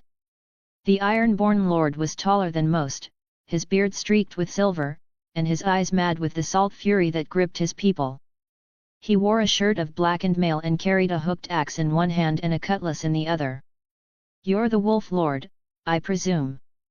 Black Tide growled, stepping over a fallen soldier. "Heard you were a boy." "I heard you were a lord," Alaric said sarcastically, yet flat at the same time, unsheathing Nightfall. Their blades clashed in a spray of sparks. The duel raged across the wet stone, surrounded by chaos. Nightfall's Valyrian steel sang with each strike, parrying the hooked axe, dancing past the cutlass. Alaric fought not as a boy, but as the man he had once been, King Alaric I, son of King Rickon IV, reborn. Black Tide pressed hard, strength and rage driving his blows. Alaric answered with speed, precision, and cold resolve. A feint to the left, a twist of his hips, a lunge, Nightfall slid beneath the Ironborn's guard and sank deep into his side. Black Tide grunted in mortal anguish. "You were supposed to be a child." "I was," Alaric whispered, and pulled the blade free. The Ironborn lord fell. By nightfall, the Ironborn banners had been pulled down from Black Tide Castle. Fires lit the horizon. Prisoners were taken, captives bound. Lord Black Tide's son and heir, Baelor Black Tide, a boy of 8, was found with his mother and uncle, Sigfrid Black Tide. The elder Black Tide tried and failed to retaliate, getting run through by Sir Torrin's blade. The northern banners were planted high atop the battlements, the dire wolf flying victorious over salt and stone. In the war tent, Alaric stood before a large wooden map, pinned with markers showing seized ports and strongholds. "We've broken their back here," Sir Harold Stark said, wiping his blade clean. "The rest will crumble." "Not if they dig in at Pike," Lord Cerwyn muttered. "That place is a death trap." Alaric said nothing, staring hard at the edge of the map where Pike lay. "The fleet sails within the hour," came Sir Benjicot's voice from the entrance. "The royal army's mustering near Lannisport. Word is Robert marches at the head." "Aye," Alaric said. "While the royal fleet musters, we shall lay the groundwork and begin the siege of Pike." The next morning, the northern fleet set sail, Black Tide shrinking behind them like a ghost in the mist. Alaric stood at the prow once more, Nightfall strapped across his back, his grey cloak snapping in the sea wind. 10,000 veterans sailed with him. And behind them, the North's vengeance. Ahead lay Pike. And the end of the war. Chapter 16, Robert I. Lannisport, 7th moon, 289 AC.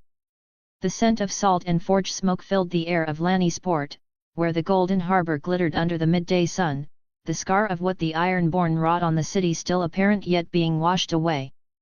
Ships bobbed lazily in their moorings, their sails bearing a riot of colors, crimson lions, golden roses, blue trouts, and crowned stags. The fleets of the realm had assembled, and with them came the lords, ambitious, proud, and squabbling. King Robert Baratheon stood on the carved stone balcony of the Lannisters' guest manse, a goblet of arbor red in hand. His broad frame filled the open space, the wind tousling his dark hair and beard, the weight of his chain of office pressing down on him like a silent reminder of his duty. From here, he could see the red wine fleet anchored beside his own royal ships. Galleys bristling with oars, warships adorned with winged lions and grapevines, and the mighty Baratheon stag itself stood proud. An impressive sight, but Robert knew the real battle would not be on deck, it would be in the war councils, in the glances and whispered alliances among these high-born peacocks. Behind him, the grand hall was alive with the hum of preparation. Servants scurried about, setting up for the evening feast, while the lords assembled for the war council. He could hear the faint sound of footsteps in the hall behind him, heavy and deliberate. Jonaran, ever the quiet presence, entered and nodded to Robert. "Robert, the lords await your presence." Robert grunted, finishing his wine in a single swallow. "They can wait. Nothing important happens without my say." He strode into the war room, where the lords were already gathering, Tywin Lannister, Mace Tyrell, Hoster Tully, and Pakester Redwine. These were the men whose strength would shape the coming war. Robert had little patience for their scheming, but they were necessary. Each of them held power, and each of them would play a crucial role in this campaign. The room was lavish but somber, oak-paneled walls, a great stone hearth crackling with fire, and a long table covered in maps, letters, and the scattered remnants of a dozen meals. Tywin Lannister, ever the meticulous planner, was poring over a map with a few of his bannermen. His sharp eyes, the color of emeralds, flicked up as Robert entered, but he said nothing. Tywin was a man of few words, but when he spoke, it was as if every syllable carried the weight of history. Mace Tyrell, by contrast, was puffing up his chest like a rooster in a pen. His doublet was embroidered with golden roses, the sigil of House Tyrell, and he looked like a man who had eaten well for years. He was smiling, perhaps too widely, as though he believed his family's vast wealth could buy him victory. Pakester Redwine, the Admiral of the Reach, stood to the side, his hands clasped behind his back, eyes scanning the sea charts laid out before him. He was a man of few words, but his reputation as a master of naval warfare was undisputed. Off to the side, scanning more maps, this time those of Pike itself, was Lord Randall Tarley, the man who bested him in battle during the rebellion, a shrewd and calculating strategist. The kind of man who loved to have on your side, and feared when against. Finally, Hoster Tully, Lord of Riverrun, sat with his usual quiet authority. His face was lined with age, his silver hair gleaming in the firelight. But there was something sharper in his eyes now, a hint of the man who had seen too many years of battle, too many wars fought for others' gain. "Let's get to it then," Robert grunted, tossing his cup onto the table. "The Ironborn are watching us dawdle like maidens at a feast." Tywin's gaze flicked toward him, unreadable. "You'd have us sail uncoordinated, Your Grace? The fleets require staggered deployment." "Discipline. Discipline." Robert bared his teeth in something like a grin. "Tell that to the Ironborn pissing on our shores. We know how to fight, don't we?" Mace Tyrell cleared his throat, eager to interject. "The Tyrell fleet is ready to sail on your word, Your Grace. Lord Pakester assures me our supply ships can sustain the expedition for a year if necessary." Robert waved it all off. "Good. I'm not waiting another bloody moon to watch the Ironborn burn." Jonaran, who had been quiet until now, looked up from the map. "Before we plan the landing, there is news from the north." The room quieted instantly. Even Tywin, ever the calculating strategist, seemed intrigued. "A raven from Sigurd," Jon continued, unfolding the parchment with a deliberate motion. Intercepted on its way from Black Tide Island? Alaric Stark has landed on Pike. Robert's heart leapt in his chest. He turned sharply, his eyes fixed on John. Stark? That cold-eyed pup took Pike. No, Your Grace, John said, his tone measured. He has laid siege to it. The Northern Fleet conquered Black Tide Island and razed some of the largest shipyards the Iron Isles had to call upon. It would seem the boy even slew Lord Black Tide in single combat. Soon after, they set sail for Pike. They've trapped the Greyjoys in their own fortress. Robert's expression broke into a wide grin, and his booming laugh filled the room. Ha! That's a true son of the North. I knew the boy had steel in his spine. Tywin's sharp gaze never left Robert. A bold move, Your Grace. One that leaves the North exposed. Jonaran interjected before the tension could rise. Lord Stark left garrisons and retains the support of the Umbers and Karstarks. And Winterfell still stands strong. It was a calculated risk. Robert's grin widened. Calculated, eh? That's the kind of lord I want at my side when we crack Pike open. Mace Tyrell, ever eager to stay on good terms with the king, nodded enthusiastically. A bold move indeed. The North always plays its cards close to the chest. Robert said, waving a hand dismissively. And it's worked for them so far. If there's one thing I respect, it's a man who knows how to fight and doesn't waste words, or in this case, a boy I suppose. Tywin's voice cut through the conversation like a blade. But this changes our plans, Your Grace. If the Northmen fail, we lose our strategic timing. We need to consider the Ironborn's counter-offensive. Robert's eyes narrowed. So, you think we should delay our strike? I'd rather see the Greyjoys drown in their own blood. Tywin's lips curled into a faint smile, though there was no warmth in it. No. But the Ironborn won't just roll over. They'll fight fiercely. We must secure our supply lines first. Jonaran added, perhaps it would be wise to consider our landing points again. The west coast of Pike is heavily fortified. I don't care for fortified coasts, Robert growled, pacing back and forth. Let the Ironborn keep their walls. We'll burn them down. The room fell into a tense silence. Robert could feel the eyes of the lords upon him, each of them waiting for him to make a decision. He knew what they wanted, a king who could make decisions, who could lead them to glory. But Robert had never been one to sit behind a desk and calculate outcomes. He had spent his life charging into battle, trusting in his strength and will. But now, as the weight of the war settled over him, he realized how much depended on these men. The politics, the alliances, the supply chains, they were all as crucial as the strength of his arm.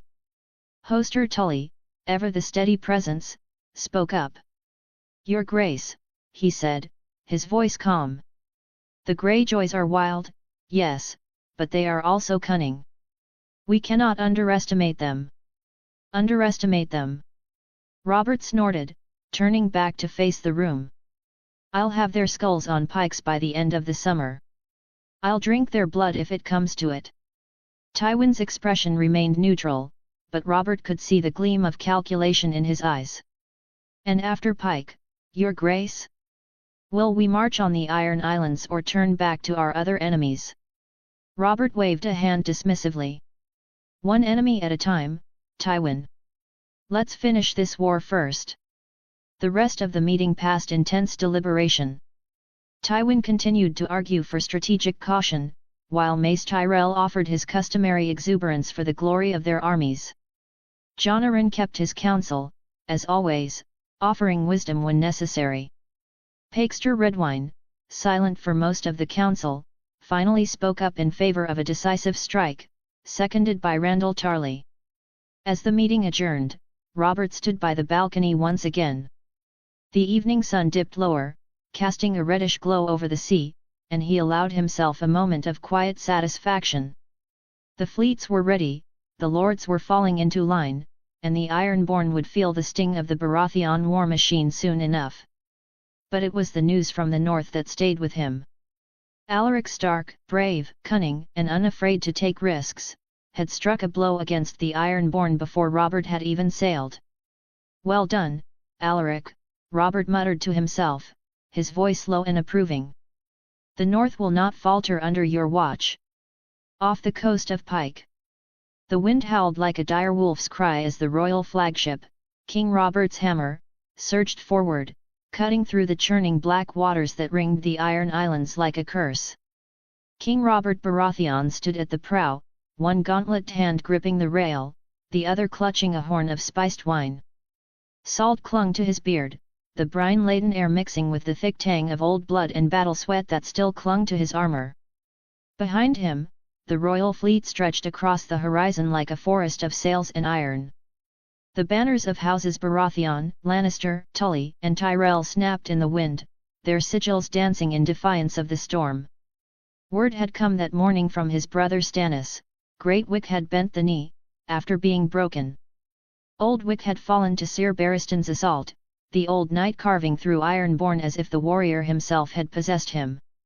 Harlaw and Orkmont had been taken in a joint assault by the forces of the Reach and Westerlands, Tyrell gold and Lannister steel working in rare harmony. Now, only Pike remained. The Kraken's den. Robert's blood thrummed with anticipation. The Ironborn had taunted him with their raids, their rebellion. Balon Greyjoy had crowned himself king, but Robert meant to rip that crown from his head with a warhammer. Thuras of Myr stumbled across the slick deck, his red robe soaked and clinging to his bulky form. He carried a wineskin in one hand and his ever-burning sword in the other, which hissed with steam each time the rain touched its flame. "By our Hiller's light, this storm shall pass," Thuras declared, sloshing wine onto the deck as he handed Robert the skin. "The fire will cleanse the darkness, your grace." Robert barked a laugh and took a long swig. "Your fire's about as useful as a eunuch in a brothel. But I won't say no to your wine. Tell me, Thuras, how many sermons must I suffer before you admit you're a drunk who likes fire?" "Only as many as it takes to save your soul," Thuras replied cheerfully. "You are chosen by our Hiller, you know. Why else would the flames show me your face last night?" "Because you drink more than I do," Robert said, grinning. "The only gods I've ever known are steel and victory. And maybe wine, if it counts." Thuras clapped him on the back. "That's the spirit, your grace. One day, you'll see the light. Perhaps when we put Pike to the torch." "Perhaps," Robert said, his tone softening. He peered into the mist ahead. "Or perhaps we'll let the Starks do it. Alaric's already cracked the outer defences, they say. Brought siege towers and catapults over half the island, damn fool. And the men love him for it. A Stark worth respecting, then." "Aye," Robert said. "More than that. He's a wolf with teeth, that one. And he remembers how to use them." Suddenly, a call rang out from the crow's nest. "Land ahead! Lord Sport in sight!" Robert's grin widened. About time.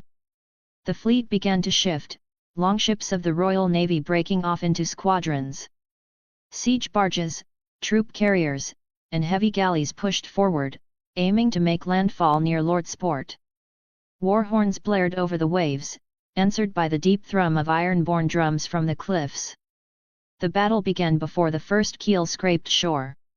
Flaming pitch rained down from the cliffs of Pike as the royal fleet surged forward. Robert roared commands, waving his warhammer overhead. Arrows darkened the skies, and siege ladders clattered into place. Fire blossomed from the sea as iron-born longships, desperate and mad, rammed into the king's vessels. Robert leapt from the prow as King Robert's hammer hit shallows, landing knee-deep in sea water with a roar. Thuras stumbled beside him, sword blazing. The Kingslayer and Sir Derek Morigen, a newer member of the King's Guard, followed, blades gleaming, while Lord Randall Tarley marshalled the infantry behind them. Steel met steel in the surf.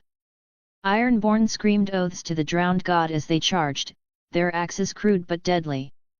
Robert swung his hammer in wide arcs, breaking shields, cracking skulls, leaving carnage in his wake. He fought like a god of war. Every strike shook the earth. A Botley captain lunged at him with twin axes, but Robert caught him mid-swing, his hammer pulping the man's chest with a sickening crunch. The Redwyne fleet joined from the south, its archers blanketing the cliffs with fire. Smoke mingled with sea spray, and the cries of the dying were drowned by the thunder of war. It took hours. But when the sun dipped low, Lord Sport was theirs. Bodies littered the beach. Botley's meagre fleet lay in ruin, their sails burning. Robert stood among the wreckage, chest heaving, his arms and armor slick with blood, not all of it his enemies'. A cut split his brow, and another grazed his thigh, but he stood unbent. "Bring me a horse," he growled. "We ride to Pike." Later, Castle Pike. The ride inland was swift. The roads were clogged with dead iron-born, their bodies left for the crows. Smoke rose in columns where northern siege engines had battered Greyjoy towers. By dusk, they reached the northern camp. It was orderly, grim, and efficient, just like the Starks. Pikes lined in neat rows, tents set in quiet discipline. No songs, no boasting. Just cold preparation. Robert dismounted before the largest tent, where the dire wolf banner flew high.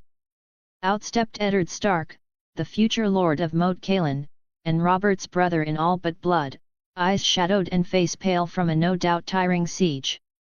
But behind him came Alaric Stark, shorter by a head, no small feat for a boy of 10, a quiet storm in human shape.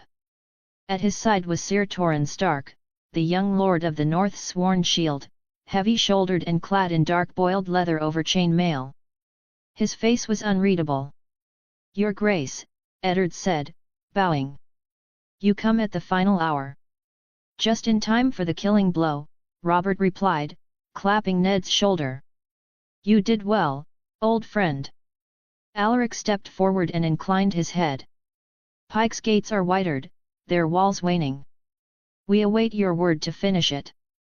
Robert eyed the boy, his presence was quiet, almost ghostly, but there was power in it. Not the shout of command, but the certainty of winter. "Then let's end it," Robert said. Alaric turned, gesturing toward the dark silhouette of Pike in the distance. "Then come, your grace. The Kraken's bleeding." Robert's smile was savage. "Let's drown him." Chapter 17, Jaime I. Happy Easter to all of my American readers. As a treat I'm dropping a doable release now and maybe even a other chapter later today, enjoy. Combined Siege Camp at the base of Castle Pike, 7th Moon, 289 AC. The white of Jaime Lannister's Kingsguard plate caught what little sun dared peek through the cloud-choked sky over Pike. Rain had come and gone throughout the day, and now the air hung with dampness, heavy with the scent of salt and smoke. The clangor of ships being unloaded echoed faintly through the camps, mingled with the distant cry of gulls circling the black, broken coast of the Iron Islands. Jaime stood with his helm under one arm, hair damp with sea mist, and fought the urge to smirk. So much effort for so little a foe. Balon Greyjoy, Lord Reaver of Pike, had fancied himself a king. A king. Jaime could still scarcely believe it. What had the fool expected? That Robert would let him have his crown? That the realm would forget the Baratheon hammer had crushed the dragon, and now would cower before squid and salt? Jaime turned from the cliffs and strode toward the great war tent, his white cloak trailing behind him like a banner of snow. He passed knights from the Reach and the Westerlands, mud-caked men-at-arms from the Riverlands, and Tyrell bannermen murmuring beneath damp plumes. Some nodded as he passed, others averted their gaze. Few greeted him. That was the way of things when you wore the white cloak. No bannerman, no inheritance, no cause but the king. He reached the tent in time to catch the tail end of some dispute between Randall Tarley and Pakester Redwyne. Something about fleet positioning, or ladders, or angles of attack. Jaime barely listened. He'd fought in enough battles to know that war councils were like mummers' shows, full of bluster, with all the good parts left for later. Inside, the council had gathered. The great lords stood hunched over a canvas map stretched across a thick oaken table. King Robert Baratheon sat slouched at the head, Warhammer beside him, drinking mug in hand. He wasn't drunk yet, but the shine in his eyes said it was only a matter of time. Tywin Lannister, his father, stood at the king's right, arms crossed, golden lion gleaming on his crimson cloak. Jon Arryn, pale and drawn, looked tired as ever. Lord Tully leaned heavily on the table. Tarly, grim as always, glared at the map like it had personally insulted him. Redwine looked out of place, a perfumed grape seller among wolves. Ned Stark stood silent and watchful, saying little but missing nothing. And there was the boy. Alaric Stark. Lord of Winterfell. Warden of the North. 10 years old, with eyes too old for any child and a mouth set in the grim line of a man twice his age. He stood apart from the rest, hands clasped behind his back, long black cloak motionless even as the sea winds stirred the others. Jaime had seen boy lords before. Fools pampered by maesters and squires, given castles and titles while wet behind the ears. Alaric was different. He said little, but listened to everything. He hadn't spoken once since Jaime entered the tent, but he had yet to stop studying the map or the men around it. The lords, for their part, ignored him entirely. A direct assault on the West Bridge, Tarly was saying, jabbing a finger at the parchment. Ladders here, here, and here. We force the gate, push through with heavy infantry. If we coordinate with Redwine's ships. Exposed, said a voice. Not loud. But sharp. Clear. Like a blade drawn in a quiet room. All heads turned. Alaric's eyes were fixed on Tarly. Those bridges were made to kill us, the boy said. Narrow, steep, and watched from above. Murder holes, slits for arrows. The Greyjoys want us to come that way. We'll lose hundreds. Tarly scowled. And what would you have us do, boy? Send ravens and ask them to open the gates. Robert chuckled into his mug, but said nothing. Alaric's voice did not waver. Collapse the tunnels beneath the outer keep. They draw sea water in to flood their larders during the siege. We collapse the supports and let the sea do the killing. Silence. Even Tywin looked at the boy then. That will take time, Tarly muttered. Men. Engineers. We have both. Redwine blinked. But the Ironborn. Let them entrench, Alaric said, cutting across him. The deeper they dig, the fewer paths they have to flee. Tywin's mouth barely moved. And if Balon uses that time to rally, what strength remains? Then he dies in a tomb of his own making. The boy stepped forward, placing a single finger on the map. Flood them. Starve them. Let the sea swallow them. You don't win a siege by bleeding men, you win it by breaking your enemy's will. The lords stared. Robert's smirk widened. A sharp one, isn't he? The king said, eyes glinting. Like Stannis, if Stannis had balls. No one laughed. Jaime allowed himself a slight smile. Gods, this is going to be fun. Redwine folded his arms. And while we wait for salt and tide, what would you have our forces do, boy? Sit on our hands. Alaric's reply was cold as the winds of the north. I would have the Reachmen build the siege engines properly. I would have the river lords map the coastline and cut off every route of escape. And I would remind the Westerlands that a golden lion dies just as easily to an axe on a narrow bridge as a common man. The tent went still. Tywin did not move. Jaime's smile deepened. Robert drained his mug and slammed it on the table. Done, then. The boy's plan has merit. We flood the tunnels and tighten the noose. And if Balon wants to drown in his castle, let him. The council murmured assent, reluctant or otherwise. Tywin said nothing, but his gaze lingered on Alaric as if trying to decide whether to have the boy knighted or strangled. The council broke apart in pieces, men departing in clumps, some muttering, others silent. Jaime lingered near the rear, still watching the boy. Alaric remained at the map. Jaime approached quietly, helm still under one arm. "You made some enemies today," he said. Alaric didn't look up. "Then they were never worth having." That sounded like something my father would say. Now the boy looked at him. No fear. No awe. Just that same calculating stare. "I'd rather not be your father." Jaime blinked, then laughed. "Seven save us. A sharp tongue, a sharp mind. You'll be cutting heads off before your voice cracks." Alaric turned back to the table. "I have already chopped off my fair share of heads, and yet, not all battles are won with swords, sire." "No," Jaime agreed. "But those are the ones I prefer." He left the boy there, standing over the map like a little king of bones and cloth. Outside, the sky had darkened to a bruised violet. Thunder rolled distantly over the sea, and smoke curled up from the siege camps as fires were lit for the night. Behind him, the tent flap stirred. Jaime glanced once more over his shoulder, at the boy who had just outmaneuvered half the realm's greatest lords. He's going to be a problem, Jaime thought. A 10-year-old with a plan and teeth. Gods help the Ironborn. And gods help everyone else when he comes of age. Later that night, the gathering tent.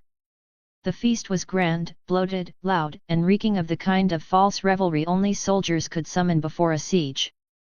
Banners swayed in the salty evening breeze, bright silks flapping high above the makeshift longhall built in haste by Tyrell engineers on the cliffs near Lord Sport. Inside, torchlight danced against the polished helms of knights and the burnished breastplates of lords, their shadows long across the tent walls. The scent of roast boar and Dornish red filled the air like perfume in a brothel, intoxicating and vulgar. Sir Jaime Lannister stood behind the king's table, clad in white plate polished to a blinding sheen. His white cloak pooled behind him, immaculate, even in this makeshift campaign court. A few errant grease stains marred the tablecloth near Robert's end, and the king himself, red-faced, half-drunk, and already boisterous, had wine dribbling into his beard. "Seven hells, look at you, King Slayer," Robert bellowed, raising his goblet in mock salute.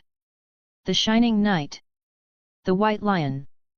Gods, you're pretty enough, I should send you over to seduce Balong Greyjoy out of his castle." The table erupted in laughter. Jaime offered a tight smile. "And here I thought you were saving all your charm for Rhaegar," Robert added, then leaned close, breath stinking of arbor gold. "Tell me, King Slayer, do you miss him?" Jaime's jaw clenched. The laughter dimmed slightly at the edges. Tywin Lannister, seated 3 chairs down, said nothing. He rarely needed to. His eyes did the speaking. "I miss the quiet," Jaime said, voice smooth as Dornish silk. Robert's grin widened, but his eyes stayed on Jaime a moment longer than the jest warranted. Then he clapped Mace Tyrell on the shoulder and turned to jape about someone else, Pakester Redwine's paunch or Randall Tarley's beard, perhaps. Jaime leaned his head back, letting the chorus of voices roll over him like waves. There were too many of them, lords and knights in bright armor, gold and silver and green and red, all feasting on borrowed time. Some wore smiles too wide for the moment, laughed too loud. Mace Tyrell, especially, swollen with pride and meat both, seemed to think this campaign little more than a tourney. Lord Pakester Redwine drank heavily, his face flushed as he boasted of his ship's maneuvering. Randall Tarley spoke little, but his cold eyes roved across the gathering like a hawk over a battlefield. Hoster Tully sat stiff and straight, lips pressed into a thin line. He drank little. Then there were the others, the silent ones. The men with the hard eyes. Lord Jonaran barely touched his food, murmuring often with his squire. Stannis Baratheon stood by the tent flap like a pillar of granite, untouched by the revelry, his mouth drawn into a permanent scowl. Tywin Lannister sat beside Lord Redwyne and said little, though Jaime knew that silence hid a calculating mind that missed nothing. But it was the boy who drew Jaime's eye. Alaric Stark sat beside his uncle Eddard and Ser Torrhen Stark, the latter built like a statue hewn from northern stone. The boy wore black and grey, wolf's head stitched in silver at his collar. His dark hair was tied back from his face, his features quiet, still. Picture of Alaric Stark at 10. He had barely touched his food. Every so often, he leaned in and murmured something to his uncle or Torrhen, and the older men would nod or frown, depending on the words. He's thinking, Jaime realized. While the rest feast, that one's thinking about tomorrow. There was no wine at Alaric Stark's place. He looked like a wolf among dogs. Jaime turned back to a goblet sitting on the king's table, poured for Jaime specifically. He had little taste for this sort of feasting.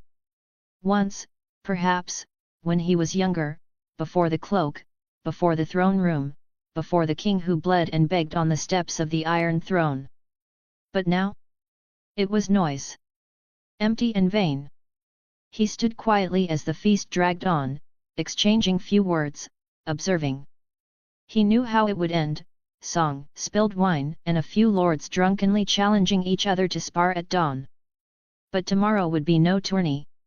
Tomorrow, the Iron Islands would burn. Pike, early dawn. The next morning came with cold grey light and the keening of gulls. A mist hung over the shore, clinging to the stone like memory. Campfires had burned low by the time the horns began to call the lords to council. The great pavilion near the siege works had been converted overnight into a war tent. Maps of Pike lay unfurled on the main table, stones marking troop deployments, fire throwers, and where the last of the trebuchets had been anchored on the cliffs. Jaime stood behind King Robert as the great lords filed in. Eddard Stark was early, as always. Alaric came beside him, carrying a scroll and a small carved wolf. Ser Torrhen followed, nodding curtly to Jaime. The air was sharp with salt and oil. Jonaran opened the council. The western cliffs are nearly mined.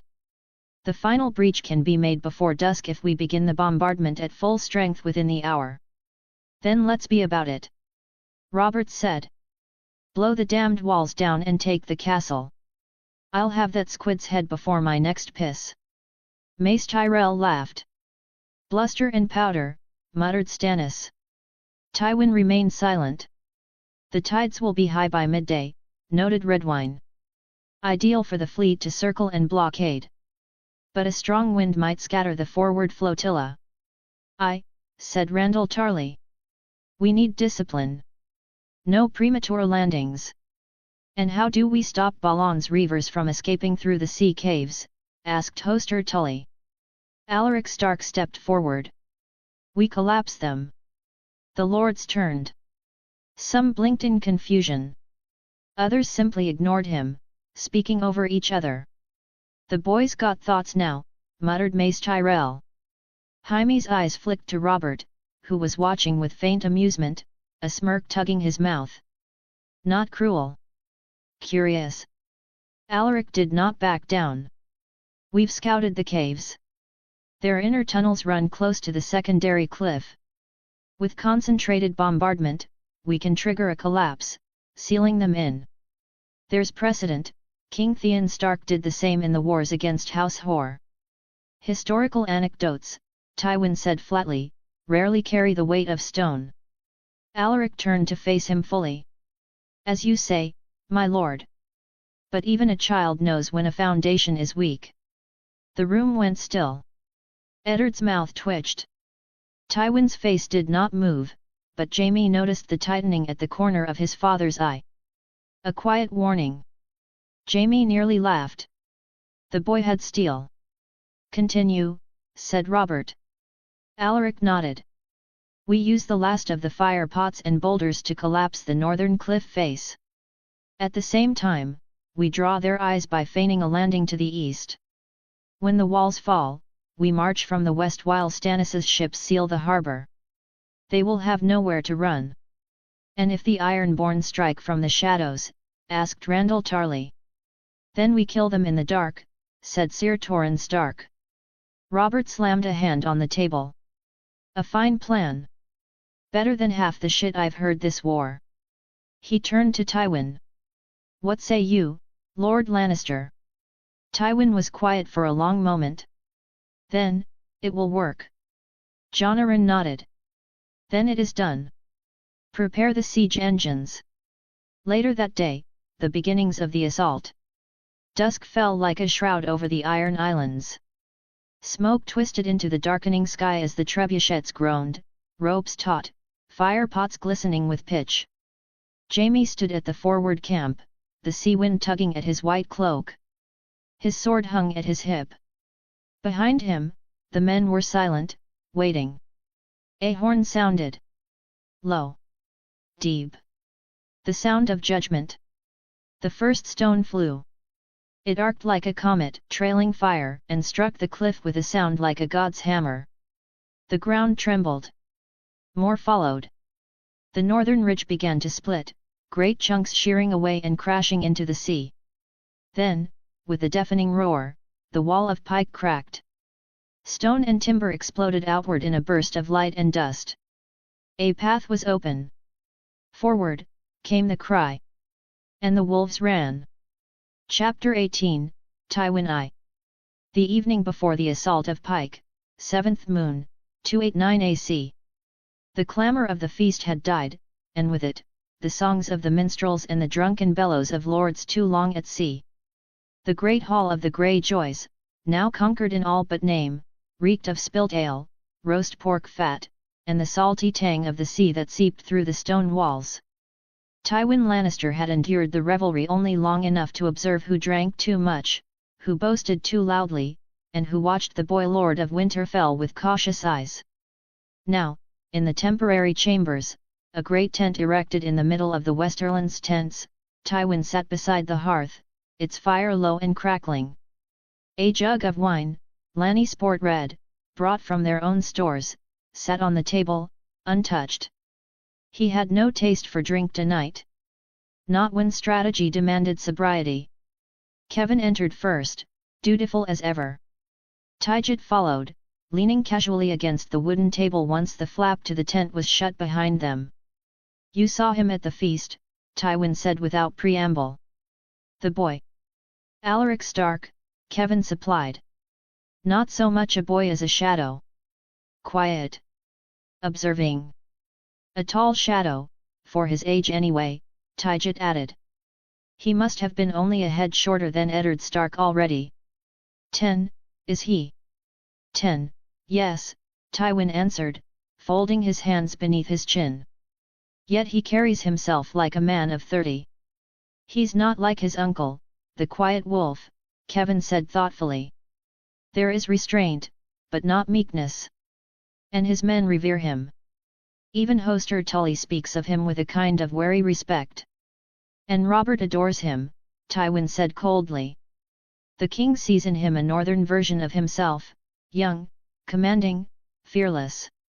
A convenient lie to comfort Robert's decline. You think him dangerous, Tygett said, almost amused. I think him a variable. They were silent for a moment, the waves crashing in the distance. Tywin stood, the light from the hearth catching the gold in his hair. He paced slowly. We have always managed the great houses through balance. Stark and Tully. Baratheon and Arryn. The Tyrells, soft and pliable. The Martells, isolated and bitter. But now. Kevin nodded. The North is consolidating. You've seen the reports. Trade routes through Moat Cailin, even the old fortress itself, are being restored. Canals dug. Timber and stone being moved. The North grows stronger under this boy's rule. And worse, Tywin said, he is loved. By his bannermen, his uncle, the small folk. Even the river lords speak of his discipline. And he took Pike, Tygett said. Or near enough. Robert may get the glory tomorrow, but it was Stark who cracked the shell. Which is precisely why we must act. Kevin looked up. You mean to kill him? Tywin turned, the firelight casting harsh shadows on his face. No. That would only make a martyr. The north would rise, and Robert would mourn. No, we must do what lions have always done best, tame him. Taijit's brow rose. You propose marriage? Or the idea of it? To whom? Kevin asked. He is of age. We've no eligible daughters in Casterly Rock. No, Tywin said. But Robert will have daughters. Taijit whistled low. You'd bind the north to the Iron Throne. We cannot undo the respect he has earned, but we can redirect it. Make him a servant of the realm, not a power unto himself.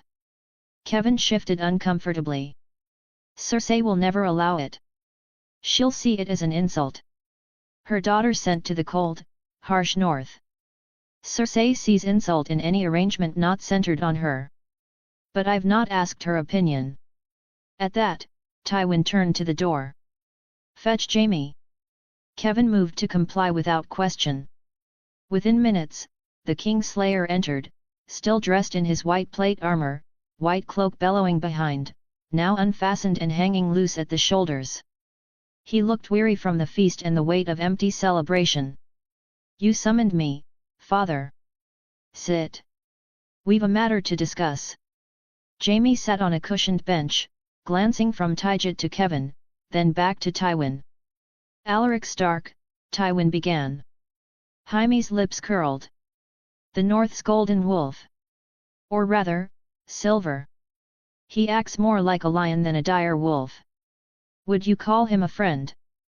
I'd call him dangerous, like you would. He has eyes like daggers and a soldier's silence. Sir Barristan says he fights like a man twice his age.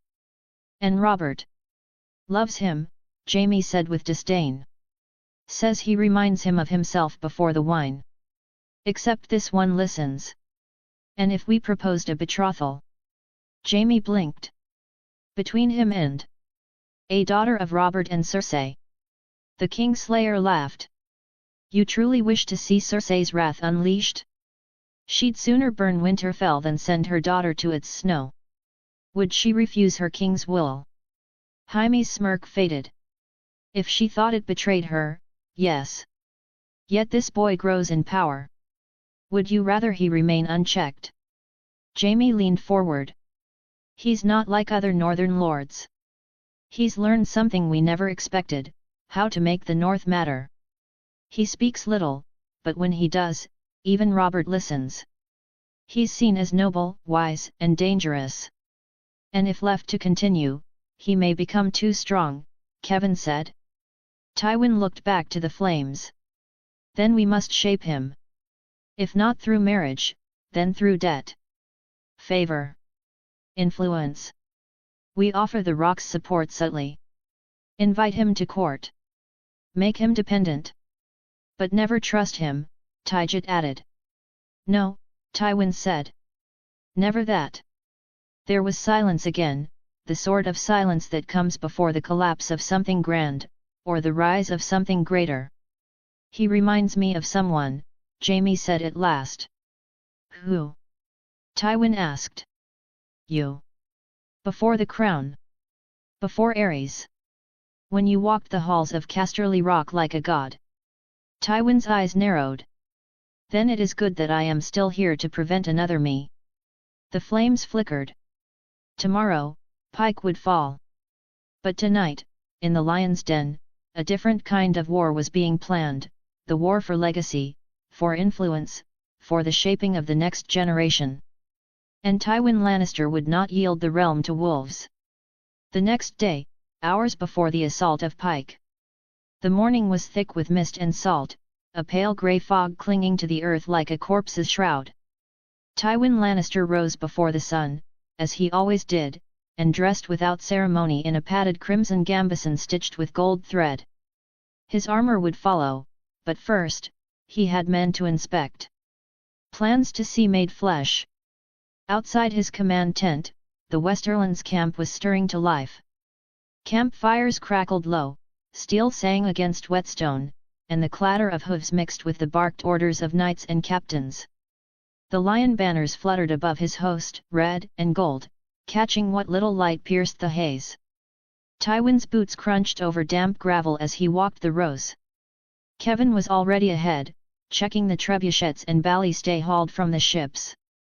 They had been a pain to transport, but they would make short work of the Ironborn's remaining walls. Lord Craighall was seeing to the western flank, ever eager, though too loud. Sir Adam Marbrand oversaw the cavalry, their palfreys stamping in the mist. Sir Furley Prester, as usual, had his nose deep in logistics, making sure the carts of pitch and oil arrived where needed. Tywin noted it all without comment. He did not praise men for doing what they were expected to do. He paused atop a low ridge of broken rock, overlooking the muddy plain between the camps and Pike's outer curtain. The Ironborn had abandoned most of the land-facing defences, retreating behind their final walls and bridges. They would fall. Tywin had calculated that already. But what drew his eye now, across the field and beyond the Riverlander and Crownlander camps, was a shadow in the mist, tall and sure-footed, striding down the lines of armoured men with a poise rare for any age. Lord Alaric Stark. The boy, if one could still call him that, was clad in black mail and a dark grey surcoat with the white dire wolf of Stark upon it. He walked slowly, stopping at intervals to speak with captains, to inspect formation lines, to offer a word here, a nod there. Stark soldiers, many grizzled and twice his age, straightened when he passed. Some touched fists to hearts. He offered no flourishes, no speeches, no songs.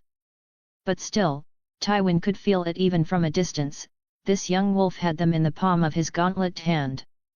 Then, to Tywin's surprise, Alaric turned and walked to the head of the column, toward the vanguard being assembled, led by the Northmen and the Blackwoods of Raventree. He mounted a tall grey destrier with a northern-made saddle, and when he pointed toward the breach in the crumbling outer wall, his men moved. Slowly at first, in silence. Then with renewed purpose. The boy was not waiting for the crown's horn. He would be first. So that's your plan, wolf pup, Tywin murmured, watching. Lead from the front. Inspire them with courage, or die and become a hero. He did not admire it. No, admiration was for fools. But he understood it. Foolhardy, said a voice behind him. Kevin, armoured now, helm under one arm. Calculated, Tywin replied. He knows what a victory like this buys. Loyalty. Legend. Legitimacy. Kevin exhaled. He's already a Stark. What more does he need? Tywin turned his gaze back toward the young lord riding ahead of his men, into the fog and danger without hesitation. A Stark, yes. But not just any Stark. Not just the Lord of Winterfell. Not just the son of a dead Umber. He wants to be the Stark. The one history remembers. Tywin narrowed his eyes. And that should concern us all, after all. An ambitious wolf is far more unpredictable than one who is content sitting up north. The realm saw that almost unfold with the boy's grandsire and his Sauron ambitions. They watched in silence as the northern host began to take their place, poised to charge into the ruined section of Pike's defences when the time called for it. Siege ladders were readied. Rams were rolled forward. A slow, grim drumbeat began among the Riverlanders, a soundless war cry pounding through the hearts of men. Behind them, the king's host began to rouse. Robert Baratheon emerged from his pavilion in half-plate, laughing loudly with Thuras of Myr. The Red Priest waved a flaming sword overhead and began shouting prayers in his bastard Valyrian. The smell of sulphur and horse sweat filled the air. Does he know the boy's already taken the front? Kevin asked. He'll see it soon enough, Tywin replied. Sure enough, Robert's gaze fell across the field and found the dire wolf banner already advancing. Seven hells, the king growled, though there was no anger in it, only a kind of rough joy. The boy stealing the glory. Tywin could see it, Robert would follow. He had to follow. What king allowed a boy to take the lead? Already, the Crownlanders began to rally around their liege lord, the air thick with anticipation. Tywin did not rush. He moved through the rest of his forces, ensuring every detail was in place. He spoke to the shield bearers, confirmed the oil casks were ready to be lit and catapulted. He reminded Lord Lytton to keep his archers from firing too early. He checked and double-checked the gold lion standards set to rise when the final assault began. And always, in the corner of his mind, Alaric Stark's face remained serene, cold, unshaken. Tywin could see it now, within his mind's eye. Later, when the horns blew and the screams rose, and the smoke and fire of battle painted Pike red, Tywin Lannister would walk through broken stone and pools of blood without flinching. He would pass dead Ironborn and mangled Northmen and see the wolf banner planted atop the central tower, not the stag, nor the lion. And when Robert Baratheon would shout and bellow and proclaim his victory, Tywin would remember whose men had gone in first. Who had stood unafraid in the breach. As they gathered atop the ruined battlements that evening, when tearing at cloaks and banners, Robert clapped the northern lordling on the back and roared with laughter. "Next time I crown a hero," the king bellowed, "I'll be naming a bloody child." Alaric only bowed his head, polite as ever. But his eyes met Tywin's across the wall. Neither blinked. Neither smiled. The wolf had tasted blood. And the lion knew the hunger would only grow. The game had changed. And Tywin Lannister would not yield. Not now. Not ever. Chapter 19, Eddard 4. Hey guys, just to let you all know, I'm going to start posting the character images in the Stark Family Auxiliary chapter, and in the future I plan to create another auxiliary chapter to consolidate all of the images in one chapter for ease of access. The morning of the assault on Pike, 7th moon, 289 AC. The sound of the sea was distant in his ears, a muffled thrum beyond the canvas of the command tent. The salt air bit through the cold morning mist, but Ned Stark felt none of it. He sat at the edge of the small cot, forearms resting on his knees, his hands clasped tightly together. A single oil lamp flickered overhead, casting wavering shadows across the maps spread out on the table beside him. He had not slept. He rarely did before battle, but this night had weighed heavier than most. The camp beyond stirred like a sleeping giant, tense with the promise of blood. His armor, blackened steel and dull mail, lay assembled at his feet, and yet it was not war or death that gnawed at his thoughts, it was Alaric. His nephew. His blood. The Lord of Winterfell. How long had it been since he'd seen the boy smile without the edge of calculation behind his eyes? When had the light dimmed from those grey orbs, only to be replaced by a cold, resolute steel? 10 years old, and already a war leader. A Stark born of umber fire and something older, deeper, Ned could not name it, only feel its weight when Alaric spoke. He had thought to shield the boy after Ned's Lord Father and Brandon's deaths. Had tried. The gods knew he'd tried. But Alaric had not needed shielding. He'd needed space. And war, it seemed, had given it to him. Ned ran a hand through his hair, rougher than necessary, as if the motion might clear the fog in his thoughts. He recalled watching the boy during the early stages of the siege, giving orders with a voice colder than any northern winter, calmly discussing logistics and rations while dead men burned on pyres not 100 yards away. It wasn't cruelty. That was what disturbed Ned most. There was no joy in it. No sorrow, either. Only purpose. Only the burden of rule. Footsteps scraped outside the tent. A moment later, the flap opened, revealing Sir Torrhen Stark, his dark hair tied back and his breastplate freshly polished. He inclined his head in respect. "It's time, Ned. The vanguard awaits you." Ned rose and nodded silently, sliding his father's sword, Ice, into its scabbard across his back. Although the rightful weapon of the Lord of Winterfell, his nephew saw fit that he wield the long sword Nightfall while granting the honor of wielding their family's ancestral sword to Ned. Until Alaric grew older and larger, Ned would be the custodian of Ice. Outside, the camp was stirring into readiness. The grey light of dawn smeared the horizon, catching on helms and spears like the first glint of steel from a coming blade. The air was thick with smoke from cook fires and the acrid tang of pitch being readied for the final bombardment. Banners snapped in the wind, houses Flint of the Mountains and Flint's Finger, Searwyn, Glover, Mormont, Tall Heart. And there, front and center, the dire wolf of House Stark, the ever-imposing grey dire wolf against a field of white. They stood at the edge of Castle Pike's ruined outer defences, where the Ironborn had dug in behind crumbling walls and scorched barricades, the first line of defence set between them and Pike's interior. Soon, the king's signal would come, a volley of boulders and flaming pots from the royal trebuchets and red wine galleys, and the breach would open. The north would lead the charge. Ned walked the line of northern men. Not just Winterfell's, but all the North's.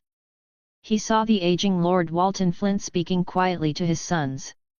Maege Mormont adjusted the shield straps of her eldest daughter, Daisy. Cregan Umber, the Great Yon's younger brother and also an uncle of Alaric through his mother, the younger Umber having come with a retinue of 500 Umber heavy infantry as the Great Yon's representative, laughed with two of his men, great hands slapping shoulders like thunder. Lord Tito's Blackwood, though not of the north, stood among them with a quiet reverence, his black feathered cloak unmoving in the breeze.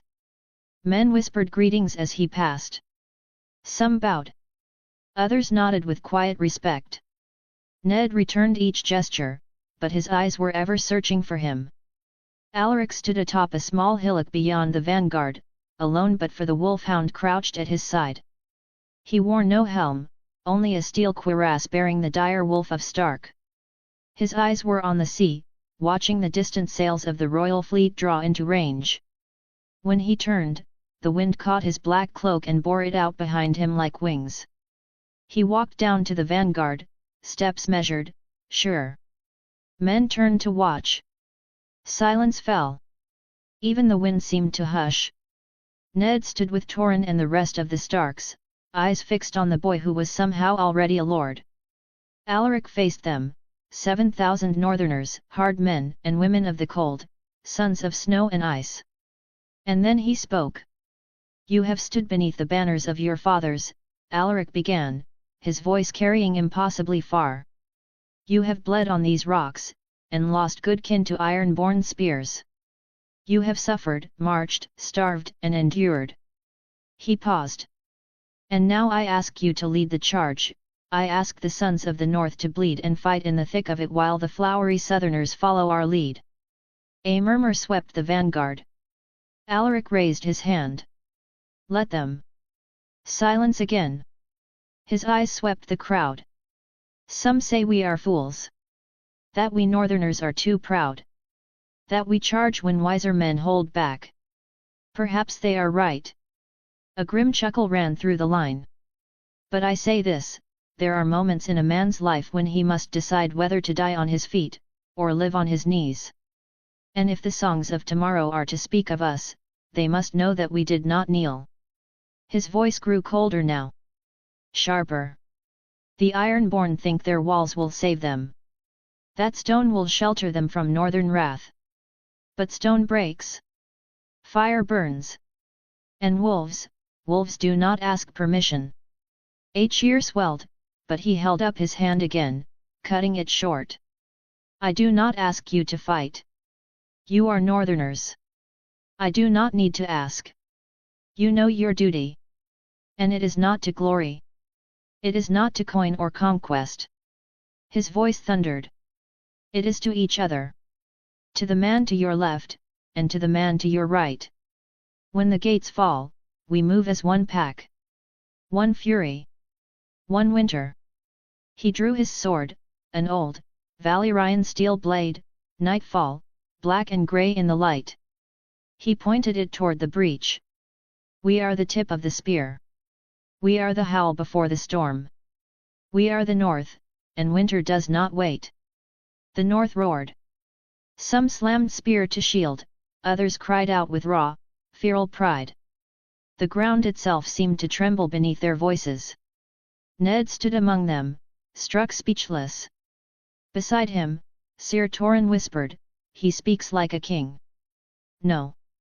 Ned's thoughts were darker. He speaks like something older.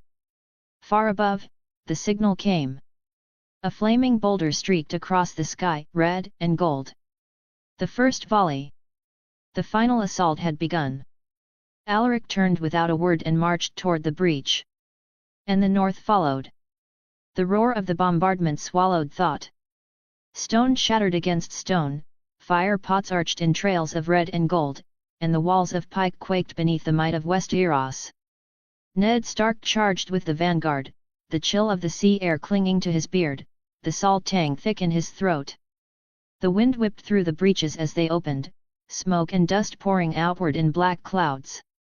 He ran with the dire wolf banners, alongside Torren and Benyon, Sir Harold and Sir Benjicot, Lord Artos at their rear, old blood, ancient blood, Stark blood. Iron-born defenders atop the walls loosed arrows and hurled rocks, but the north did not break. Ned had fought in battles before. The trident being the bloodiest. But this was something else. This was fury unbound. The first breach came down in a thunderclap of broken stone, and the north poured through like a flood. Ned ducked beneath a falling beam, rising just in time to parry a howling iron-born raider's axe. Ice bit through flesh and bone, and the man crumpled. He had no time to breathe, another came, and another. Sir Torren was at his side, sword flashing in brutal, clean arcs. Benyon leapt past them both to gut a charging axeman. The battle fractured around them. The second breach fell. Robert's voice echoed distantly over the din, a great roar as the king himself surged forward with the storming southerners.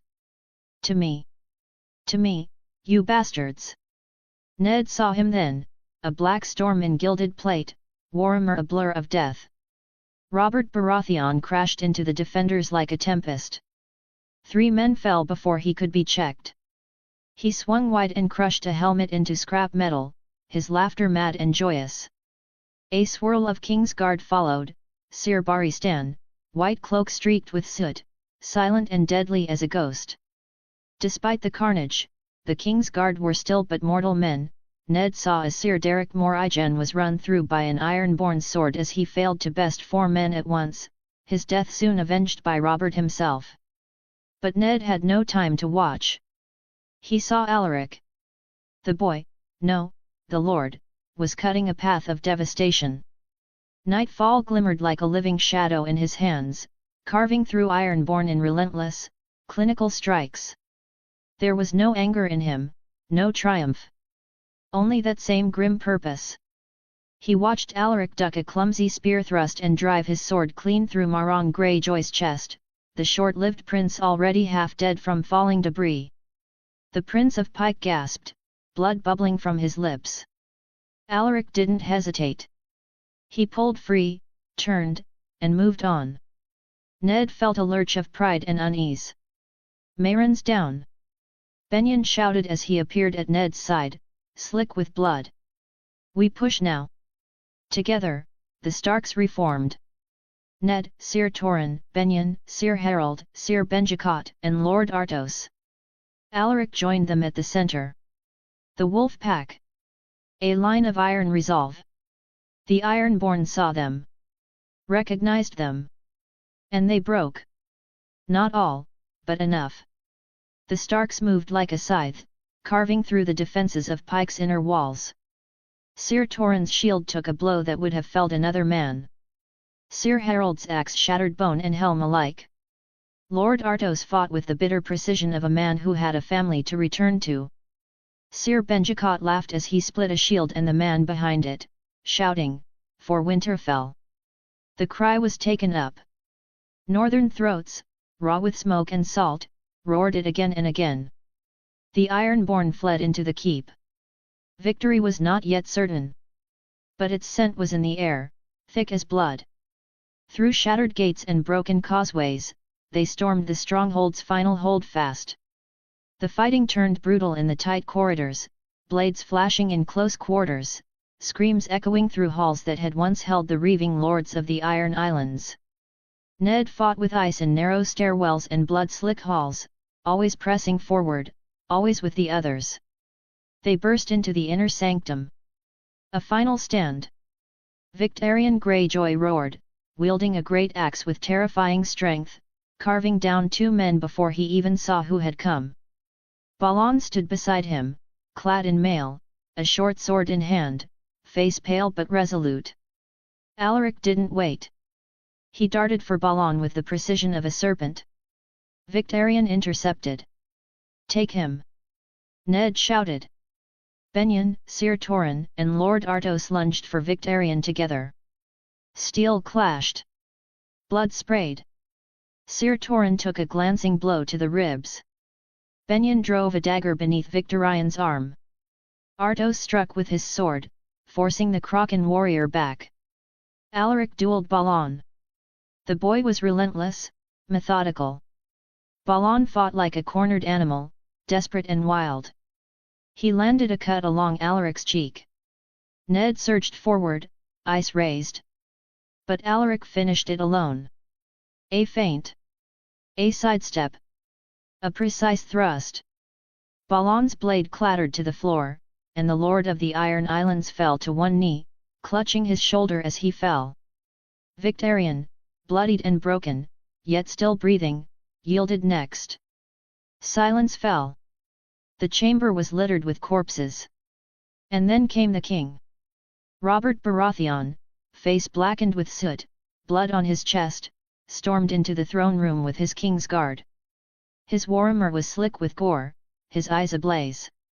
He took in the scene, the kneeling Krakens, the battered Starks, and grinned. "Well," he said, voice like thunder. "Looks like you lot left me scraps." The battle for Pike was over. The North had led the charge. And winter had come. Chapter 20, Jaime 2. Immediately following the capture of Pike, 7th moon, 289 AC. Jaime Lannister wiped blood from the corner of his mouth with the back of his white gauntlet, the stench of salt, soot and death thick in the throne room of Pike. Smoke still drifted through shattered windows, blown in from the storm-tossed sea.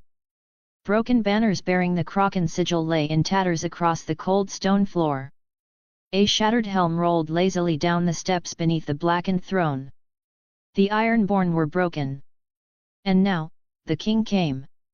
Robert Baratheon strode through the iron-bound doors with the same force of will he'd brought into battle. His hammer swung from one massive fist, still stained with Ironborn blood. His beard bristled with sea spray and gore, and there was a grin plastered across his face that Jaime had seen only in the midst of slaughter. "Ugly fucking place," Robert announced to no one and everyone, staring at the sea stone chair of Pike, an ornate oily stone chair shaped into a crokinole. He lifted his hammer high. But then again, what did we expect from squids? The laughter that followed was half genuine, half exhausted. Tywin Lannister did not smile. He stood nearby, arms crossed, flanked by his brothers. Lord Tarly and Redwine murmured amongst themselves. Lord Hoster Tully leaned heavily on a pillar. Jon Arryn stood behind Robert with all the poise of a man already planning the next step. "Credit where it's due," Robert bellowed, nodding to the figures that approached the dais. "It was Alaric Stark and my brother in all but blood, Ned, who cracked this place open. I'd have taken the gate myself if you bastards hadn't beaten me to it."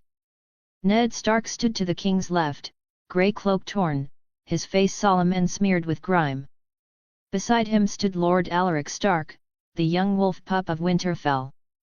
His sword was still unsheathed, but his armor was spattered in blood and ash, his eyes sharp and distant. Jaime watched him with the cautious interest of a man who'd seen enough to know a predator when he spotted one. A nod from Jon Arryn, and the lords began to file out of the throne room. A council was to be held, one that would determine the fate of House Greyjoy. Later. The chamber was deep within Pike, away from the salt and wind, though the stink of the reeking halls still clung to the stone.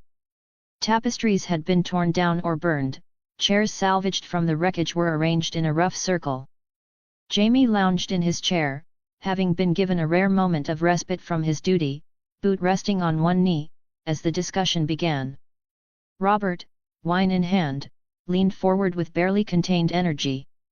So, what do we do with the Kraken now that we've ripped off its arms? Lord Randall Tarley was first to speak, voice clipped and cold.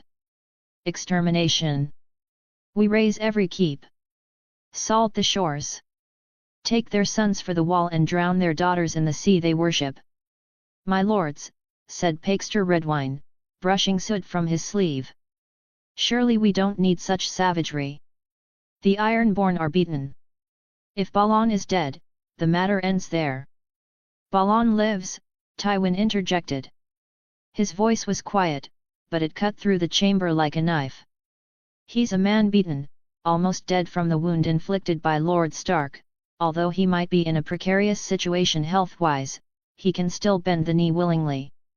Or we could drag him in chains, muttered Kevin beside him. Hoster Tully leaned forward. What of the reavers still hidden in the Isles? We'll see raids for years if we do not press hard now. Aye, grunted Mace Tyrell, stroking his beard. But press too hard and we'll stir rebellion anew. Mercy, I say. Mercy, and heavy tribute. We take their ships, their gold, their sons. The fat flower giving a rare anecdote that wasn't utter dog piss. More voices joined in. Some clamored for executions, others for hostages, still others for a treaty and tolls on Ironborn trade. Jaime remained silent, fingers drumming against the hilt of his sword. Through it all, the Northman said nothing.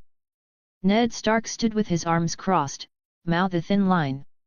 Alaric Stark leaned back in his seat, eyes half-lidded, expression unreadable. Sir Torrhen Stark, the boy's sworn shield and protector, sat nearby, whispering with one of the other northern lords, the brooding Lord Artos of High Hill, if Jaime recalled correctly.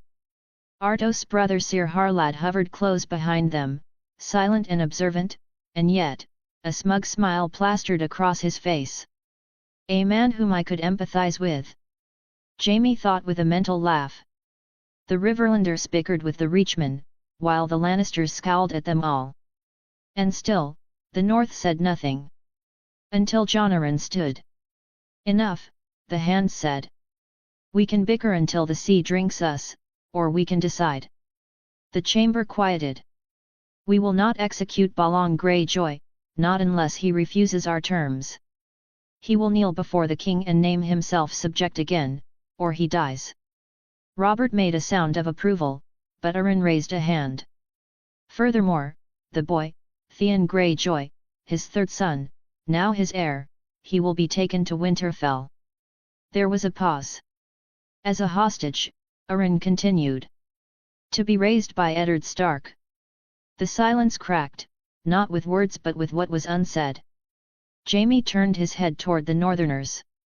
Ned Stark's face was still, though his brow furrowed ever so slightly. Alaric's expression remained cold, carved from winter stone. Sir Torrhen leaned forward, speaking low. You would have us keep the Kraken's spawn in our den. To raise him as one of your own, Jon said. So that when the time comes, he remembers the North. Jaime couldn't help himself. As the lords stood and began to disperse, he turned to the Starks and offered a smirk. Well, I hope you enjoy your new house guest. Squid smells worse than dog, but I'm sure he'll make a fine pet. He caught the flicker in Alaric's eyes before the Northern Lord even opened his mouth. Keep speaking, Kingslayer, Alaric said, voice soft and sharp as a blade of ice. You may learn the smell of your own fear. That shut Jaime up. A beat of silence. Then Alaric turned and walked away, his cloak swirling behind him, followed by Ned and the others. Jaime leaned back in his seat, stretching his arms behind his head, exhaling through his nose. Well, he muttered to no one in particular, I liked the smell of the sea better. Later, Jaime stood atop the ruined ramparts of Pike, watching the waves crash against the cliffs. Smoke curled from below, where the Ironborn dead were being burned. The sea was red with memory. He wasn't sure he liked this victory. Not because it wasn't glorious, it was. The kind of tale the singers would tell. But it felt like something else had been broken here, something old and quiet and unforgiving. Like a wolf baring its teeth in the dark. And the north had bared its teeth indeed. He watched as Alaric Stark stood beside his uncle, their voices low, speaking not of glory but of burden. Jaime knew duty when he saw it. He'd worn that face too, once. He grunted and turned away. The sea still roared, but the krakens were silent. The next day, mid-morning. The sun had barely pierced the haze over Pike when they gathered. Jaime stood beside his king as the defeated lords of the Iron Islands were dragged before them. The air still reeked of salt and smoke, the stones beneath their feet blackened by fire and blood. But the throne room of the Greyjoy still stood, ugly, brutal, reeking of iron and decay. Fitting. At the center, on the raised dais of twisted iron and weirwood, stood Robert Baratheon. His warm rested across his shoulder, his chest bare beneath his cloak, his beard still damp with sea spray and sweat. He looked every inch the conqueror, golden crowned by morning light and flanked by his loyal lions, wolves, and stags. Balon Greyjoy knelt before him. The silence was tense, the lords gathered in a semicircle around the scene, Lord Pakester Redwine with his perfumed handkerchief pressed to his face, Doer Randall Tarley in bloody mail, old Hoster Tully with his shoulders slumped. Lord Mace Tyrell smiled as if he were watching a tourney, while Jon Arryn and Ned Stark stood stiffly, grim-faced. And beside Ned, his nephew, Alaric Stark, taller than any boy of his age, arms crossed, expression like cold stone. Balon's head remained bowed. "I thought squids had no spines," Robert said finally, his voice booming through the ruined hall. "Yet here you are, bent like a dog." Balon did not rise. "You have won." Robert stepped forward. "I. And you've lost. You had your rebellion. You burned towns, murdered small folk, killed good men.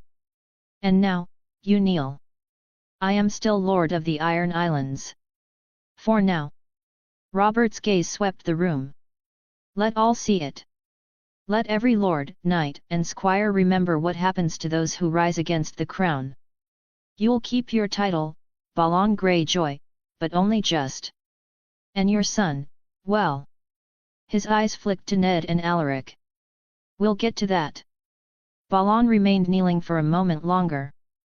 Then, finally, he rose, face pale beneath his salt and iron beard. He turned without another word and walked from the throne room, under guard. Later, Jaime leaned against a moss-streaked wall, arms folded as he watched a small procession form in the courtyard. Baratheon men-at-arms in black and gold stood in formation, surrounding a boy who could not have been more than 9. Theon Greyjoy. He had that iron-born look, sharp features, pale eyes, the beginnings of arrogance already etched into his posture. But there was fear there too, barely masked, as he clutched a salt-stained satchel and tried to keep his chin high. "Careful, boy," Jaime called, pushing off the wall and striding over, his white armor gleaming under the overcast sky. "You're about to be thrown to the wolves." Theon blinked at him, uncertain whether to be insulted or afraid. Jaime offered a smirk. "You bite them first, or they'll chew you to the bone. That's what they do in the north. Especially the cold one. Alaric. He eats boys like you for breakfast. With a bit of hard bread and blood sausage." Theon swallowed. "Good luck, squidling." Jaime patted his shoulder with just enough force to stagger him slightly. "Hope you swim better than your brothers." The guards gave him a sharp glance, but Jaime waved them off and sauntered back toward the docks, where the final farewells were being made. The next day, first day of the 8th moon, 289 AC. The sea wind snapped at the banners above Pike's ruined docks. Ships bobbed in the choppy waters, northern warships with snarling dire wolves carved on their prows, standing ready to return to frost-bitten lands. Robert stood at the edge of the quay, clasping Ned Stark by the arm. "You're a hard man to convince, Ned. I've had enough of courtly life, your grace." Jamie stood close enough to hear, behind Robert's shoulder. Nearby, Jonaran watched in silence, and Alaric Stark lingered a few paces off, speaking quietly with his bannerman. "I wanted you at my side," Robert said. "You're my brother, damn it. You always were." Ned smiled faintly. "And you are my king. But my place is in the north. Winterfell cannot rule itself. Nor can my nephew." Robert glanced over at Alaric. The boy's got steel in him. More than some grown men. Still. He sighed. "Seven hells, I'm going to miss you." "You'll have Jon," Ned said gently. Robert grunted. "He's no fun at feasts. Doesn't drink, doesn't whore. Reads too much." That got a laugh from Jamie, which drew a glare from Arryn. Jamie offered a mock bow. "Apologies, Lord Hand. Just appreciating the king's insight." As Ned turned to leave, Robert pulled him into a rough embrace. "Send ravens," he said. "And if you ever change your mind, you'll be the first to know." Ned stepped away, nodding once to Jamie, then to Arryn. His men were already boarding. Sir Benjicot Stark of White Harbour shouted orders, and Sir Torrhen Stark helped some squire onto the plank. Alaric approached last, pausing in front of Robert.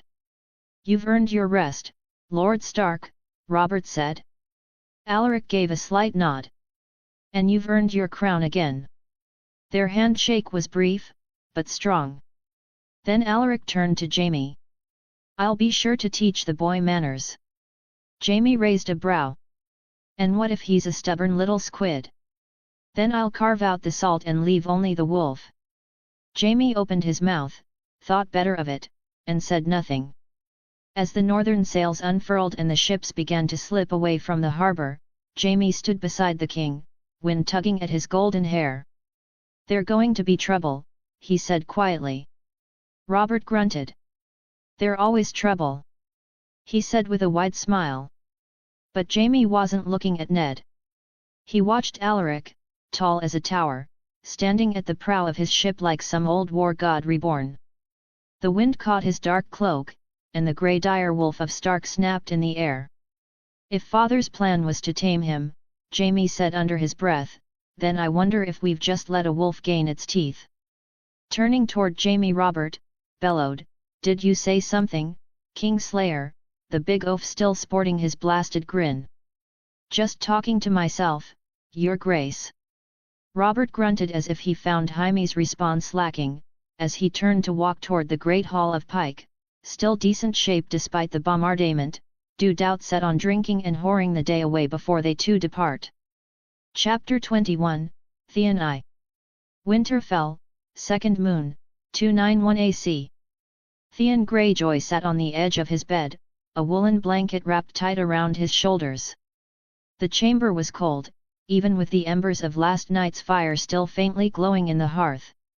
It was always cold in Winterfell, even in summer. A cold that clung to his bones like salt air once had on Pike. But this chill was not the spray of the sea or the salt-kissed wind that howled from the Iron Islands. It was quieter here, more ancient, as if the stones themselves whispered of old kings and long winters. He stared out the small window, eyes scanning the courtyard below where two guardsmen practiced with blunted swords. His hands itched to hold a blade, or better yet, an axe, but instead he clasped them between his knees and let his thoughts drift. Home. He had not used the word in 2 years. He wasn't sure if Pike was even that anymore. He could still see the waves crashing against the cliffs, the narrow bridge swaying in the wind, and the sound of the sea hammering the rocks far below. He remembered the reek of seaweed and damp stone, the slick feel of moss beneath bare feet. He remembered the caws of gulls and the clinking of chainmail as the household guard patrolled the cold, dripping halls. He remembered Asha. They would play in the sparring yard when father was away, racing each other up the stairs of the sea tower or sneaking into the kitchens to steal dried squid and crusty bread. She had always been faster, quicker with a stick, and sharper with her tongue. She'd mock his every stumble and laugh when their older brothers called him soft. Roderick and Maron. They'd wrestle him to the ground and shove his face in puddles, calling him maid's son and wet pup.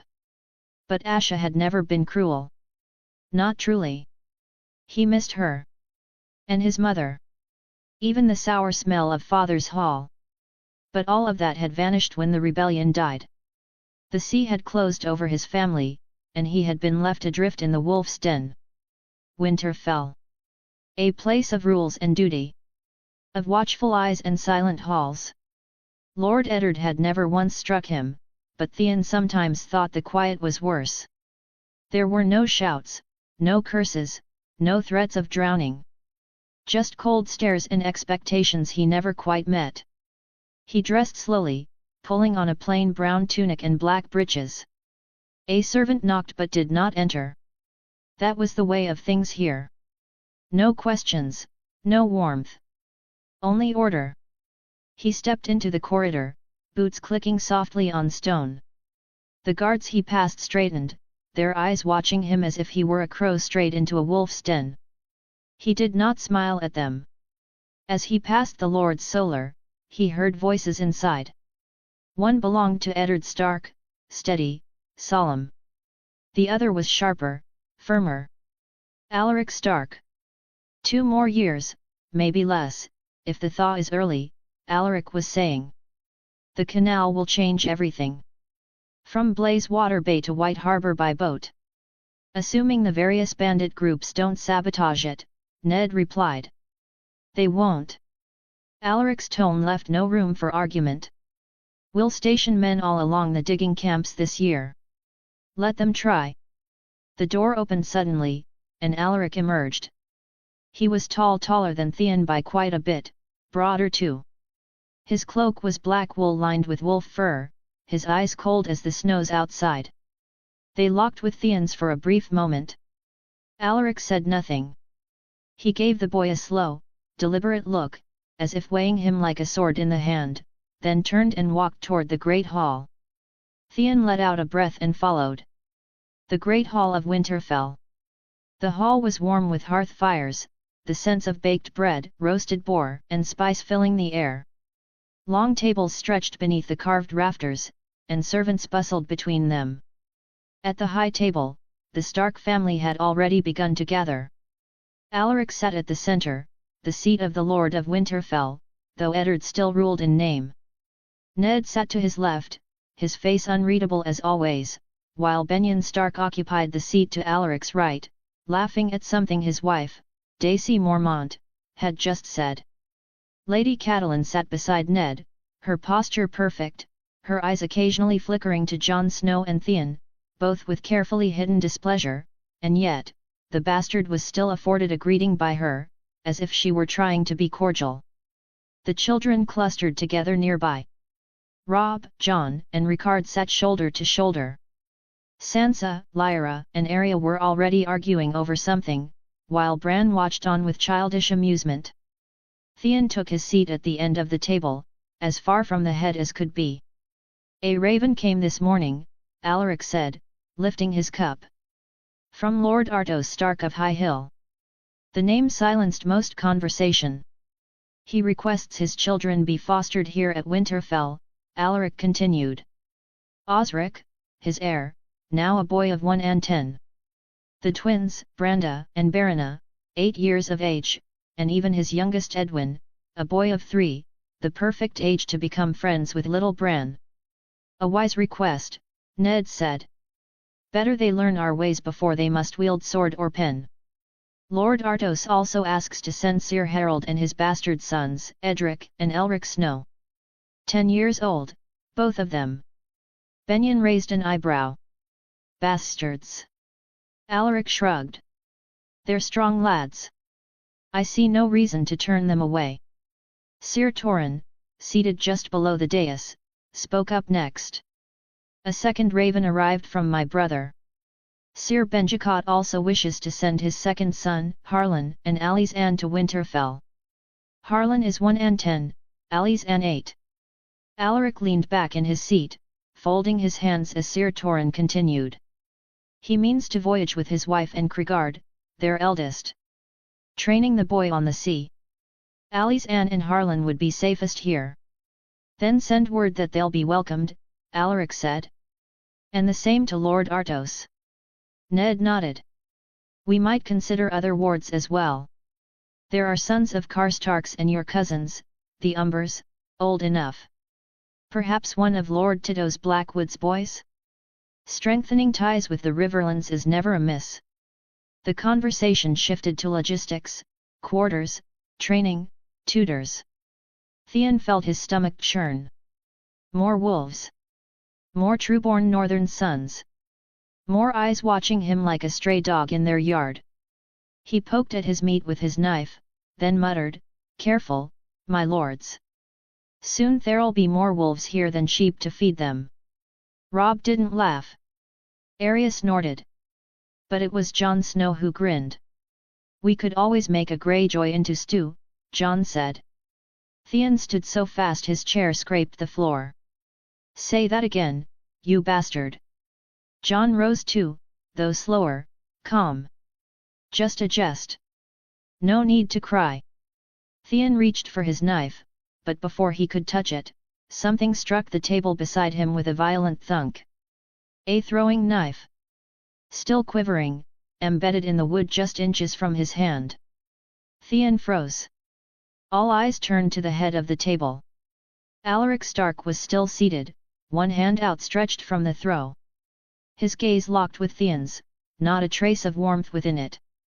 "Sit down," Alaric said. "Or leave." Theon backed away, heart hammering in his chest. The shadows of the hall seemed longer now. He turned without a word and stormed from the room, his footsteps echoing off stone. He didn't stop until he reached his chamber, slamming the door shut behind him. He pressed his back against it, breathing hard. He hated this place. He hated its stone walls and silent guards. He hated Jon Snow. And Alaric fucking Stark. And most of all, he hated the boy staring back at him in the cracked mirror. Not Greyjoy. Not Stark. Just a shadow in a wolf's den. Winter fell, the next day, Theon's quarters. It was morning, the sun rising upon another day, and yet, Theon still couldn't shake what had transpired last night. Theon sat there for a long time, his hands clenched into fists, chest rising and falling like a ship caught in a squall. The cracked mirror above the wash basin threw back a distorted image of his skull. His jaw ached from how tightly he'd been clenching it. The throwing knife had sung through the air like a hawk diving for prey. Not a warning. A declaration. Alaric Stark hadn't raised his voice. He didn't need to. The throw had spoken well enough, "You are watched, and you are nothing here." Theon's breath came in short, angry bursts. He had not come to Winterfell willingly. He had come as a hostage. A prize from a war his father had lost, a reminder to Balon Greyjoy that his ambitions had drowned with his sons. Yet over the past 2 years, he had been dressed in wool, fed from the same table as the wolf cubs, trained by the same masters at arms. But never one of them. Never a wolf.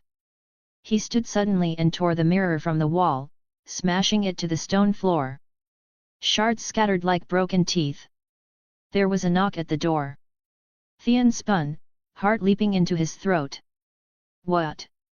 It opened just enough for Robb Stark's head to peer through. "You all right?" Theon turned away, wiping his face with the back of his sleeve. "Do I look all right?" Robb stepped in and shut the door quietly behind him. He looked older than he had even a year ago, broader in the shoulders, a touch more like Eddard in the set of his mouth. "It was a jest," he said. Theon gave a hollow laugh. "If I had drawn on Jon, would it have been a jest then?" Robb didn't answer. Theon paced like a caged cat. He knew what he was doing. "That bastard!" "You're not helping yourself, Theon," Robb interrupted. Theon froze. He looked over his shoulder. "Helping myself? Is that what I should be doing, Robb? Playing the loyal pup?" grinning through every bite like I'm grateful for table scraps. No one said you had to. I'm not one of you. Thean shouted, his voice cracking against the stone. I'll never be. Rob's expression didn't change. I know. Those two words struck deeper than any knife. Rob hesitated, then added, but you're not a prisoner anymore, not really. My father treats you fairly. Alaric, too, although cold, he hasn't laid a single hand on you now, has he? You're trained like us, you dine with us. No one's stopping you from being more. They are, Thean growled. You just don't see it. Rob folded his arms. Then prove them wrong. Or go back to Pike. No one's keeping you. Thean turned slowly. You think I can go back? My father would spit in my face for the way I talk, the way I dress. I'm not Ironborn anymore, and I'm not Stark either. Besides, someone is stopping me, that very cousin of yours who skewered my brother Maron like, well, a squid. Then be Thean, Rob said, simply. Whoever that is. For a moment, silence stretched between them. Then Rob opened the door. They're practicing in the yard. John included. He paused. You could come. Thean didn't answer. When the door shut, he stared at it for a long time. Winter fell, the training yard, midday. Steel rang on steel. The yard echoed with the sounds of practice swords and the grunts of boys turning into men. Snow drifted lazily from the sky, dusting the ground and clinging to the cloaks of the watchers. Sir Roderick Castle barked orders from the sidelines, one hand on his thick mustache, the other pointing toward errors in footwork or posture. Watch your stance, Rob. You're a Stark, not a startled goose. Rob and John sparred in the center ring. Their movements were quick and practiced, neither yielding easily. Ricard Stark, Benion's eldest, stood off to one side, watching with wide eyes and fidgeting fingers. Thean leaned against the wooden railing, arms crossed, face unreadable. Jon Snow moved like a ghost, light on his feet. Rob was solid, all northern steel and grit. They circled, feinted, clashed.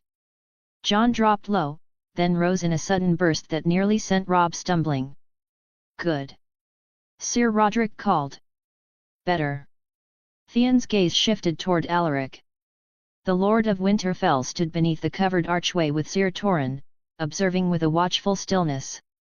Alaric said little, but everyone knew he missed nothing. His eyes flicked from stance to grip, movement to reaction. It wasn't just training, it was selection. It always felt like that. Thean turned to leave.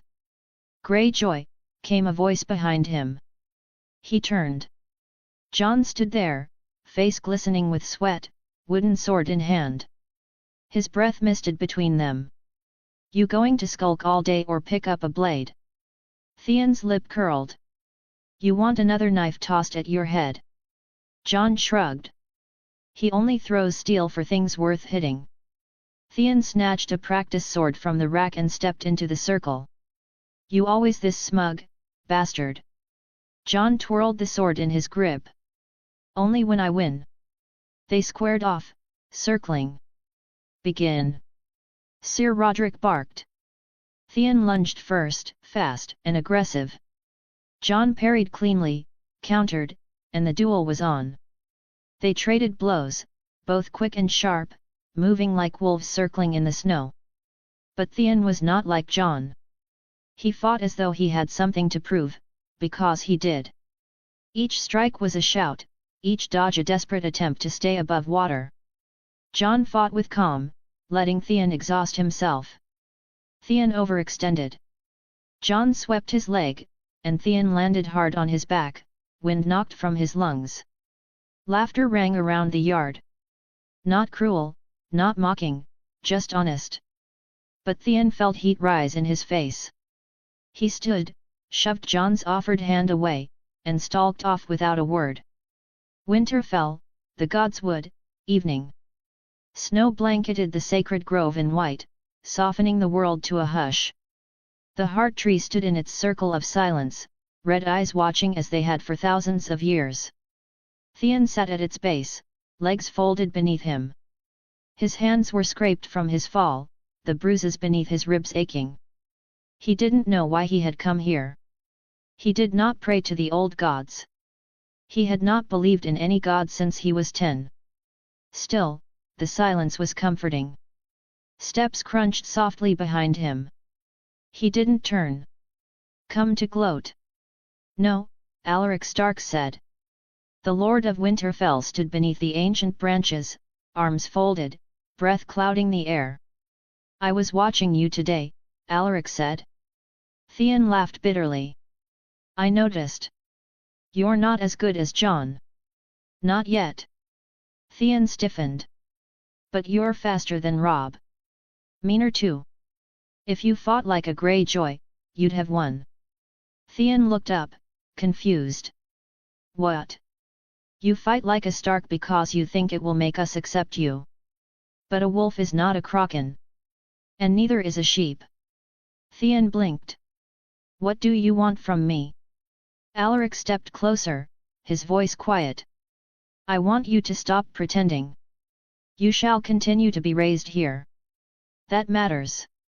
But you're also Ironborn. That matters too. The day you stop trying to be both, and start being yourself, is the day you stop being a shadow. Theon stared up at him. I don't trust you yet, Alaric admitted. But that doesn't mean I want you to fail. If the day comes when you must choose who you are, choose wisely. He turned and walked away, leaving Theon alone in the falling snow. Chapter 22, Catelyn 2. Winterfell, 3rd Moon, 291 AC. The morning air in Winterfell bit like a clean knife, sharp, bracing, but not cruel. Catelyn Stark stood atop the steps overlooking the courtyard, her fingers wrapped tightly in the folds of her cloak. Her breath misted before her, and she took quiet satisfaction in the bustling activity below. Men labored to prepare the guest quarters, servants rushed across the yard, and Maester Luwin, ever flustered, hurried past with a list clutched in one gloved hand. The High Hill Starks and the White Harbour kin were expected before midday. Due to Alaric still technically being a child and unmarried at that, Catelyn was currently assuming the role of Lady of Winterfell, for the time being, that is, until Alaric marries. He allowed her to guide and organize the household, something she was grateful for. Catelyn had insisted that the guest quarters be properly arranged, separate wings for each household, with enough warmth and dignity to reflect their status and the bond they shared as kin, however distant. They were family. Of a sort. Her handmaid, Mela, stood at her elbow, ready with names and details. Lady Alara prefers lemon water over tea. She's written thrice about her children's sensitivities to the cold. They'll find no shortage of furs here, Catelyn said dryly, but bring in more braziers for their rooms all the same. Especially for the younger ones. Mela dipped her head and retreated, leaving Catelyn to watch the castle awaken fully. She turned her attention toward the small group of children learning their letters in the Godswood with Septa Mordain. Sansa was among them, her bright auburn hair unmistakable. Arya, of course, was nowhere in sight. Although she held no true authority in Winterfell, Alaric allowed her to call for a septa to educate her daughters. However, he shot down her request for a small September with no hesitation. If it wasn't for the boys' curiosity about the seven, there's no doubt a septa would have never stepped foot in these halls. Catelyn mentally sighed. Another day of snow-covered boots in the Great Hall, no doubt. She descended the steps, walking briskly through the yard. Winterfell had always struck her as a stern place, not unkind, but watchful. As though the stones themselves remembered things she could not begin to guess at. When she first came here as a young bride, she'd felt swallowed by it. Now, close to a decade and 4 children later, she could navigate its halls blindfolded and still find the heart of it. Yet some corners still pricked her with discomfort. She passed beneath the covered walkway beside the armory, heading toward the kitchens to ensure the bread ovens were being well tended. She had ordered honeyed cakes for the children and salted fish pies for the adults, dishes warm and familiar, with a few southern touches to offer a hospitable hand from her own heritage. Midway to the kitchens, she caught sight of a figure in the corner of her vision. A boy leaned against the wall of the smithy, sleeves rolled to the elbow, smoke curling around his shoulders as he watched the forge's fire blaze. Jon Snow. He was taller than Robb now, leaner too, though not yet full-grown. A shadow of dark curls framed his solemn face, and he was speaking in low tones to Mycone, who seemed to nod with some approval. Catelyn halted. Her body tensed before her mind had caught up. He should not look so at ease here. So comfortable in this place that is not his by any right. The old anger welled, unbidden and unwanted. It always came when she saw him, those stark features twisted with the memory of her husband's only betrayal. The boy was a walking insult, a quiet reminder that honor was a cloak even Ned Stark had not always worn cleanly. But then, her gaze lingered. Jon laughed at something Mycone said, a real laugh, brief, self-conscious, like he was embarrassed to have found joy in a joke. It was the laugh of a boy his age, nothing more. He did not ask to be born. The thought came unbidden and caught her off guard. She swallowed and pressed her hand to her chest beneath her cloak. The weight of her pendant, 7-pointed star and all, seemed heavy today. He did not seduce my husband. He did not make vows. He is only a boy. My children's brother, by blood or no. It was not a moment of forgiveness. Not yet.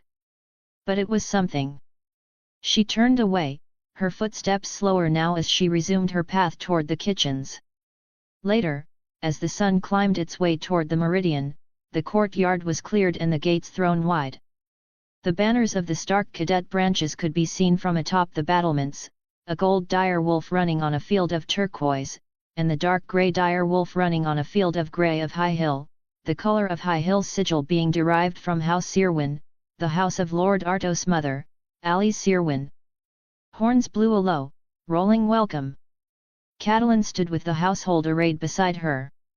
Robb held his head high beside Rickard and Jon Snow, already the image of a young lord. Sansa, Lyra, and Arya stood to one side, Arya fidgeting with a thread on her glove, Sansa and Lyra the picture of proper grace. Bran waited with Septa Mordain behind them, though the Septa's nose was already red with cold. Lord Alaric stood to Catelyn's other side, tall, silent, and still save for the occasional glance across the gate as he awaited his cousins. He said little, but she had come to understand that he rarely did. His presence was enough. People stilled when he entered a room, and Catelyn could not decide if that was because of his reputation, his height, or the calm violence he carried like a sheathed sword. The procession crossed beneath the archway. At their head rode Lord Artos Stark of High Hill, broad-shouldered, grim of mouth and grey of eye. His beard was streaked with iron, and his heavy black cloak billowed behind him like a thundercloud. Beside him rode Lady Alara Stark, whose warmth was unmistakable even from a distance. Her smile reached her eyes, and she dismounted before the horses had fully stopped.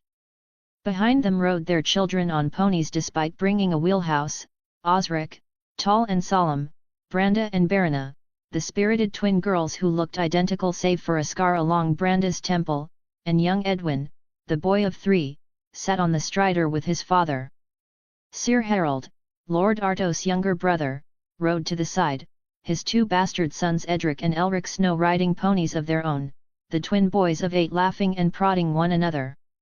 Following them came the White Harbour kin, Sir Benjicot Stark, courtly and trim despite the ride, his wife Sarah, still graceful in middle age, and their 3 children, Creggard, with the sea salt in his veins, Harlan, all smiles and charm, and Alice Anne, who clung shyly to her mother's skirts. Lady Catelyn, Lady Alara greeted warmly, taking her hands as though they were old friends, not distant kin. "You have Winterfell looking so fine, I might weep." "You are most welcome," Catelyn said with honest warmth. "All of you. Come, the great hall is readied, and your rooms are warm. Alaric caught Lord Artos's eye. He bowed stiffly and offered a single, respectful nod. A long road, he said. But necessary. He said nothing else, but Catelyn inclined her head. We are all here for Alaric, in the end. And the boy has not disappointed them yet. The courtyard bloomed with motion. Stably boys hurried to take horses. Squires from White Harbour unloaded chests. Robb stepped forward to greet Osric, clasping arms like young men already trained in the ways of command. Arya immediately made for Branda and Barona, and within moments, the three girls were laughing over something to do with snowballs and targets. Catelyn smiled. There was something gratifying about seeing the children bond. A servant approached to whisper in her ear, the fires were lit, the mulled wine was flowing, and the feast would be ready within the hour. She nodded her approval and turned to see young Edwin Stark being scolded by his older brother for trying to climb the outer stair. Catelyn moved swiftly, intercepting him with a gentle hand. Would you like to see the weirwood tree? She asked softly, bending to his level. It's very old, and there are ravens in the branches. The boy blinked. Will it bite? No, she said with a quiet chuckle. But you must be very quiet. It's always watching. He took her hand, and they began to walk. Behind her, Catelyn heard Harlan Stark charming Sansa with a southern turn of phrase and saw Lord Benjicot inspecting the stonework of the keep with a merchant's eye. She watched her family, these Starks of different branches, born of snow, sea, and stone, fill Winterfell with new voices. She did not know if the future would hold peace or conflict, but in that moment, with the sun shining on new snow and the courtyard full of kin, she allowed herself to hope. Even Jon Snow had found a corner of the hall where he laughed with Edric and Elric over sword techniques. Alaric stood with Lord Artos now, two heads bent close in private council. Catelyn did not interrupt. There would be time, she thought. Time to heal old wounds. Time to build something stronger.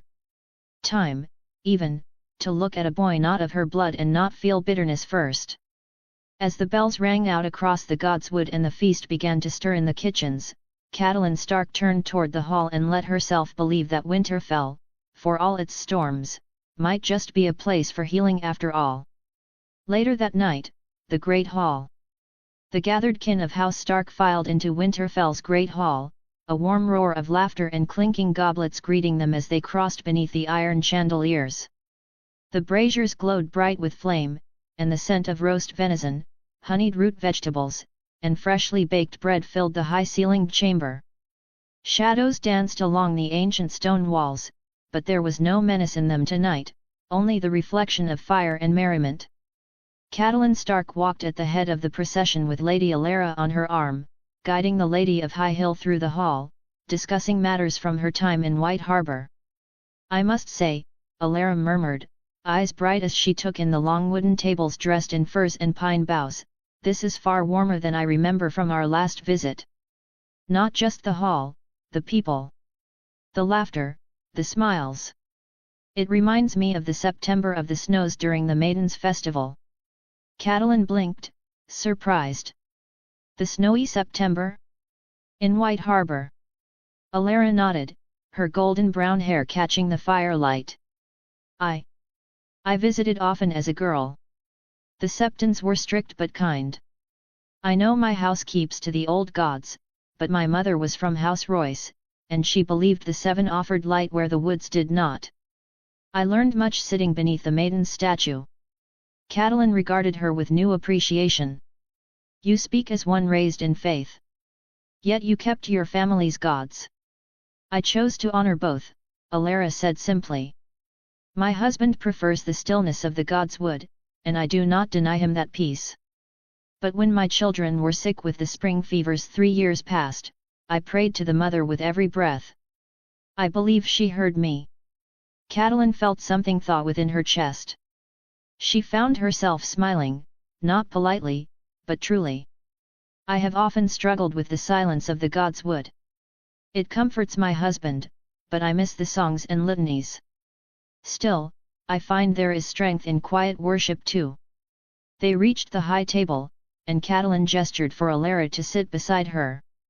The men were already gathering on the Lord's bench.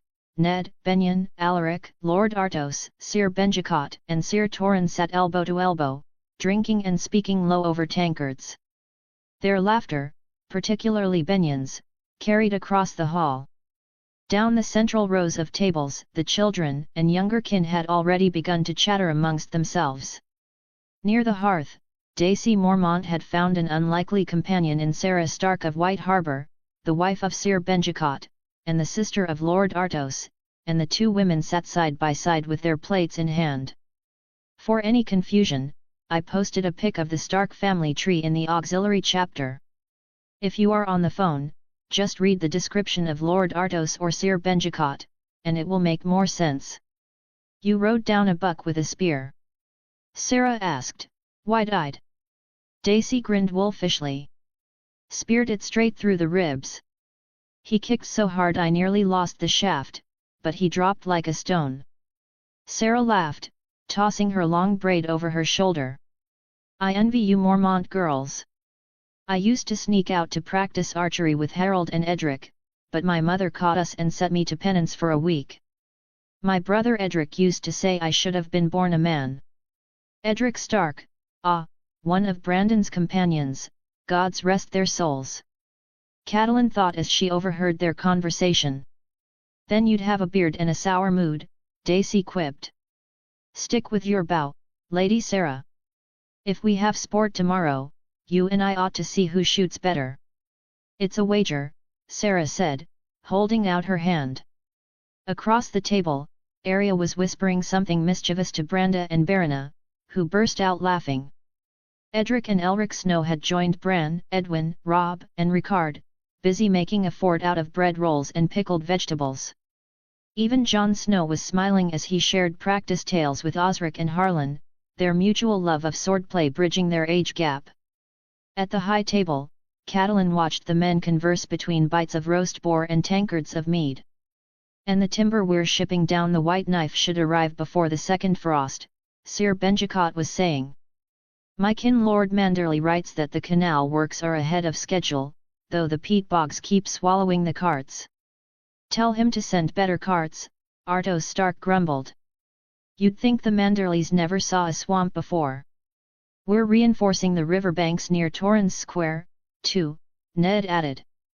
A few hard rains and they'll flood right over the levee. Winterfell's quarry has supplied enough stone to rebuild 3 bridges already, Alaric said in his calm, deliberate tone. I want them done before the cold sets in. The iron from Sea Dragon Point will be needed for nails, hinges, bindings. I'll send what men I can spare from High Hill, Lord Artos offered. It was a long time before the food slowed and the wine began to wear down even the most boisterous of children. Sansa had fallen asleep beside Lyra Stark, her head nestled on the girl's shoulder. Arya, Branda, and Barina were still wide-eyed, whispering to Alizanne about a prank they had planned for the next morning. Bran was attempting to stack pickled onions on Edwin's head, who giggled and didn't seem to mind. Lady Alara rose first and went to collect young Edwin from beneath a fur cloak. Sarah followed soon after, ushering Alizanne with a gentle pat on the back. As the great hall began to thin, Catelyn lingered by the fire with her goblet. She watched Alaric as he stood with Lord Artos, their conversation quiet and close. The boy, no, the young lord, carried himself like a man twice his years. Even Tywin Lannister had acknowledged him at Pike, according to the men who returned with them. There was something ancient in him, not just a Stark's demeanor but something deeper, older, like the roots of the heart tree. Ned approached her quietly and placed a hand on her shoulder.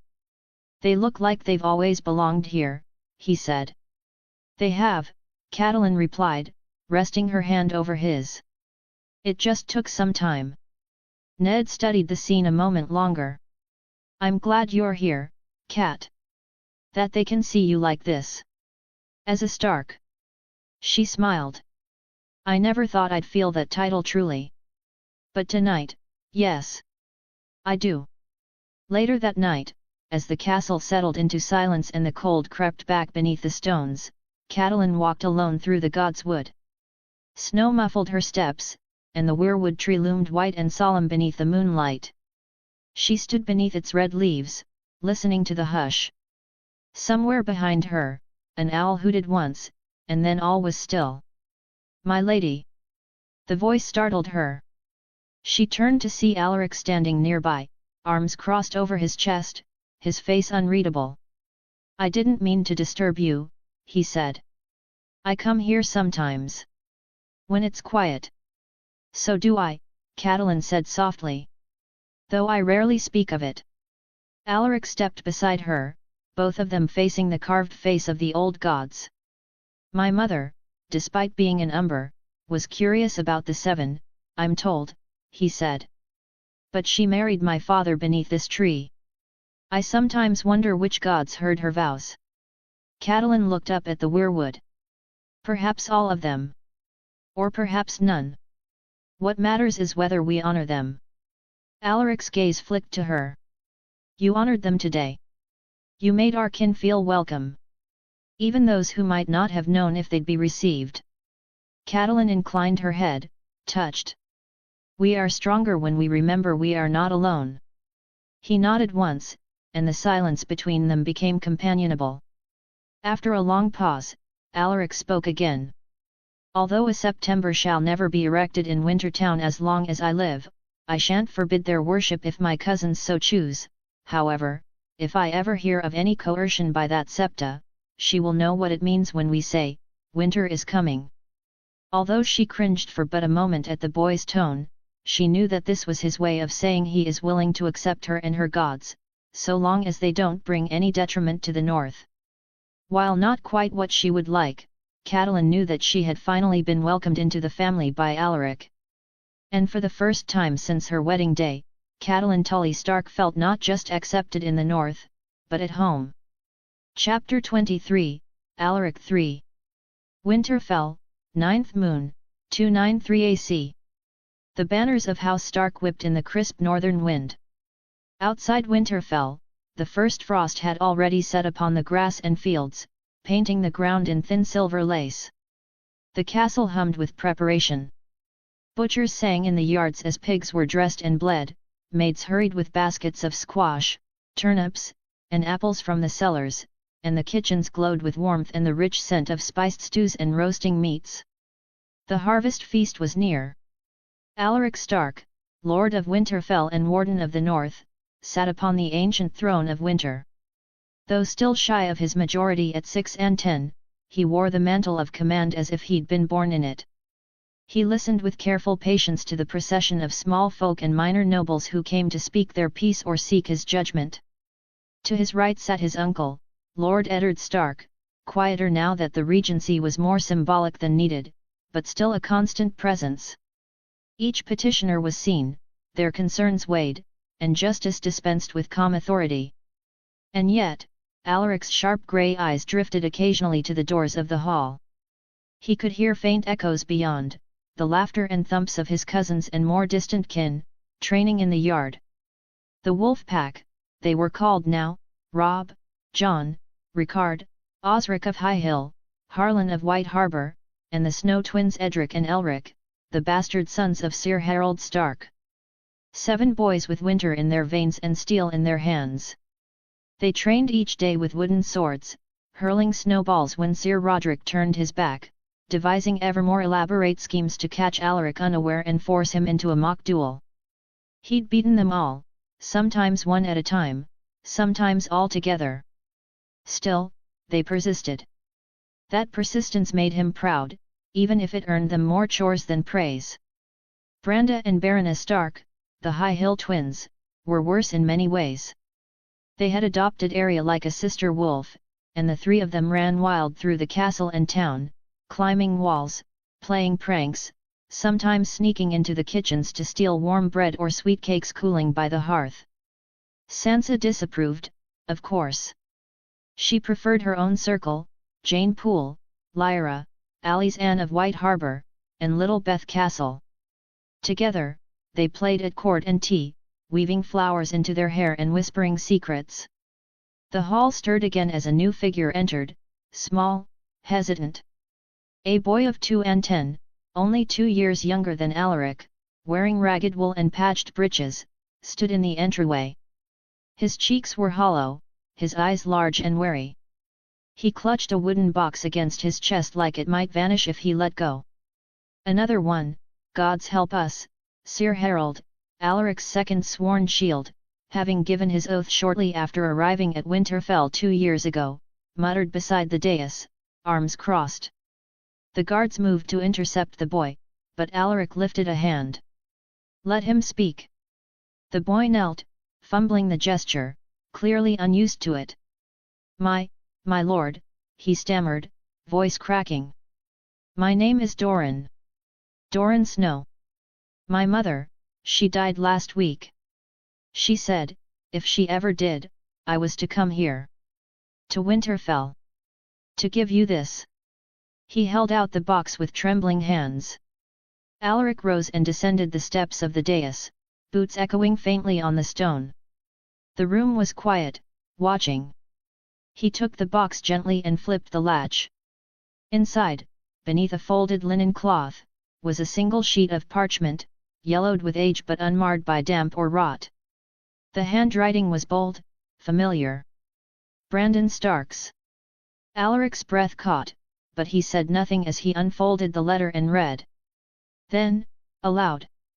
To whomever may be reading this. This boy is mine.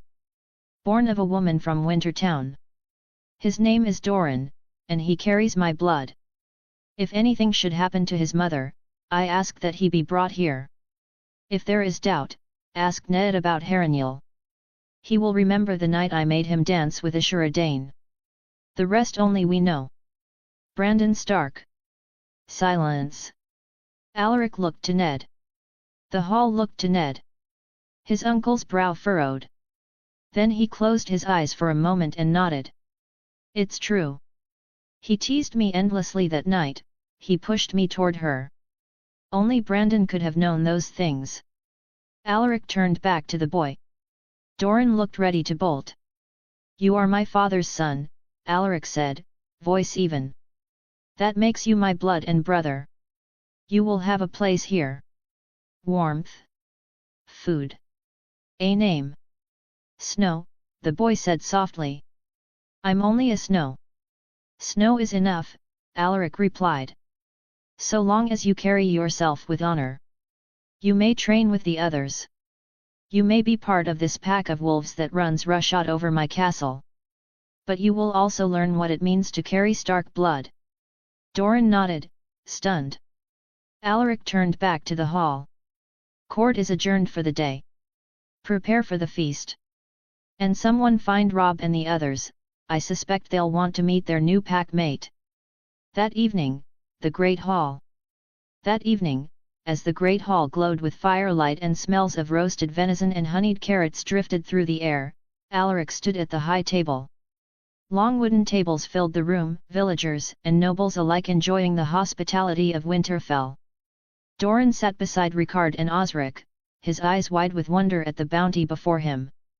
The others had welcomed him with cautious curiosity, but after Osric challenged him to a snowball fight and Doran hit Jon in the face by accident, he was quickly absorbed into the gang. Arya dragged Branda and Barana across the room on some mischief errand, while Sansa and her companions watched with veiled disapproval. Ned leaned toward Alaric as the musicians struck up a slow reel. You did well today. Your father would have been proud. Alaric nodded, his expression thoughtful. There are more of us than I ever expected. The Starks.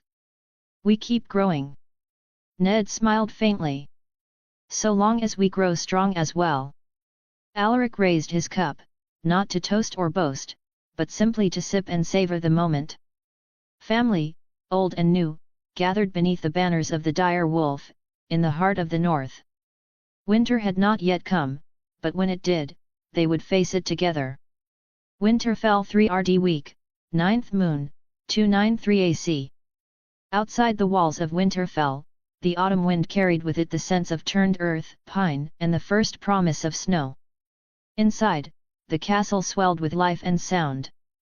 The harvest feast was nearly upon them, and preparations grew more fevered by the day. New arrivals were expected with each passing dawn, lords, merchants, and mountain chiefs summoned by word and bound by duty. Alaric could feel it in the stones beneath his boots, the growing heartbeat of the north. The closer bannermen had begun to arrive. It started with the banners of House Sirwin. Pale grey field, a black battle axe, a house that had ever been faithful, even in leaner years. The gates of Winterfell opened wide to receive them, their train small but proud. Lord Major Sirwin, a hale man of 44 with steel grey hair at his temples and a weathered face, rode at the front. Beside him, a boy not yet a man, lean with auburn hair and a solemn expression, Clay Sirwin, heir to Castle Sirwin, and the same age as Robb and John. Alaric met them in the outer courtyard, cloaked in black wool trimmed with white fur, flanked by his sworn shields Sir Torrhen Stark and Sir Harold. Lord Major, Alaric greeted, extending his forearm. Winterfell welcomes you. Lord Alaric, Major replied with warmth. You're a sight taller than I remembered. He took Alaric's forearm in a firm grip. And wearing command well, by the look of it. Alaric offered the barest smile. Time has its way with us all. The boy at his side bowed awkwardly, looking between his father and the young lord of Winterfell. Alaric studied him for a moment, nervous, yes, but with a quiet strength. The same look John and Robb had before their first proper sparring match. And this must be your heir, Alaric said. Clay, is it? Yes, my lord, the boy said, voice clear and steady. You're of an age with my cousins and more distant kin, Alaric said, glancing toward the yard where laughter and the thwack of wooden swords could still be heard. They've taken to calling themselves the Wolf Pack, though I suspect they've earned more bruises than victories. Clay hesitated. May I join them? Alaric turned to Major, who gave a quiet nod. Go on, Alaric said. Tell them I sent you. And if Robb challenges you to a wrestling match, sweep the leg. Clay grinned and bolted off, his fine boots crunching in the frost-dusted gravel as he sprinted toward the sounds of youthful chaos. Good lad, Major said, watching him go. He'll learn more from rough housing with your pack than from any maester's scroll. Alaric turned, and together they began a slow walk along the courtyard's perimeter, away from the clamor. The wind tugged at their cloaks, carrying the smells of roasted meats and churned earth from the surrounding woods.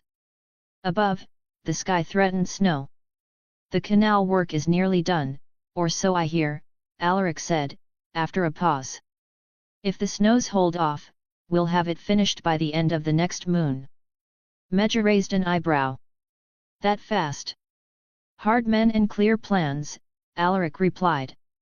We cut through 2 old tributaries and a frozen marsh north of Torrens Square. Once it's done, grain and timber will reach Deepwood Motte and even Blazewater Bay before the rivers freeze. A clever piece of work, Major said. My grandfather would have scoffed at the idea. But even he would have bowed to results. As they passed the stables, Alaric's eyes caught on a quiet scene that made him pause. Near the far wall, under the shadow of the ramparts, stood Jory Castle, captain of the household guard and nephew to Sir Roderick. He was laughing, an unguarded, boyish thing, and beside him stood a woman clad in riding leathers and a fine wool cloak the color of storm clouds. Dark red hair, tied back with a strip of leather, and a bold chin. Jonal Sirwin.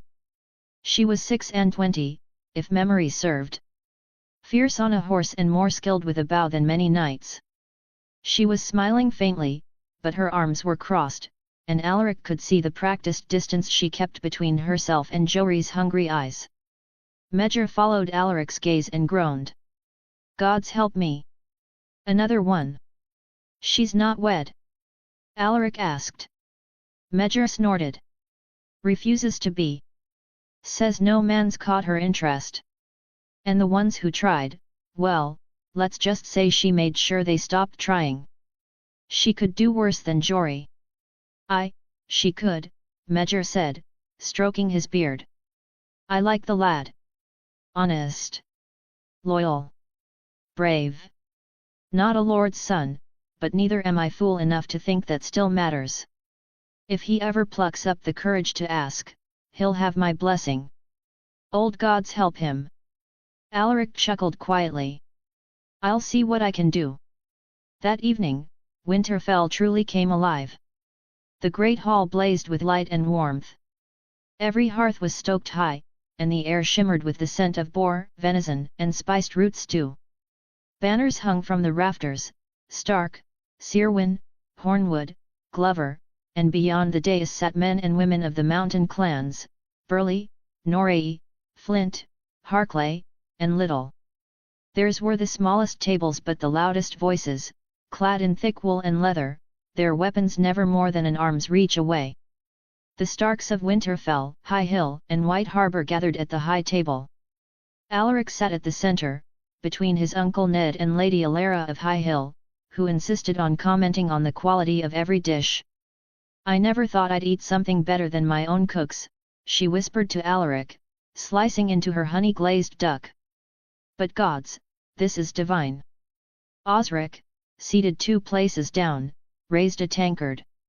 "To the cooks, then," he shouted, prompting a roar of laughter at the boy of 2 and 10, drunk and shouting. The wolf pack dominated a long table just beneath the dais. Robb and John flanked Clay Cerwyn, who was already red in the face from wine and laughter. Doran Snow, wide-eyed and half-lost, looked between them all with the stunned reverence of a stable boy dreaming of knighthood. At another table, Branda, Barona, and Arya plotted something unwholesome over honeyed nuts and bits of smoked fish, casting glances at a passing stable hand who had clearly caught Branda's eye. Across the hall, Sansa sighed into her cup, trying to pretend she wasn't related to any of them. Even Lord Glover, grim and brooding, cracked a smile when Edric Snow began juggling apples and one hit Sir Harold in the head. Alaric observed it all in silence for a time, sipping from his goblet. This was what the North was when whole, strong, fierce, and proud, but warm at heart. These people were his charge, their laughter his to protect. He felt the weight of it then, but it did not crush him. It steadied him. As the music swelled, Jory Castle stood awkwardly and made his way across the room. He offered Jonal Cerwyn his hand.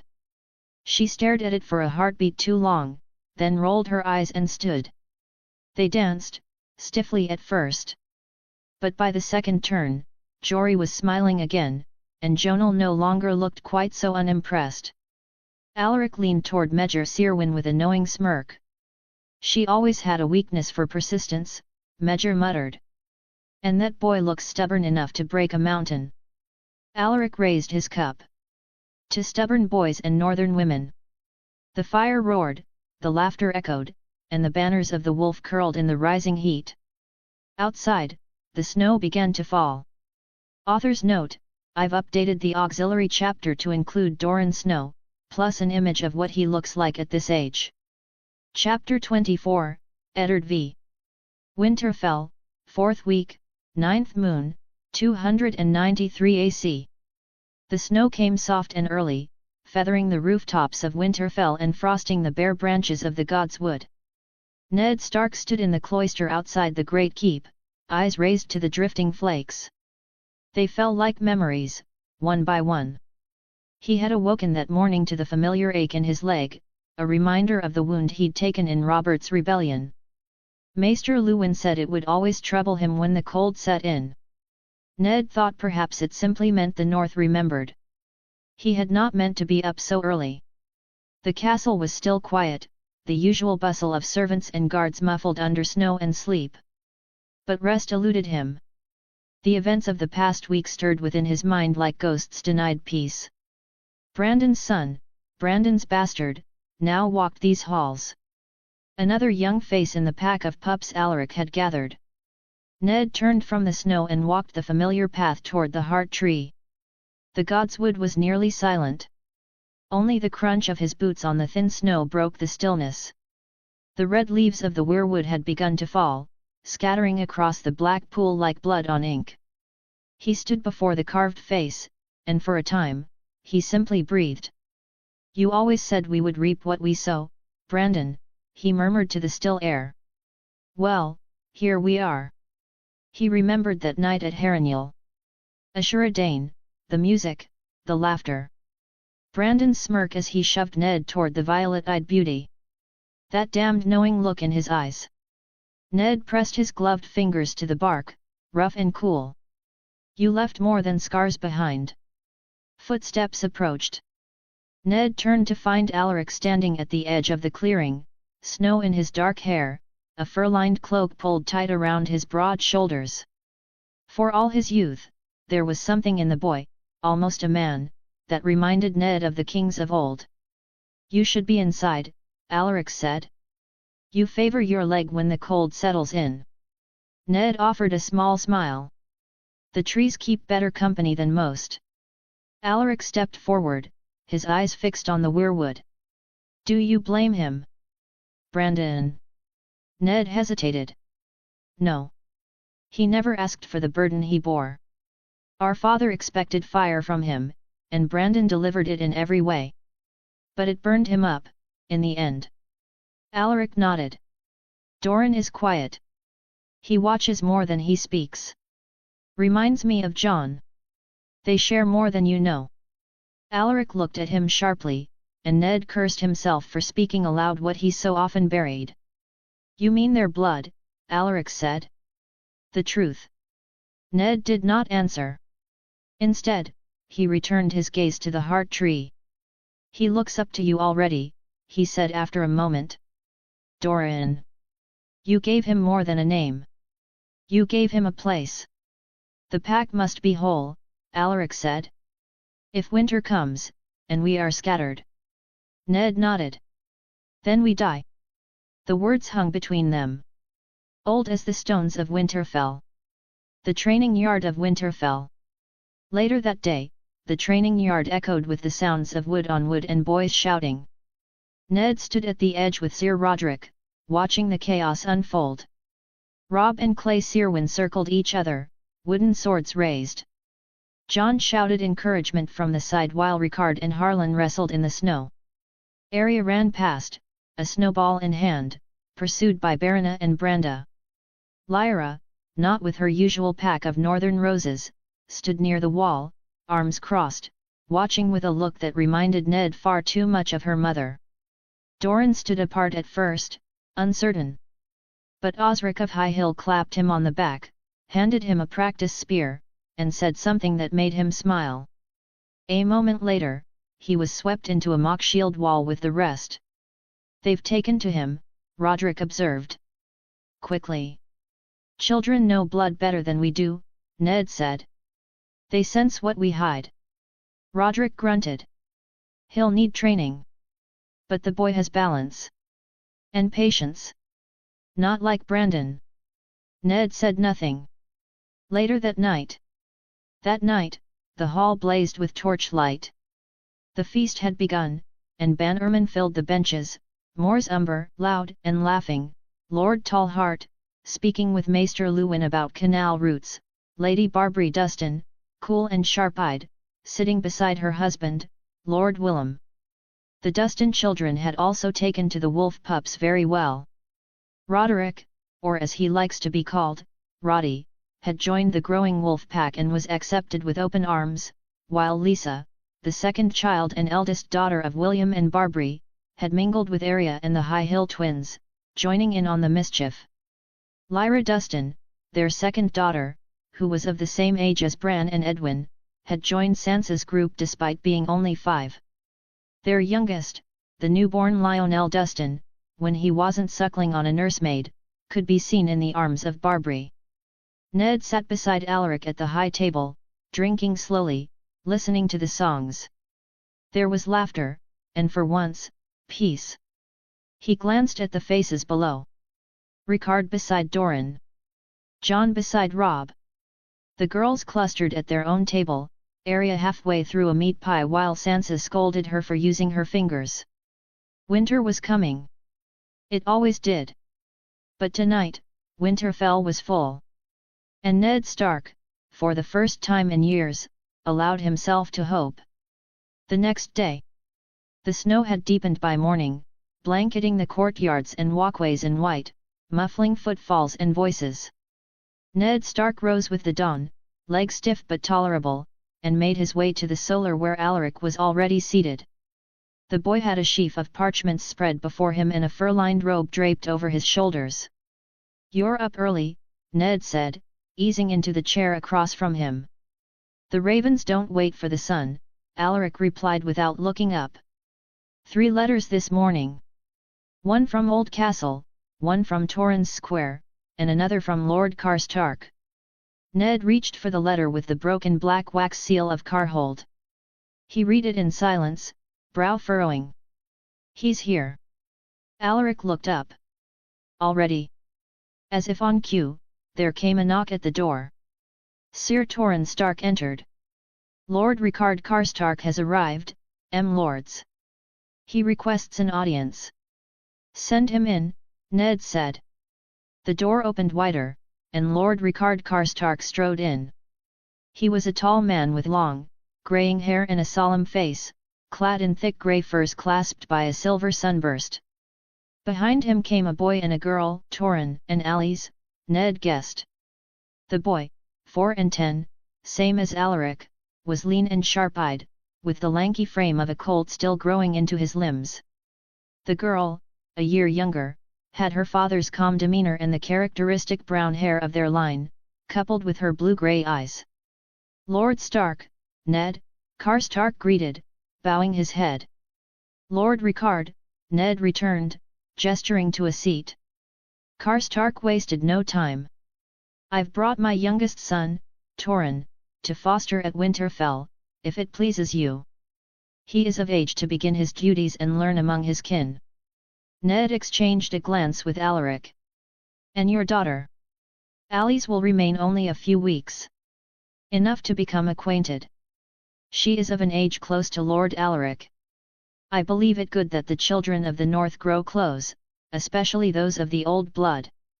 Ned did not miss the underlying message, not just fostering, but planting seeds for a potential match. It was a wise political move, if presumptuous. Alaric, for his part, was quiet. He studied Torrhen Karstark with a thoughtful gaze. Finally, he said, "You are welcome at Winterfell, both of you. Lord Karstark, what say you that Alice here also fosters in Winterfell?" Alaric asked, much to the surprise of Rickard Karstark. "Sansa is due for an older and more northern influence. I along with my house, would be honoured if you would also have my Alice," Lord Karstark said, offering a short bow. Torrhen bowed, and his sister offered a small curtsy. After Karstark departed, Ned leaned back in his chair. "You'll have no shortage of companions soon." Alaric smirked. "The pack grows." Godswood of Winterfell, that afternoon. The snow had stopped, leaving a crystalline sheen on every branch. Ned stood beneath the heart tree again, breathing the silence. He did not look up when the great Jan arrived. He could hear the man from halfway across the Godswood, his steps bold and heavy. "Ned Stark. Gods, it's cold enough to freeze a mammoth's cock out here. You're free to go back to the hall, John." The great Jan came to stand beside him, eyes on the heart tree. "My boy wants to serve that nephew of ours. Smalljan, while only a year older than Alaric, still wishes to serve the Starks in Winterfell, the same with my younger son, Derek, he's the same age as Alaric, wild enough to match the rest." Ned raised a brow. "That's no small request. He's half a man already, and eager. I'll not keep him tied to my apron while the future lords of the North are training here. Let them grow strong together. Friends now are allies later." Ned nodded. "And what of Alice Karstark?" The great Jan barked a laugh. "Ha! Rickard's playing the long game. You'll have lords in this castle trying to betroth babes in cradles before the year is out. I won't force Alaric to marry for advantage alone. No. But let the boy know his options." Later, Ned and Alaric in the solar. By the time Ned returned to the solar, the fire had burned low. Alaric was watching the flames, his expression distant. "Another request," he said. "Lord Willem Dustin.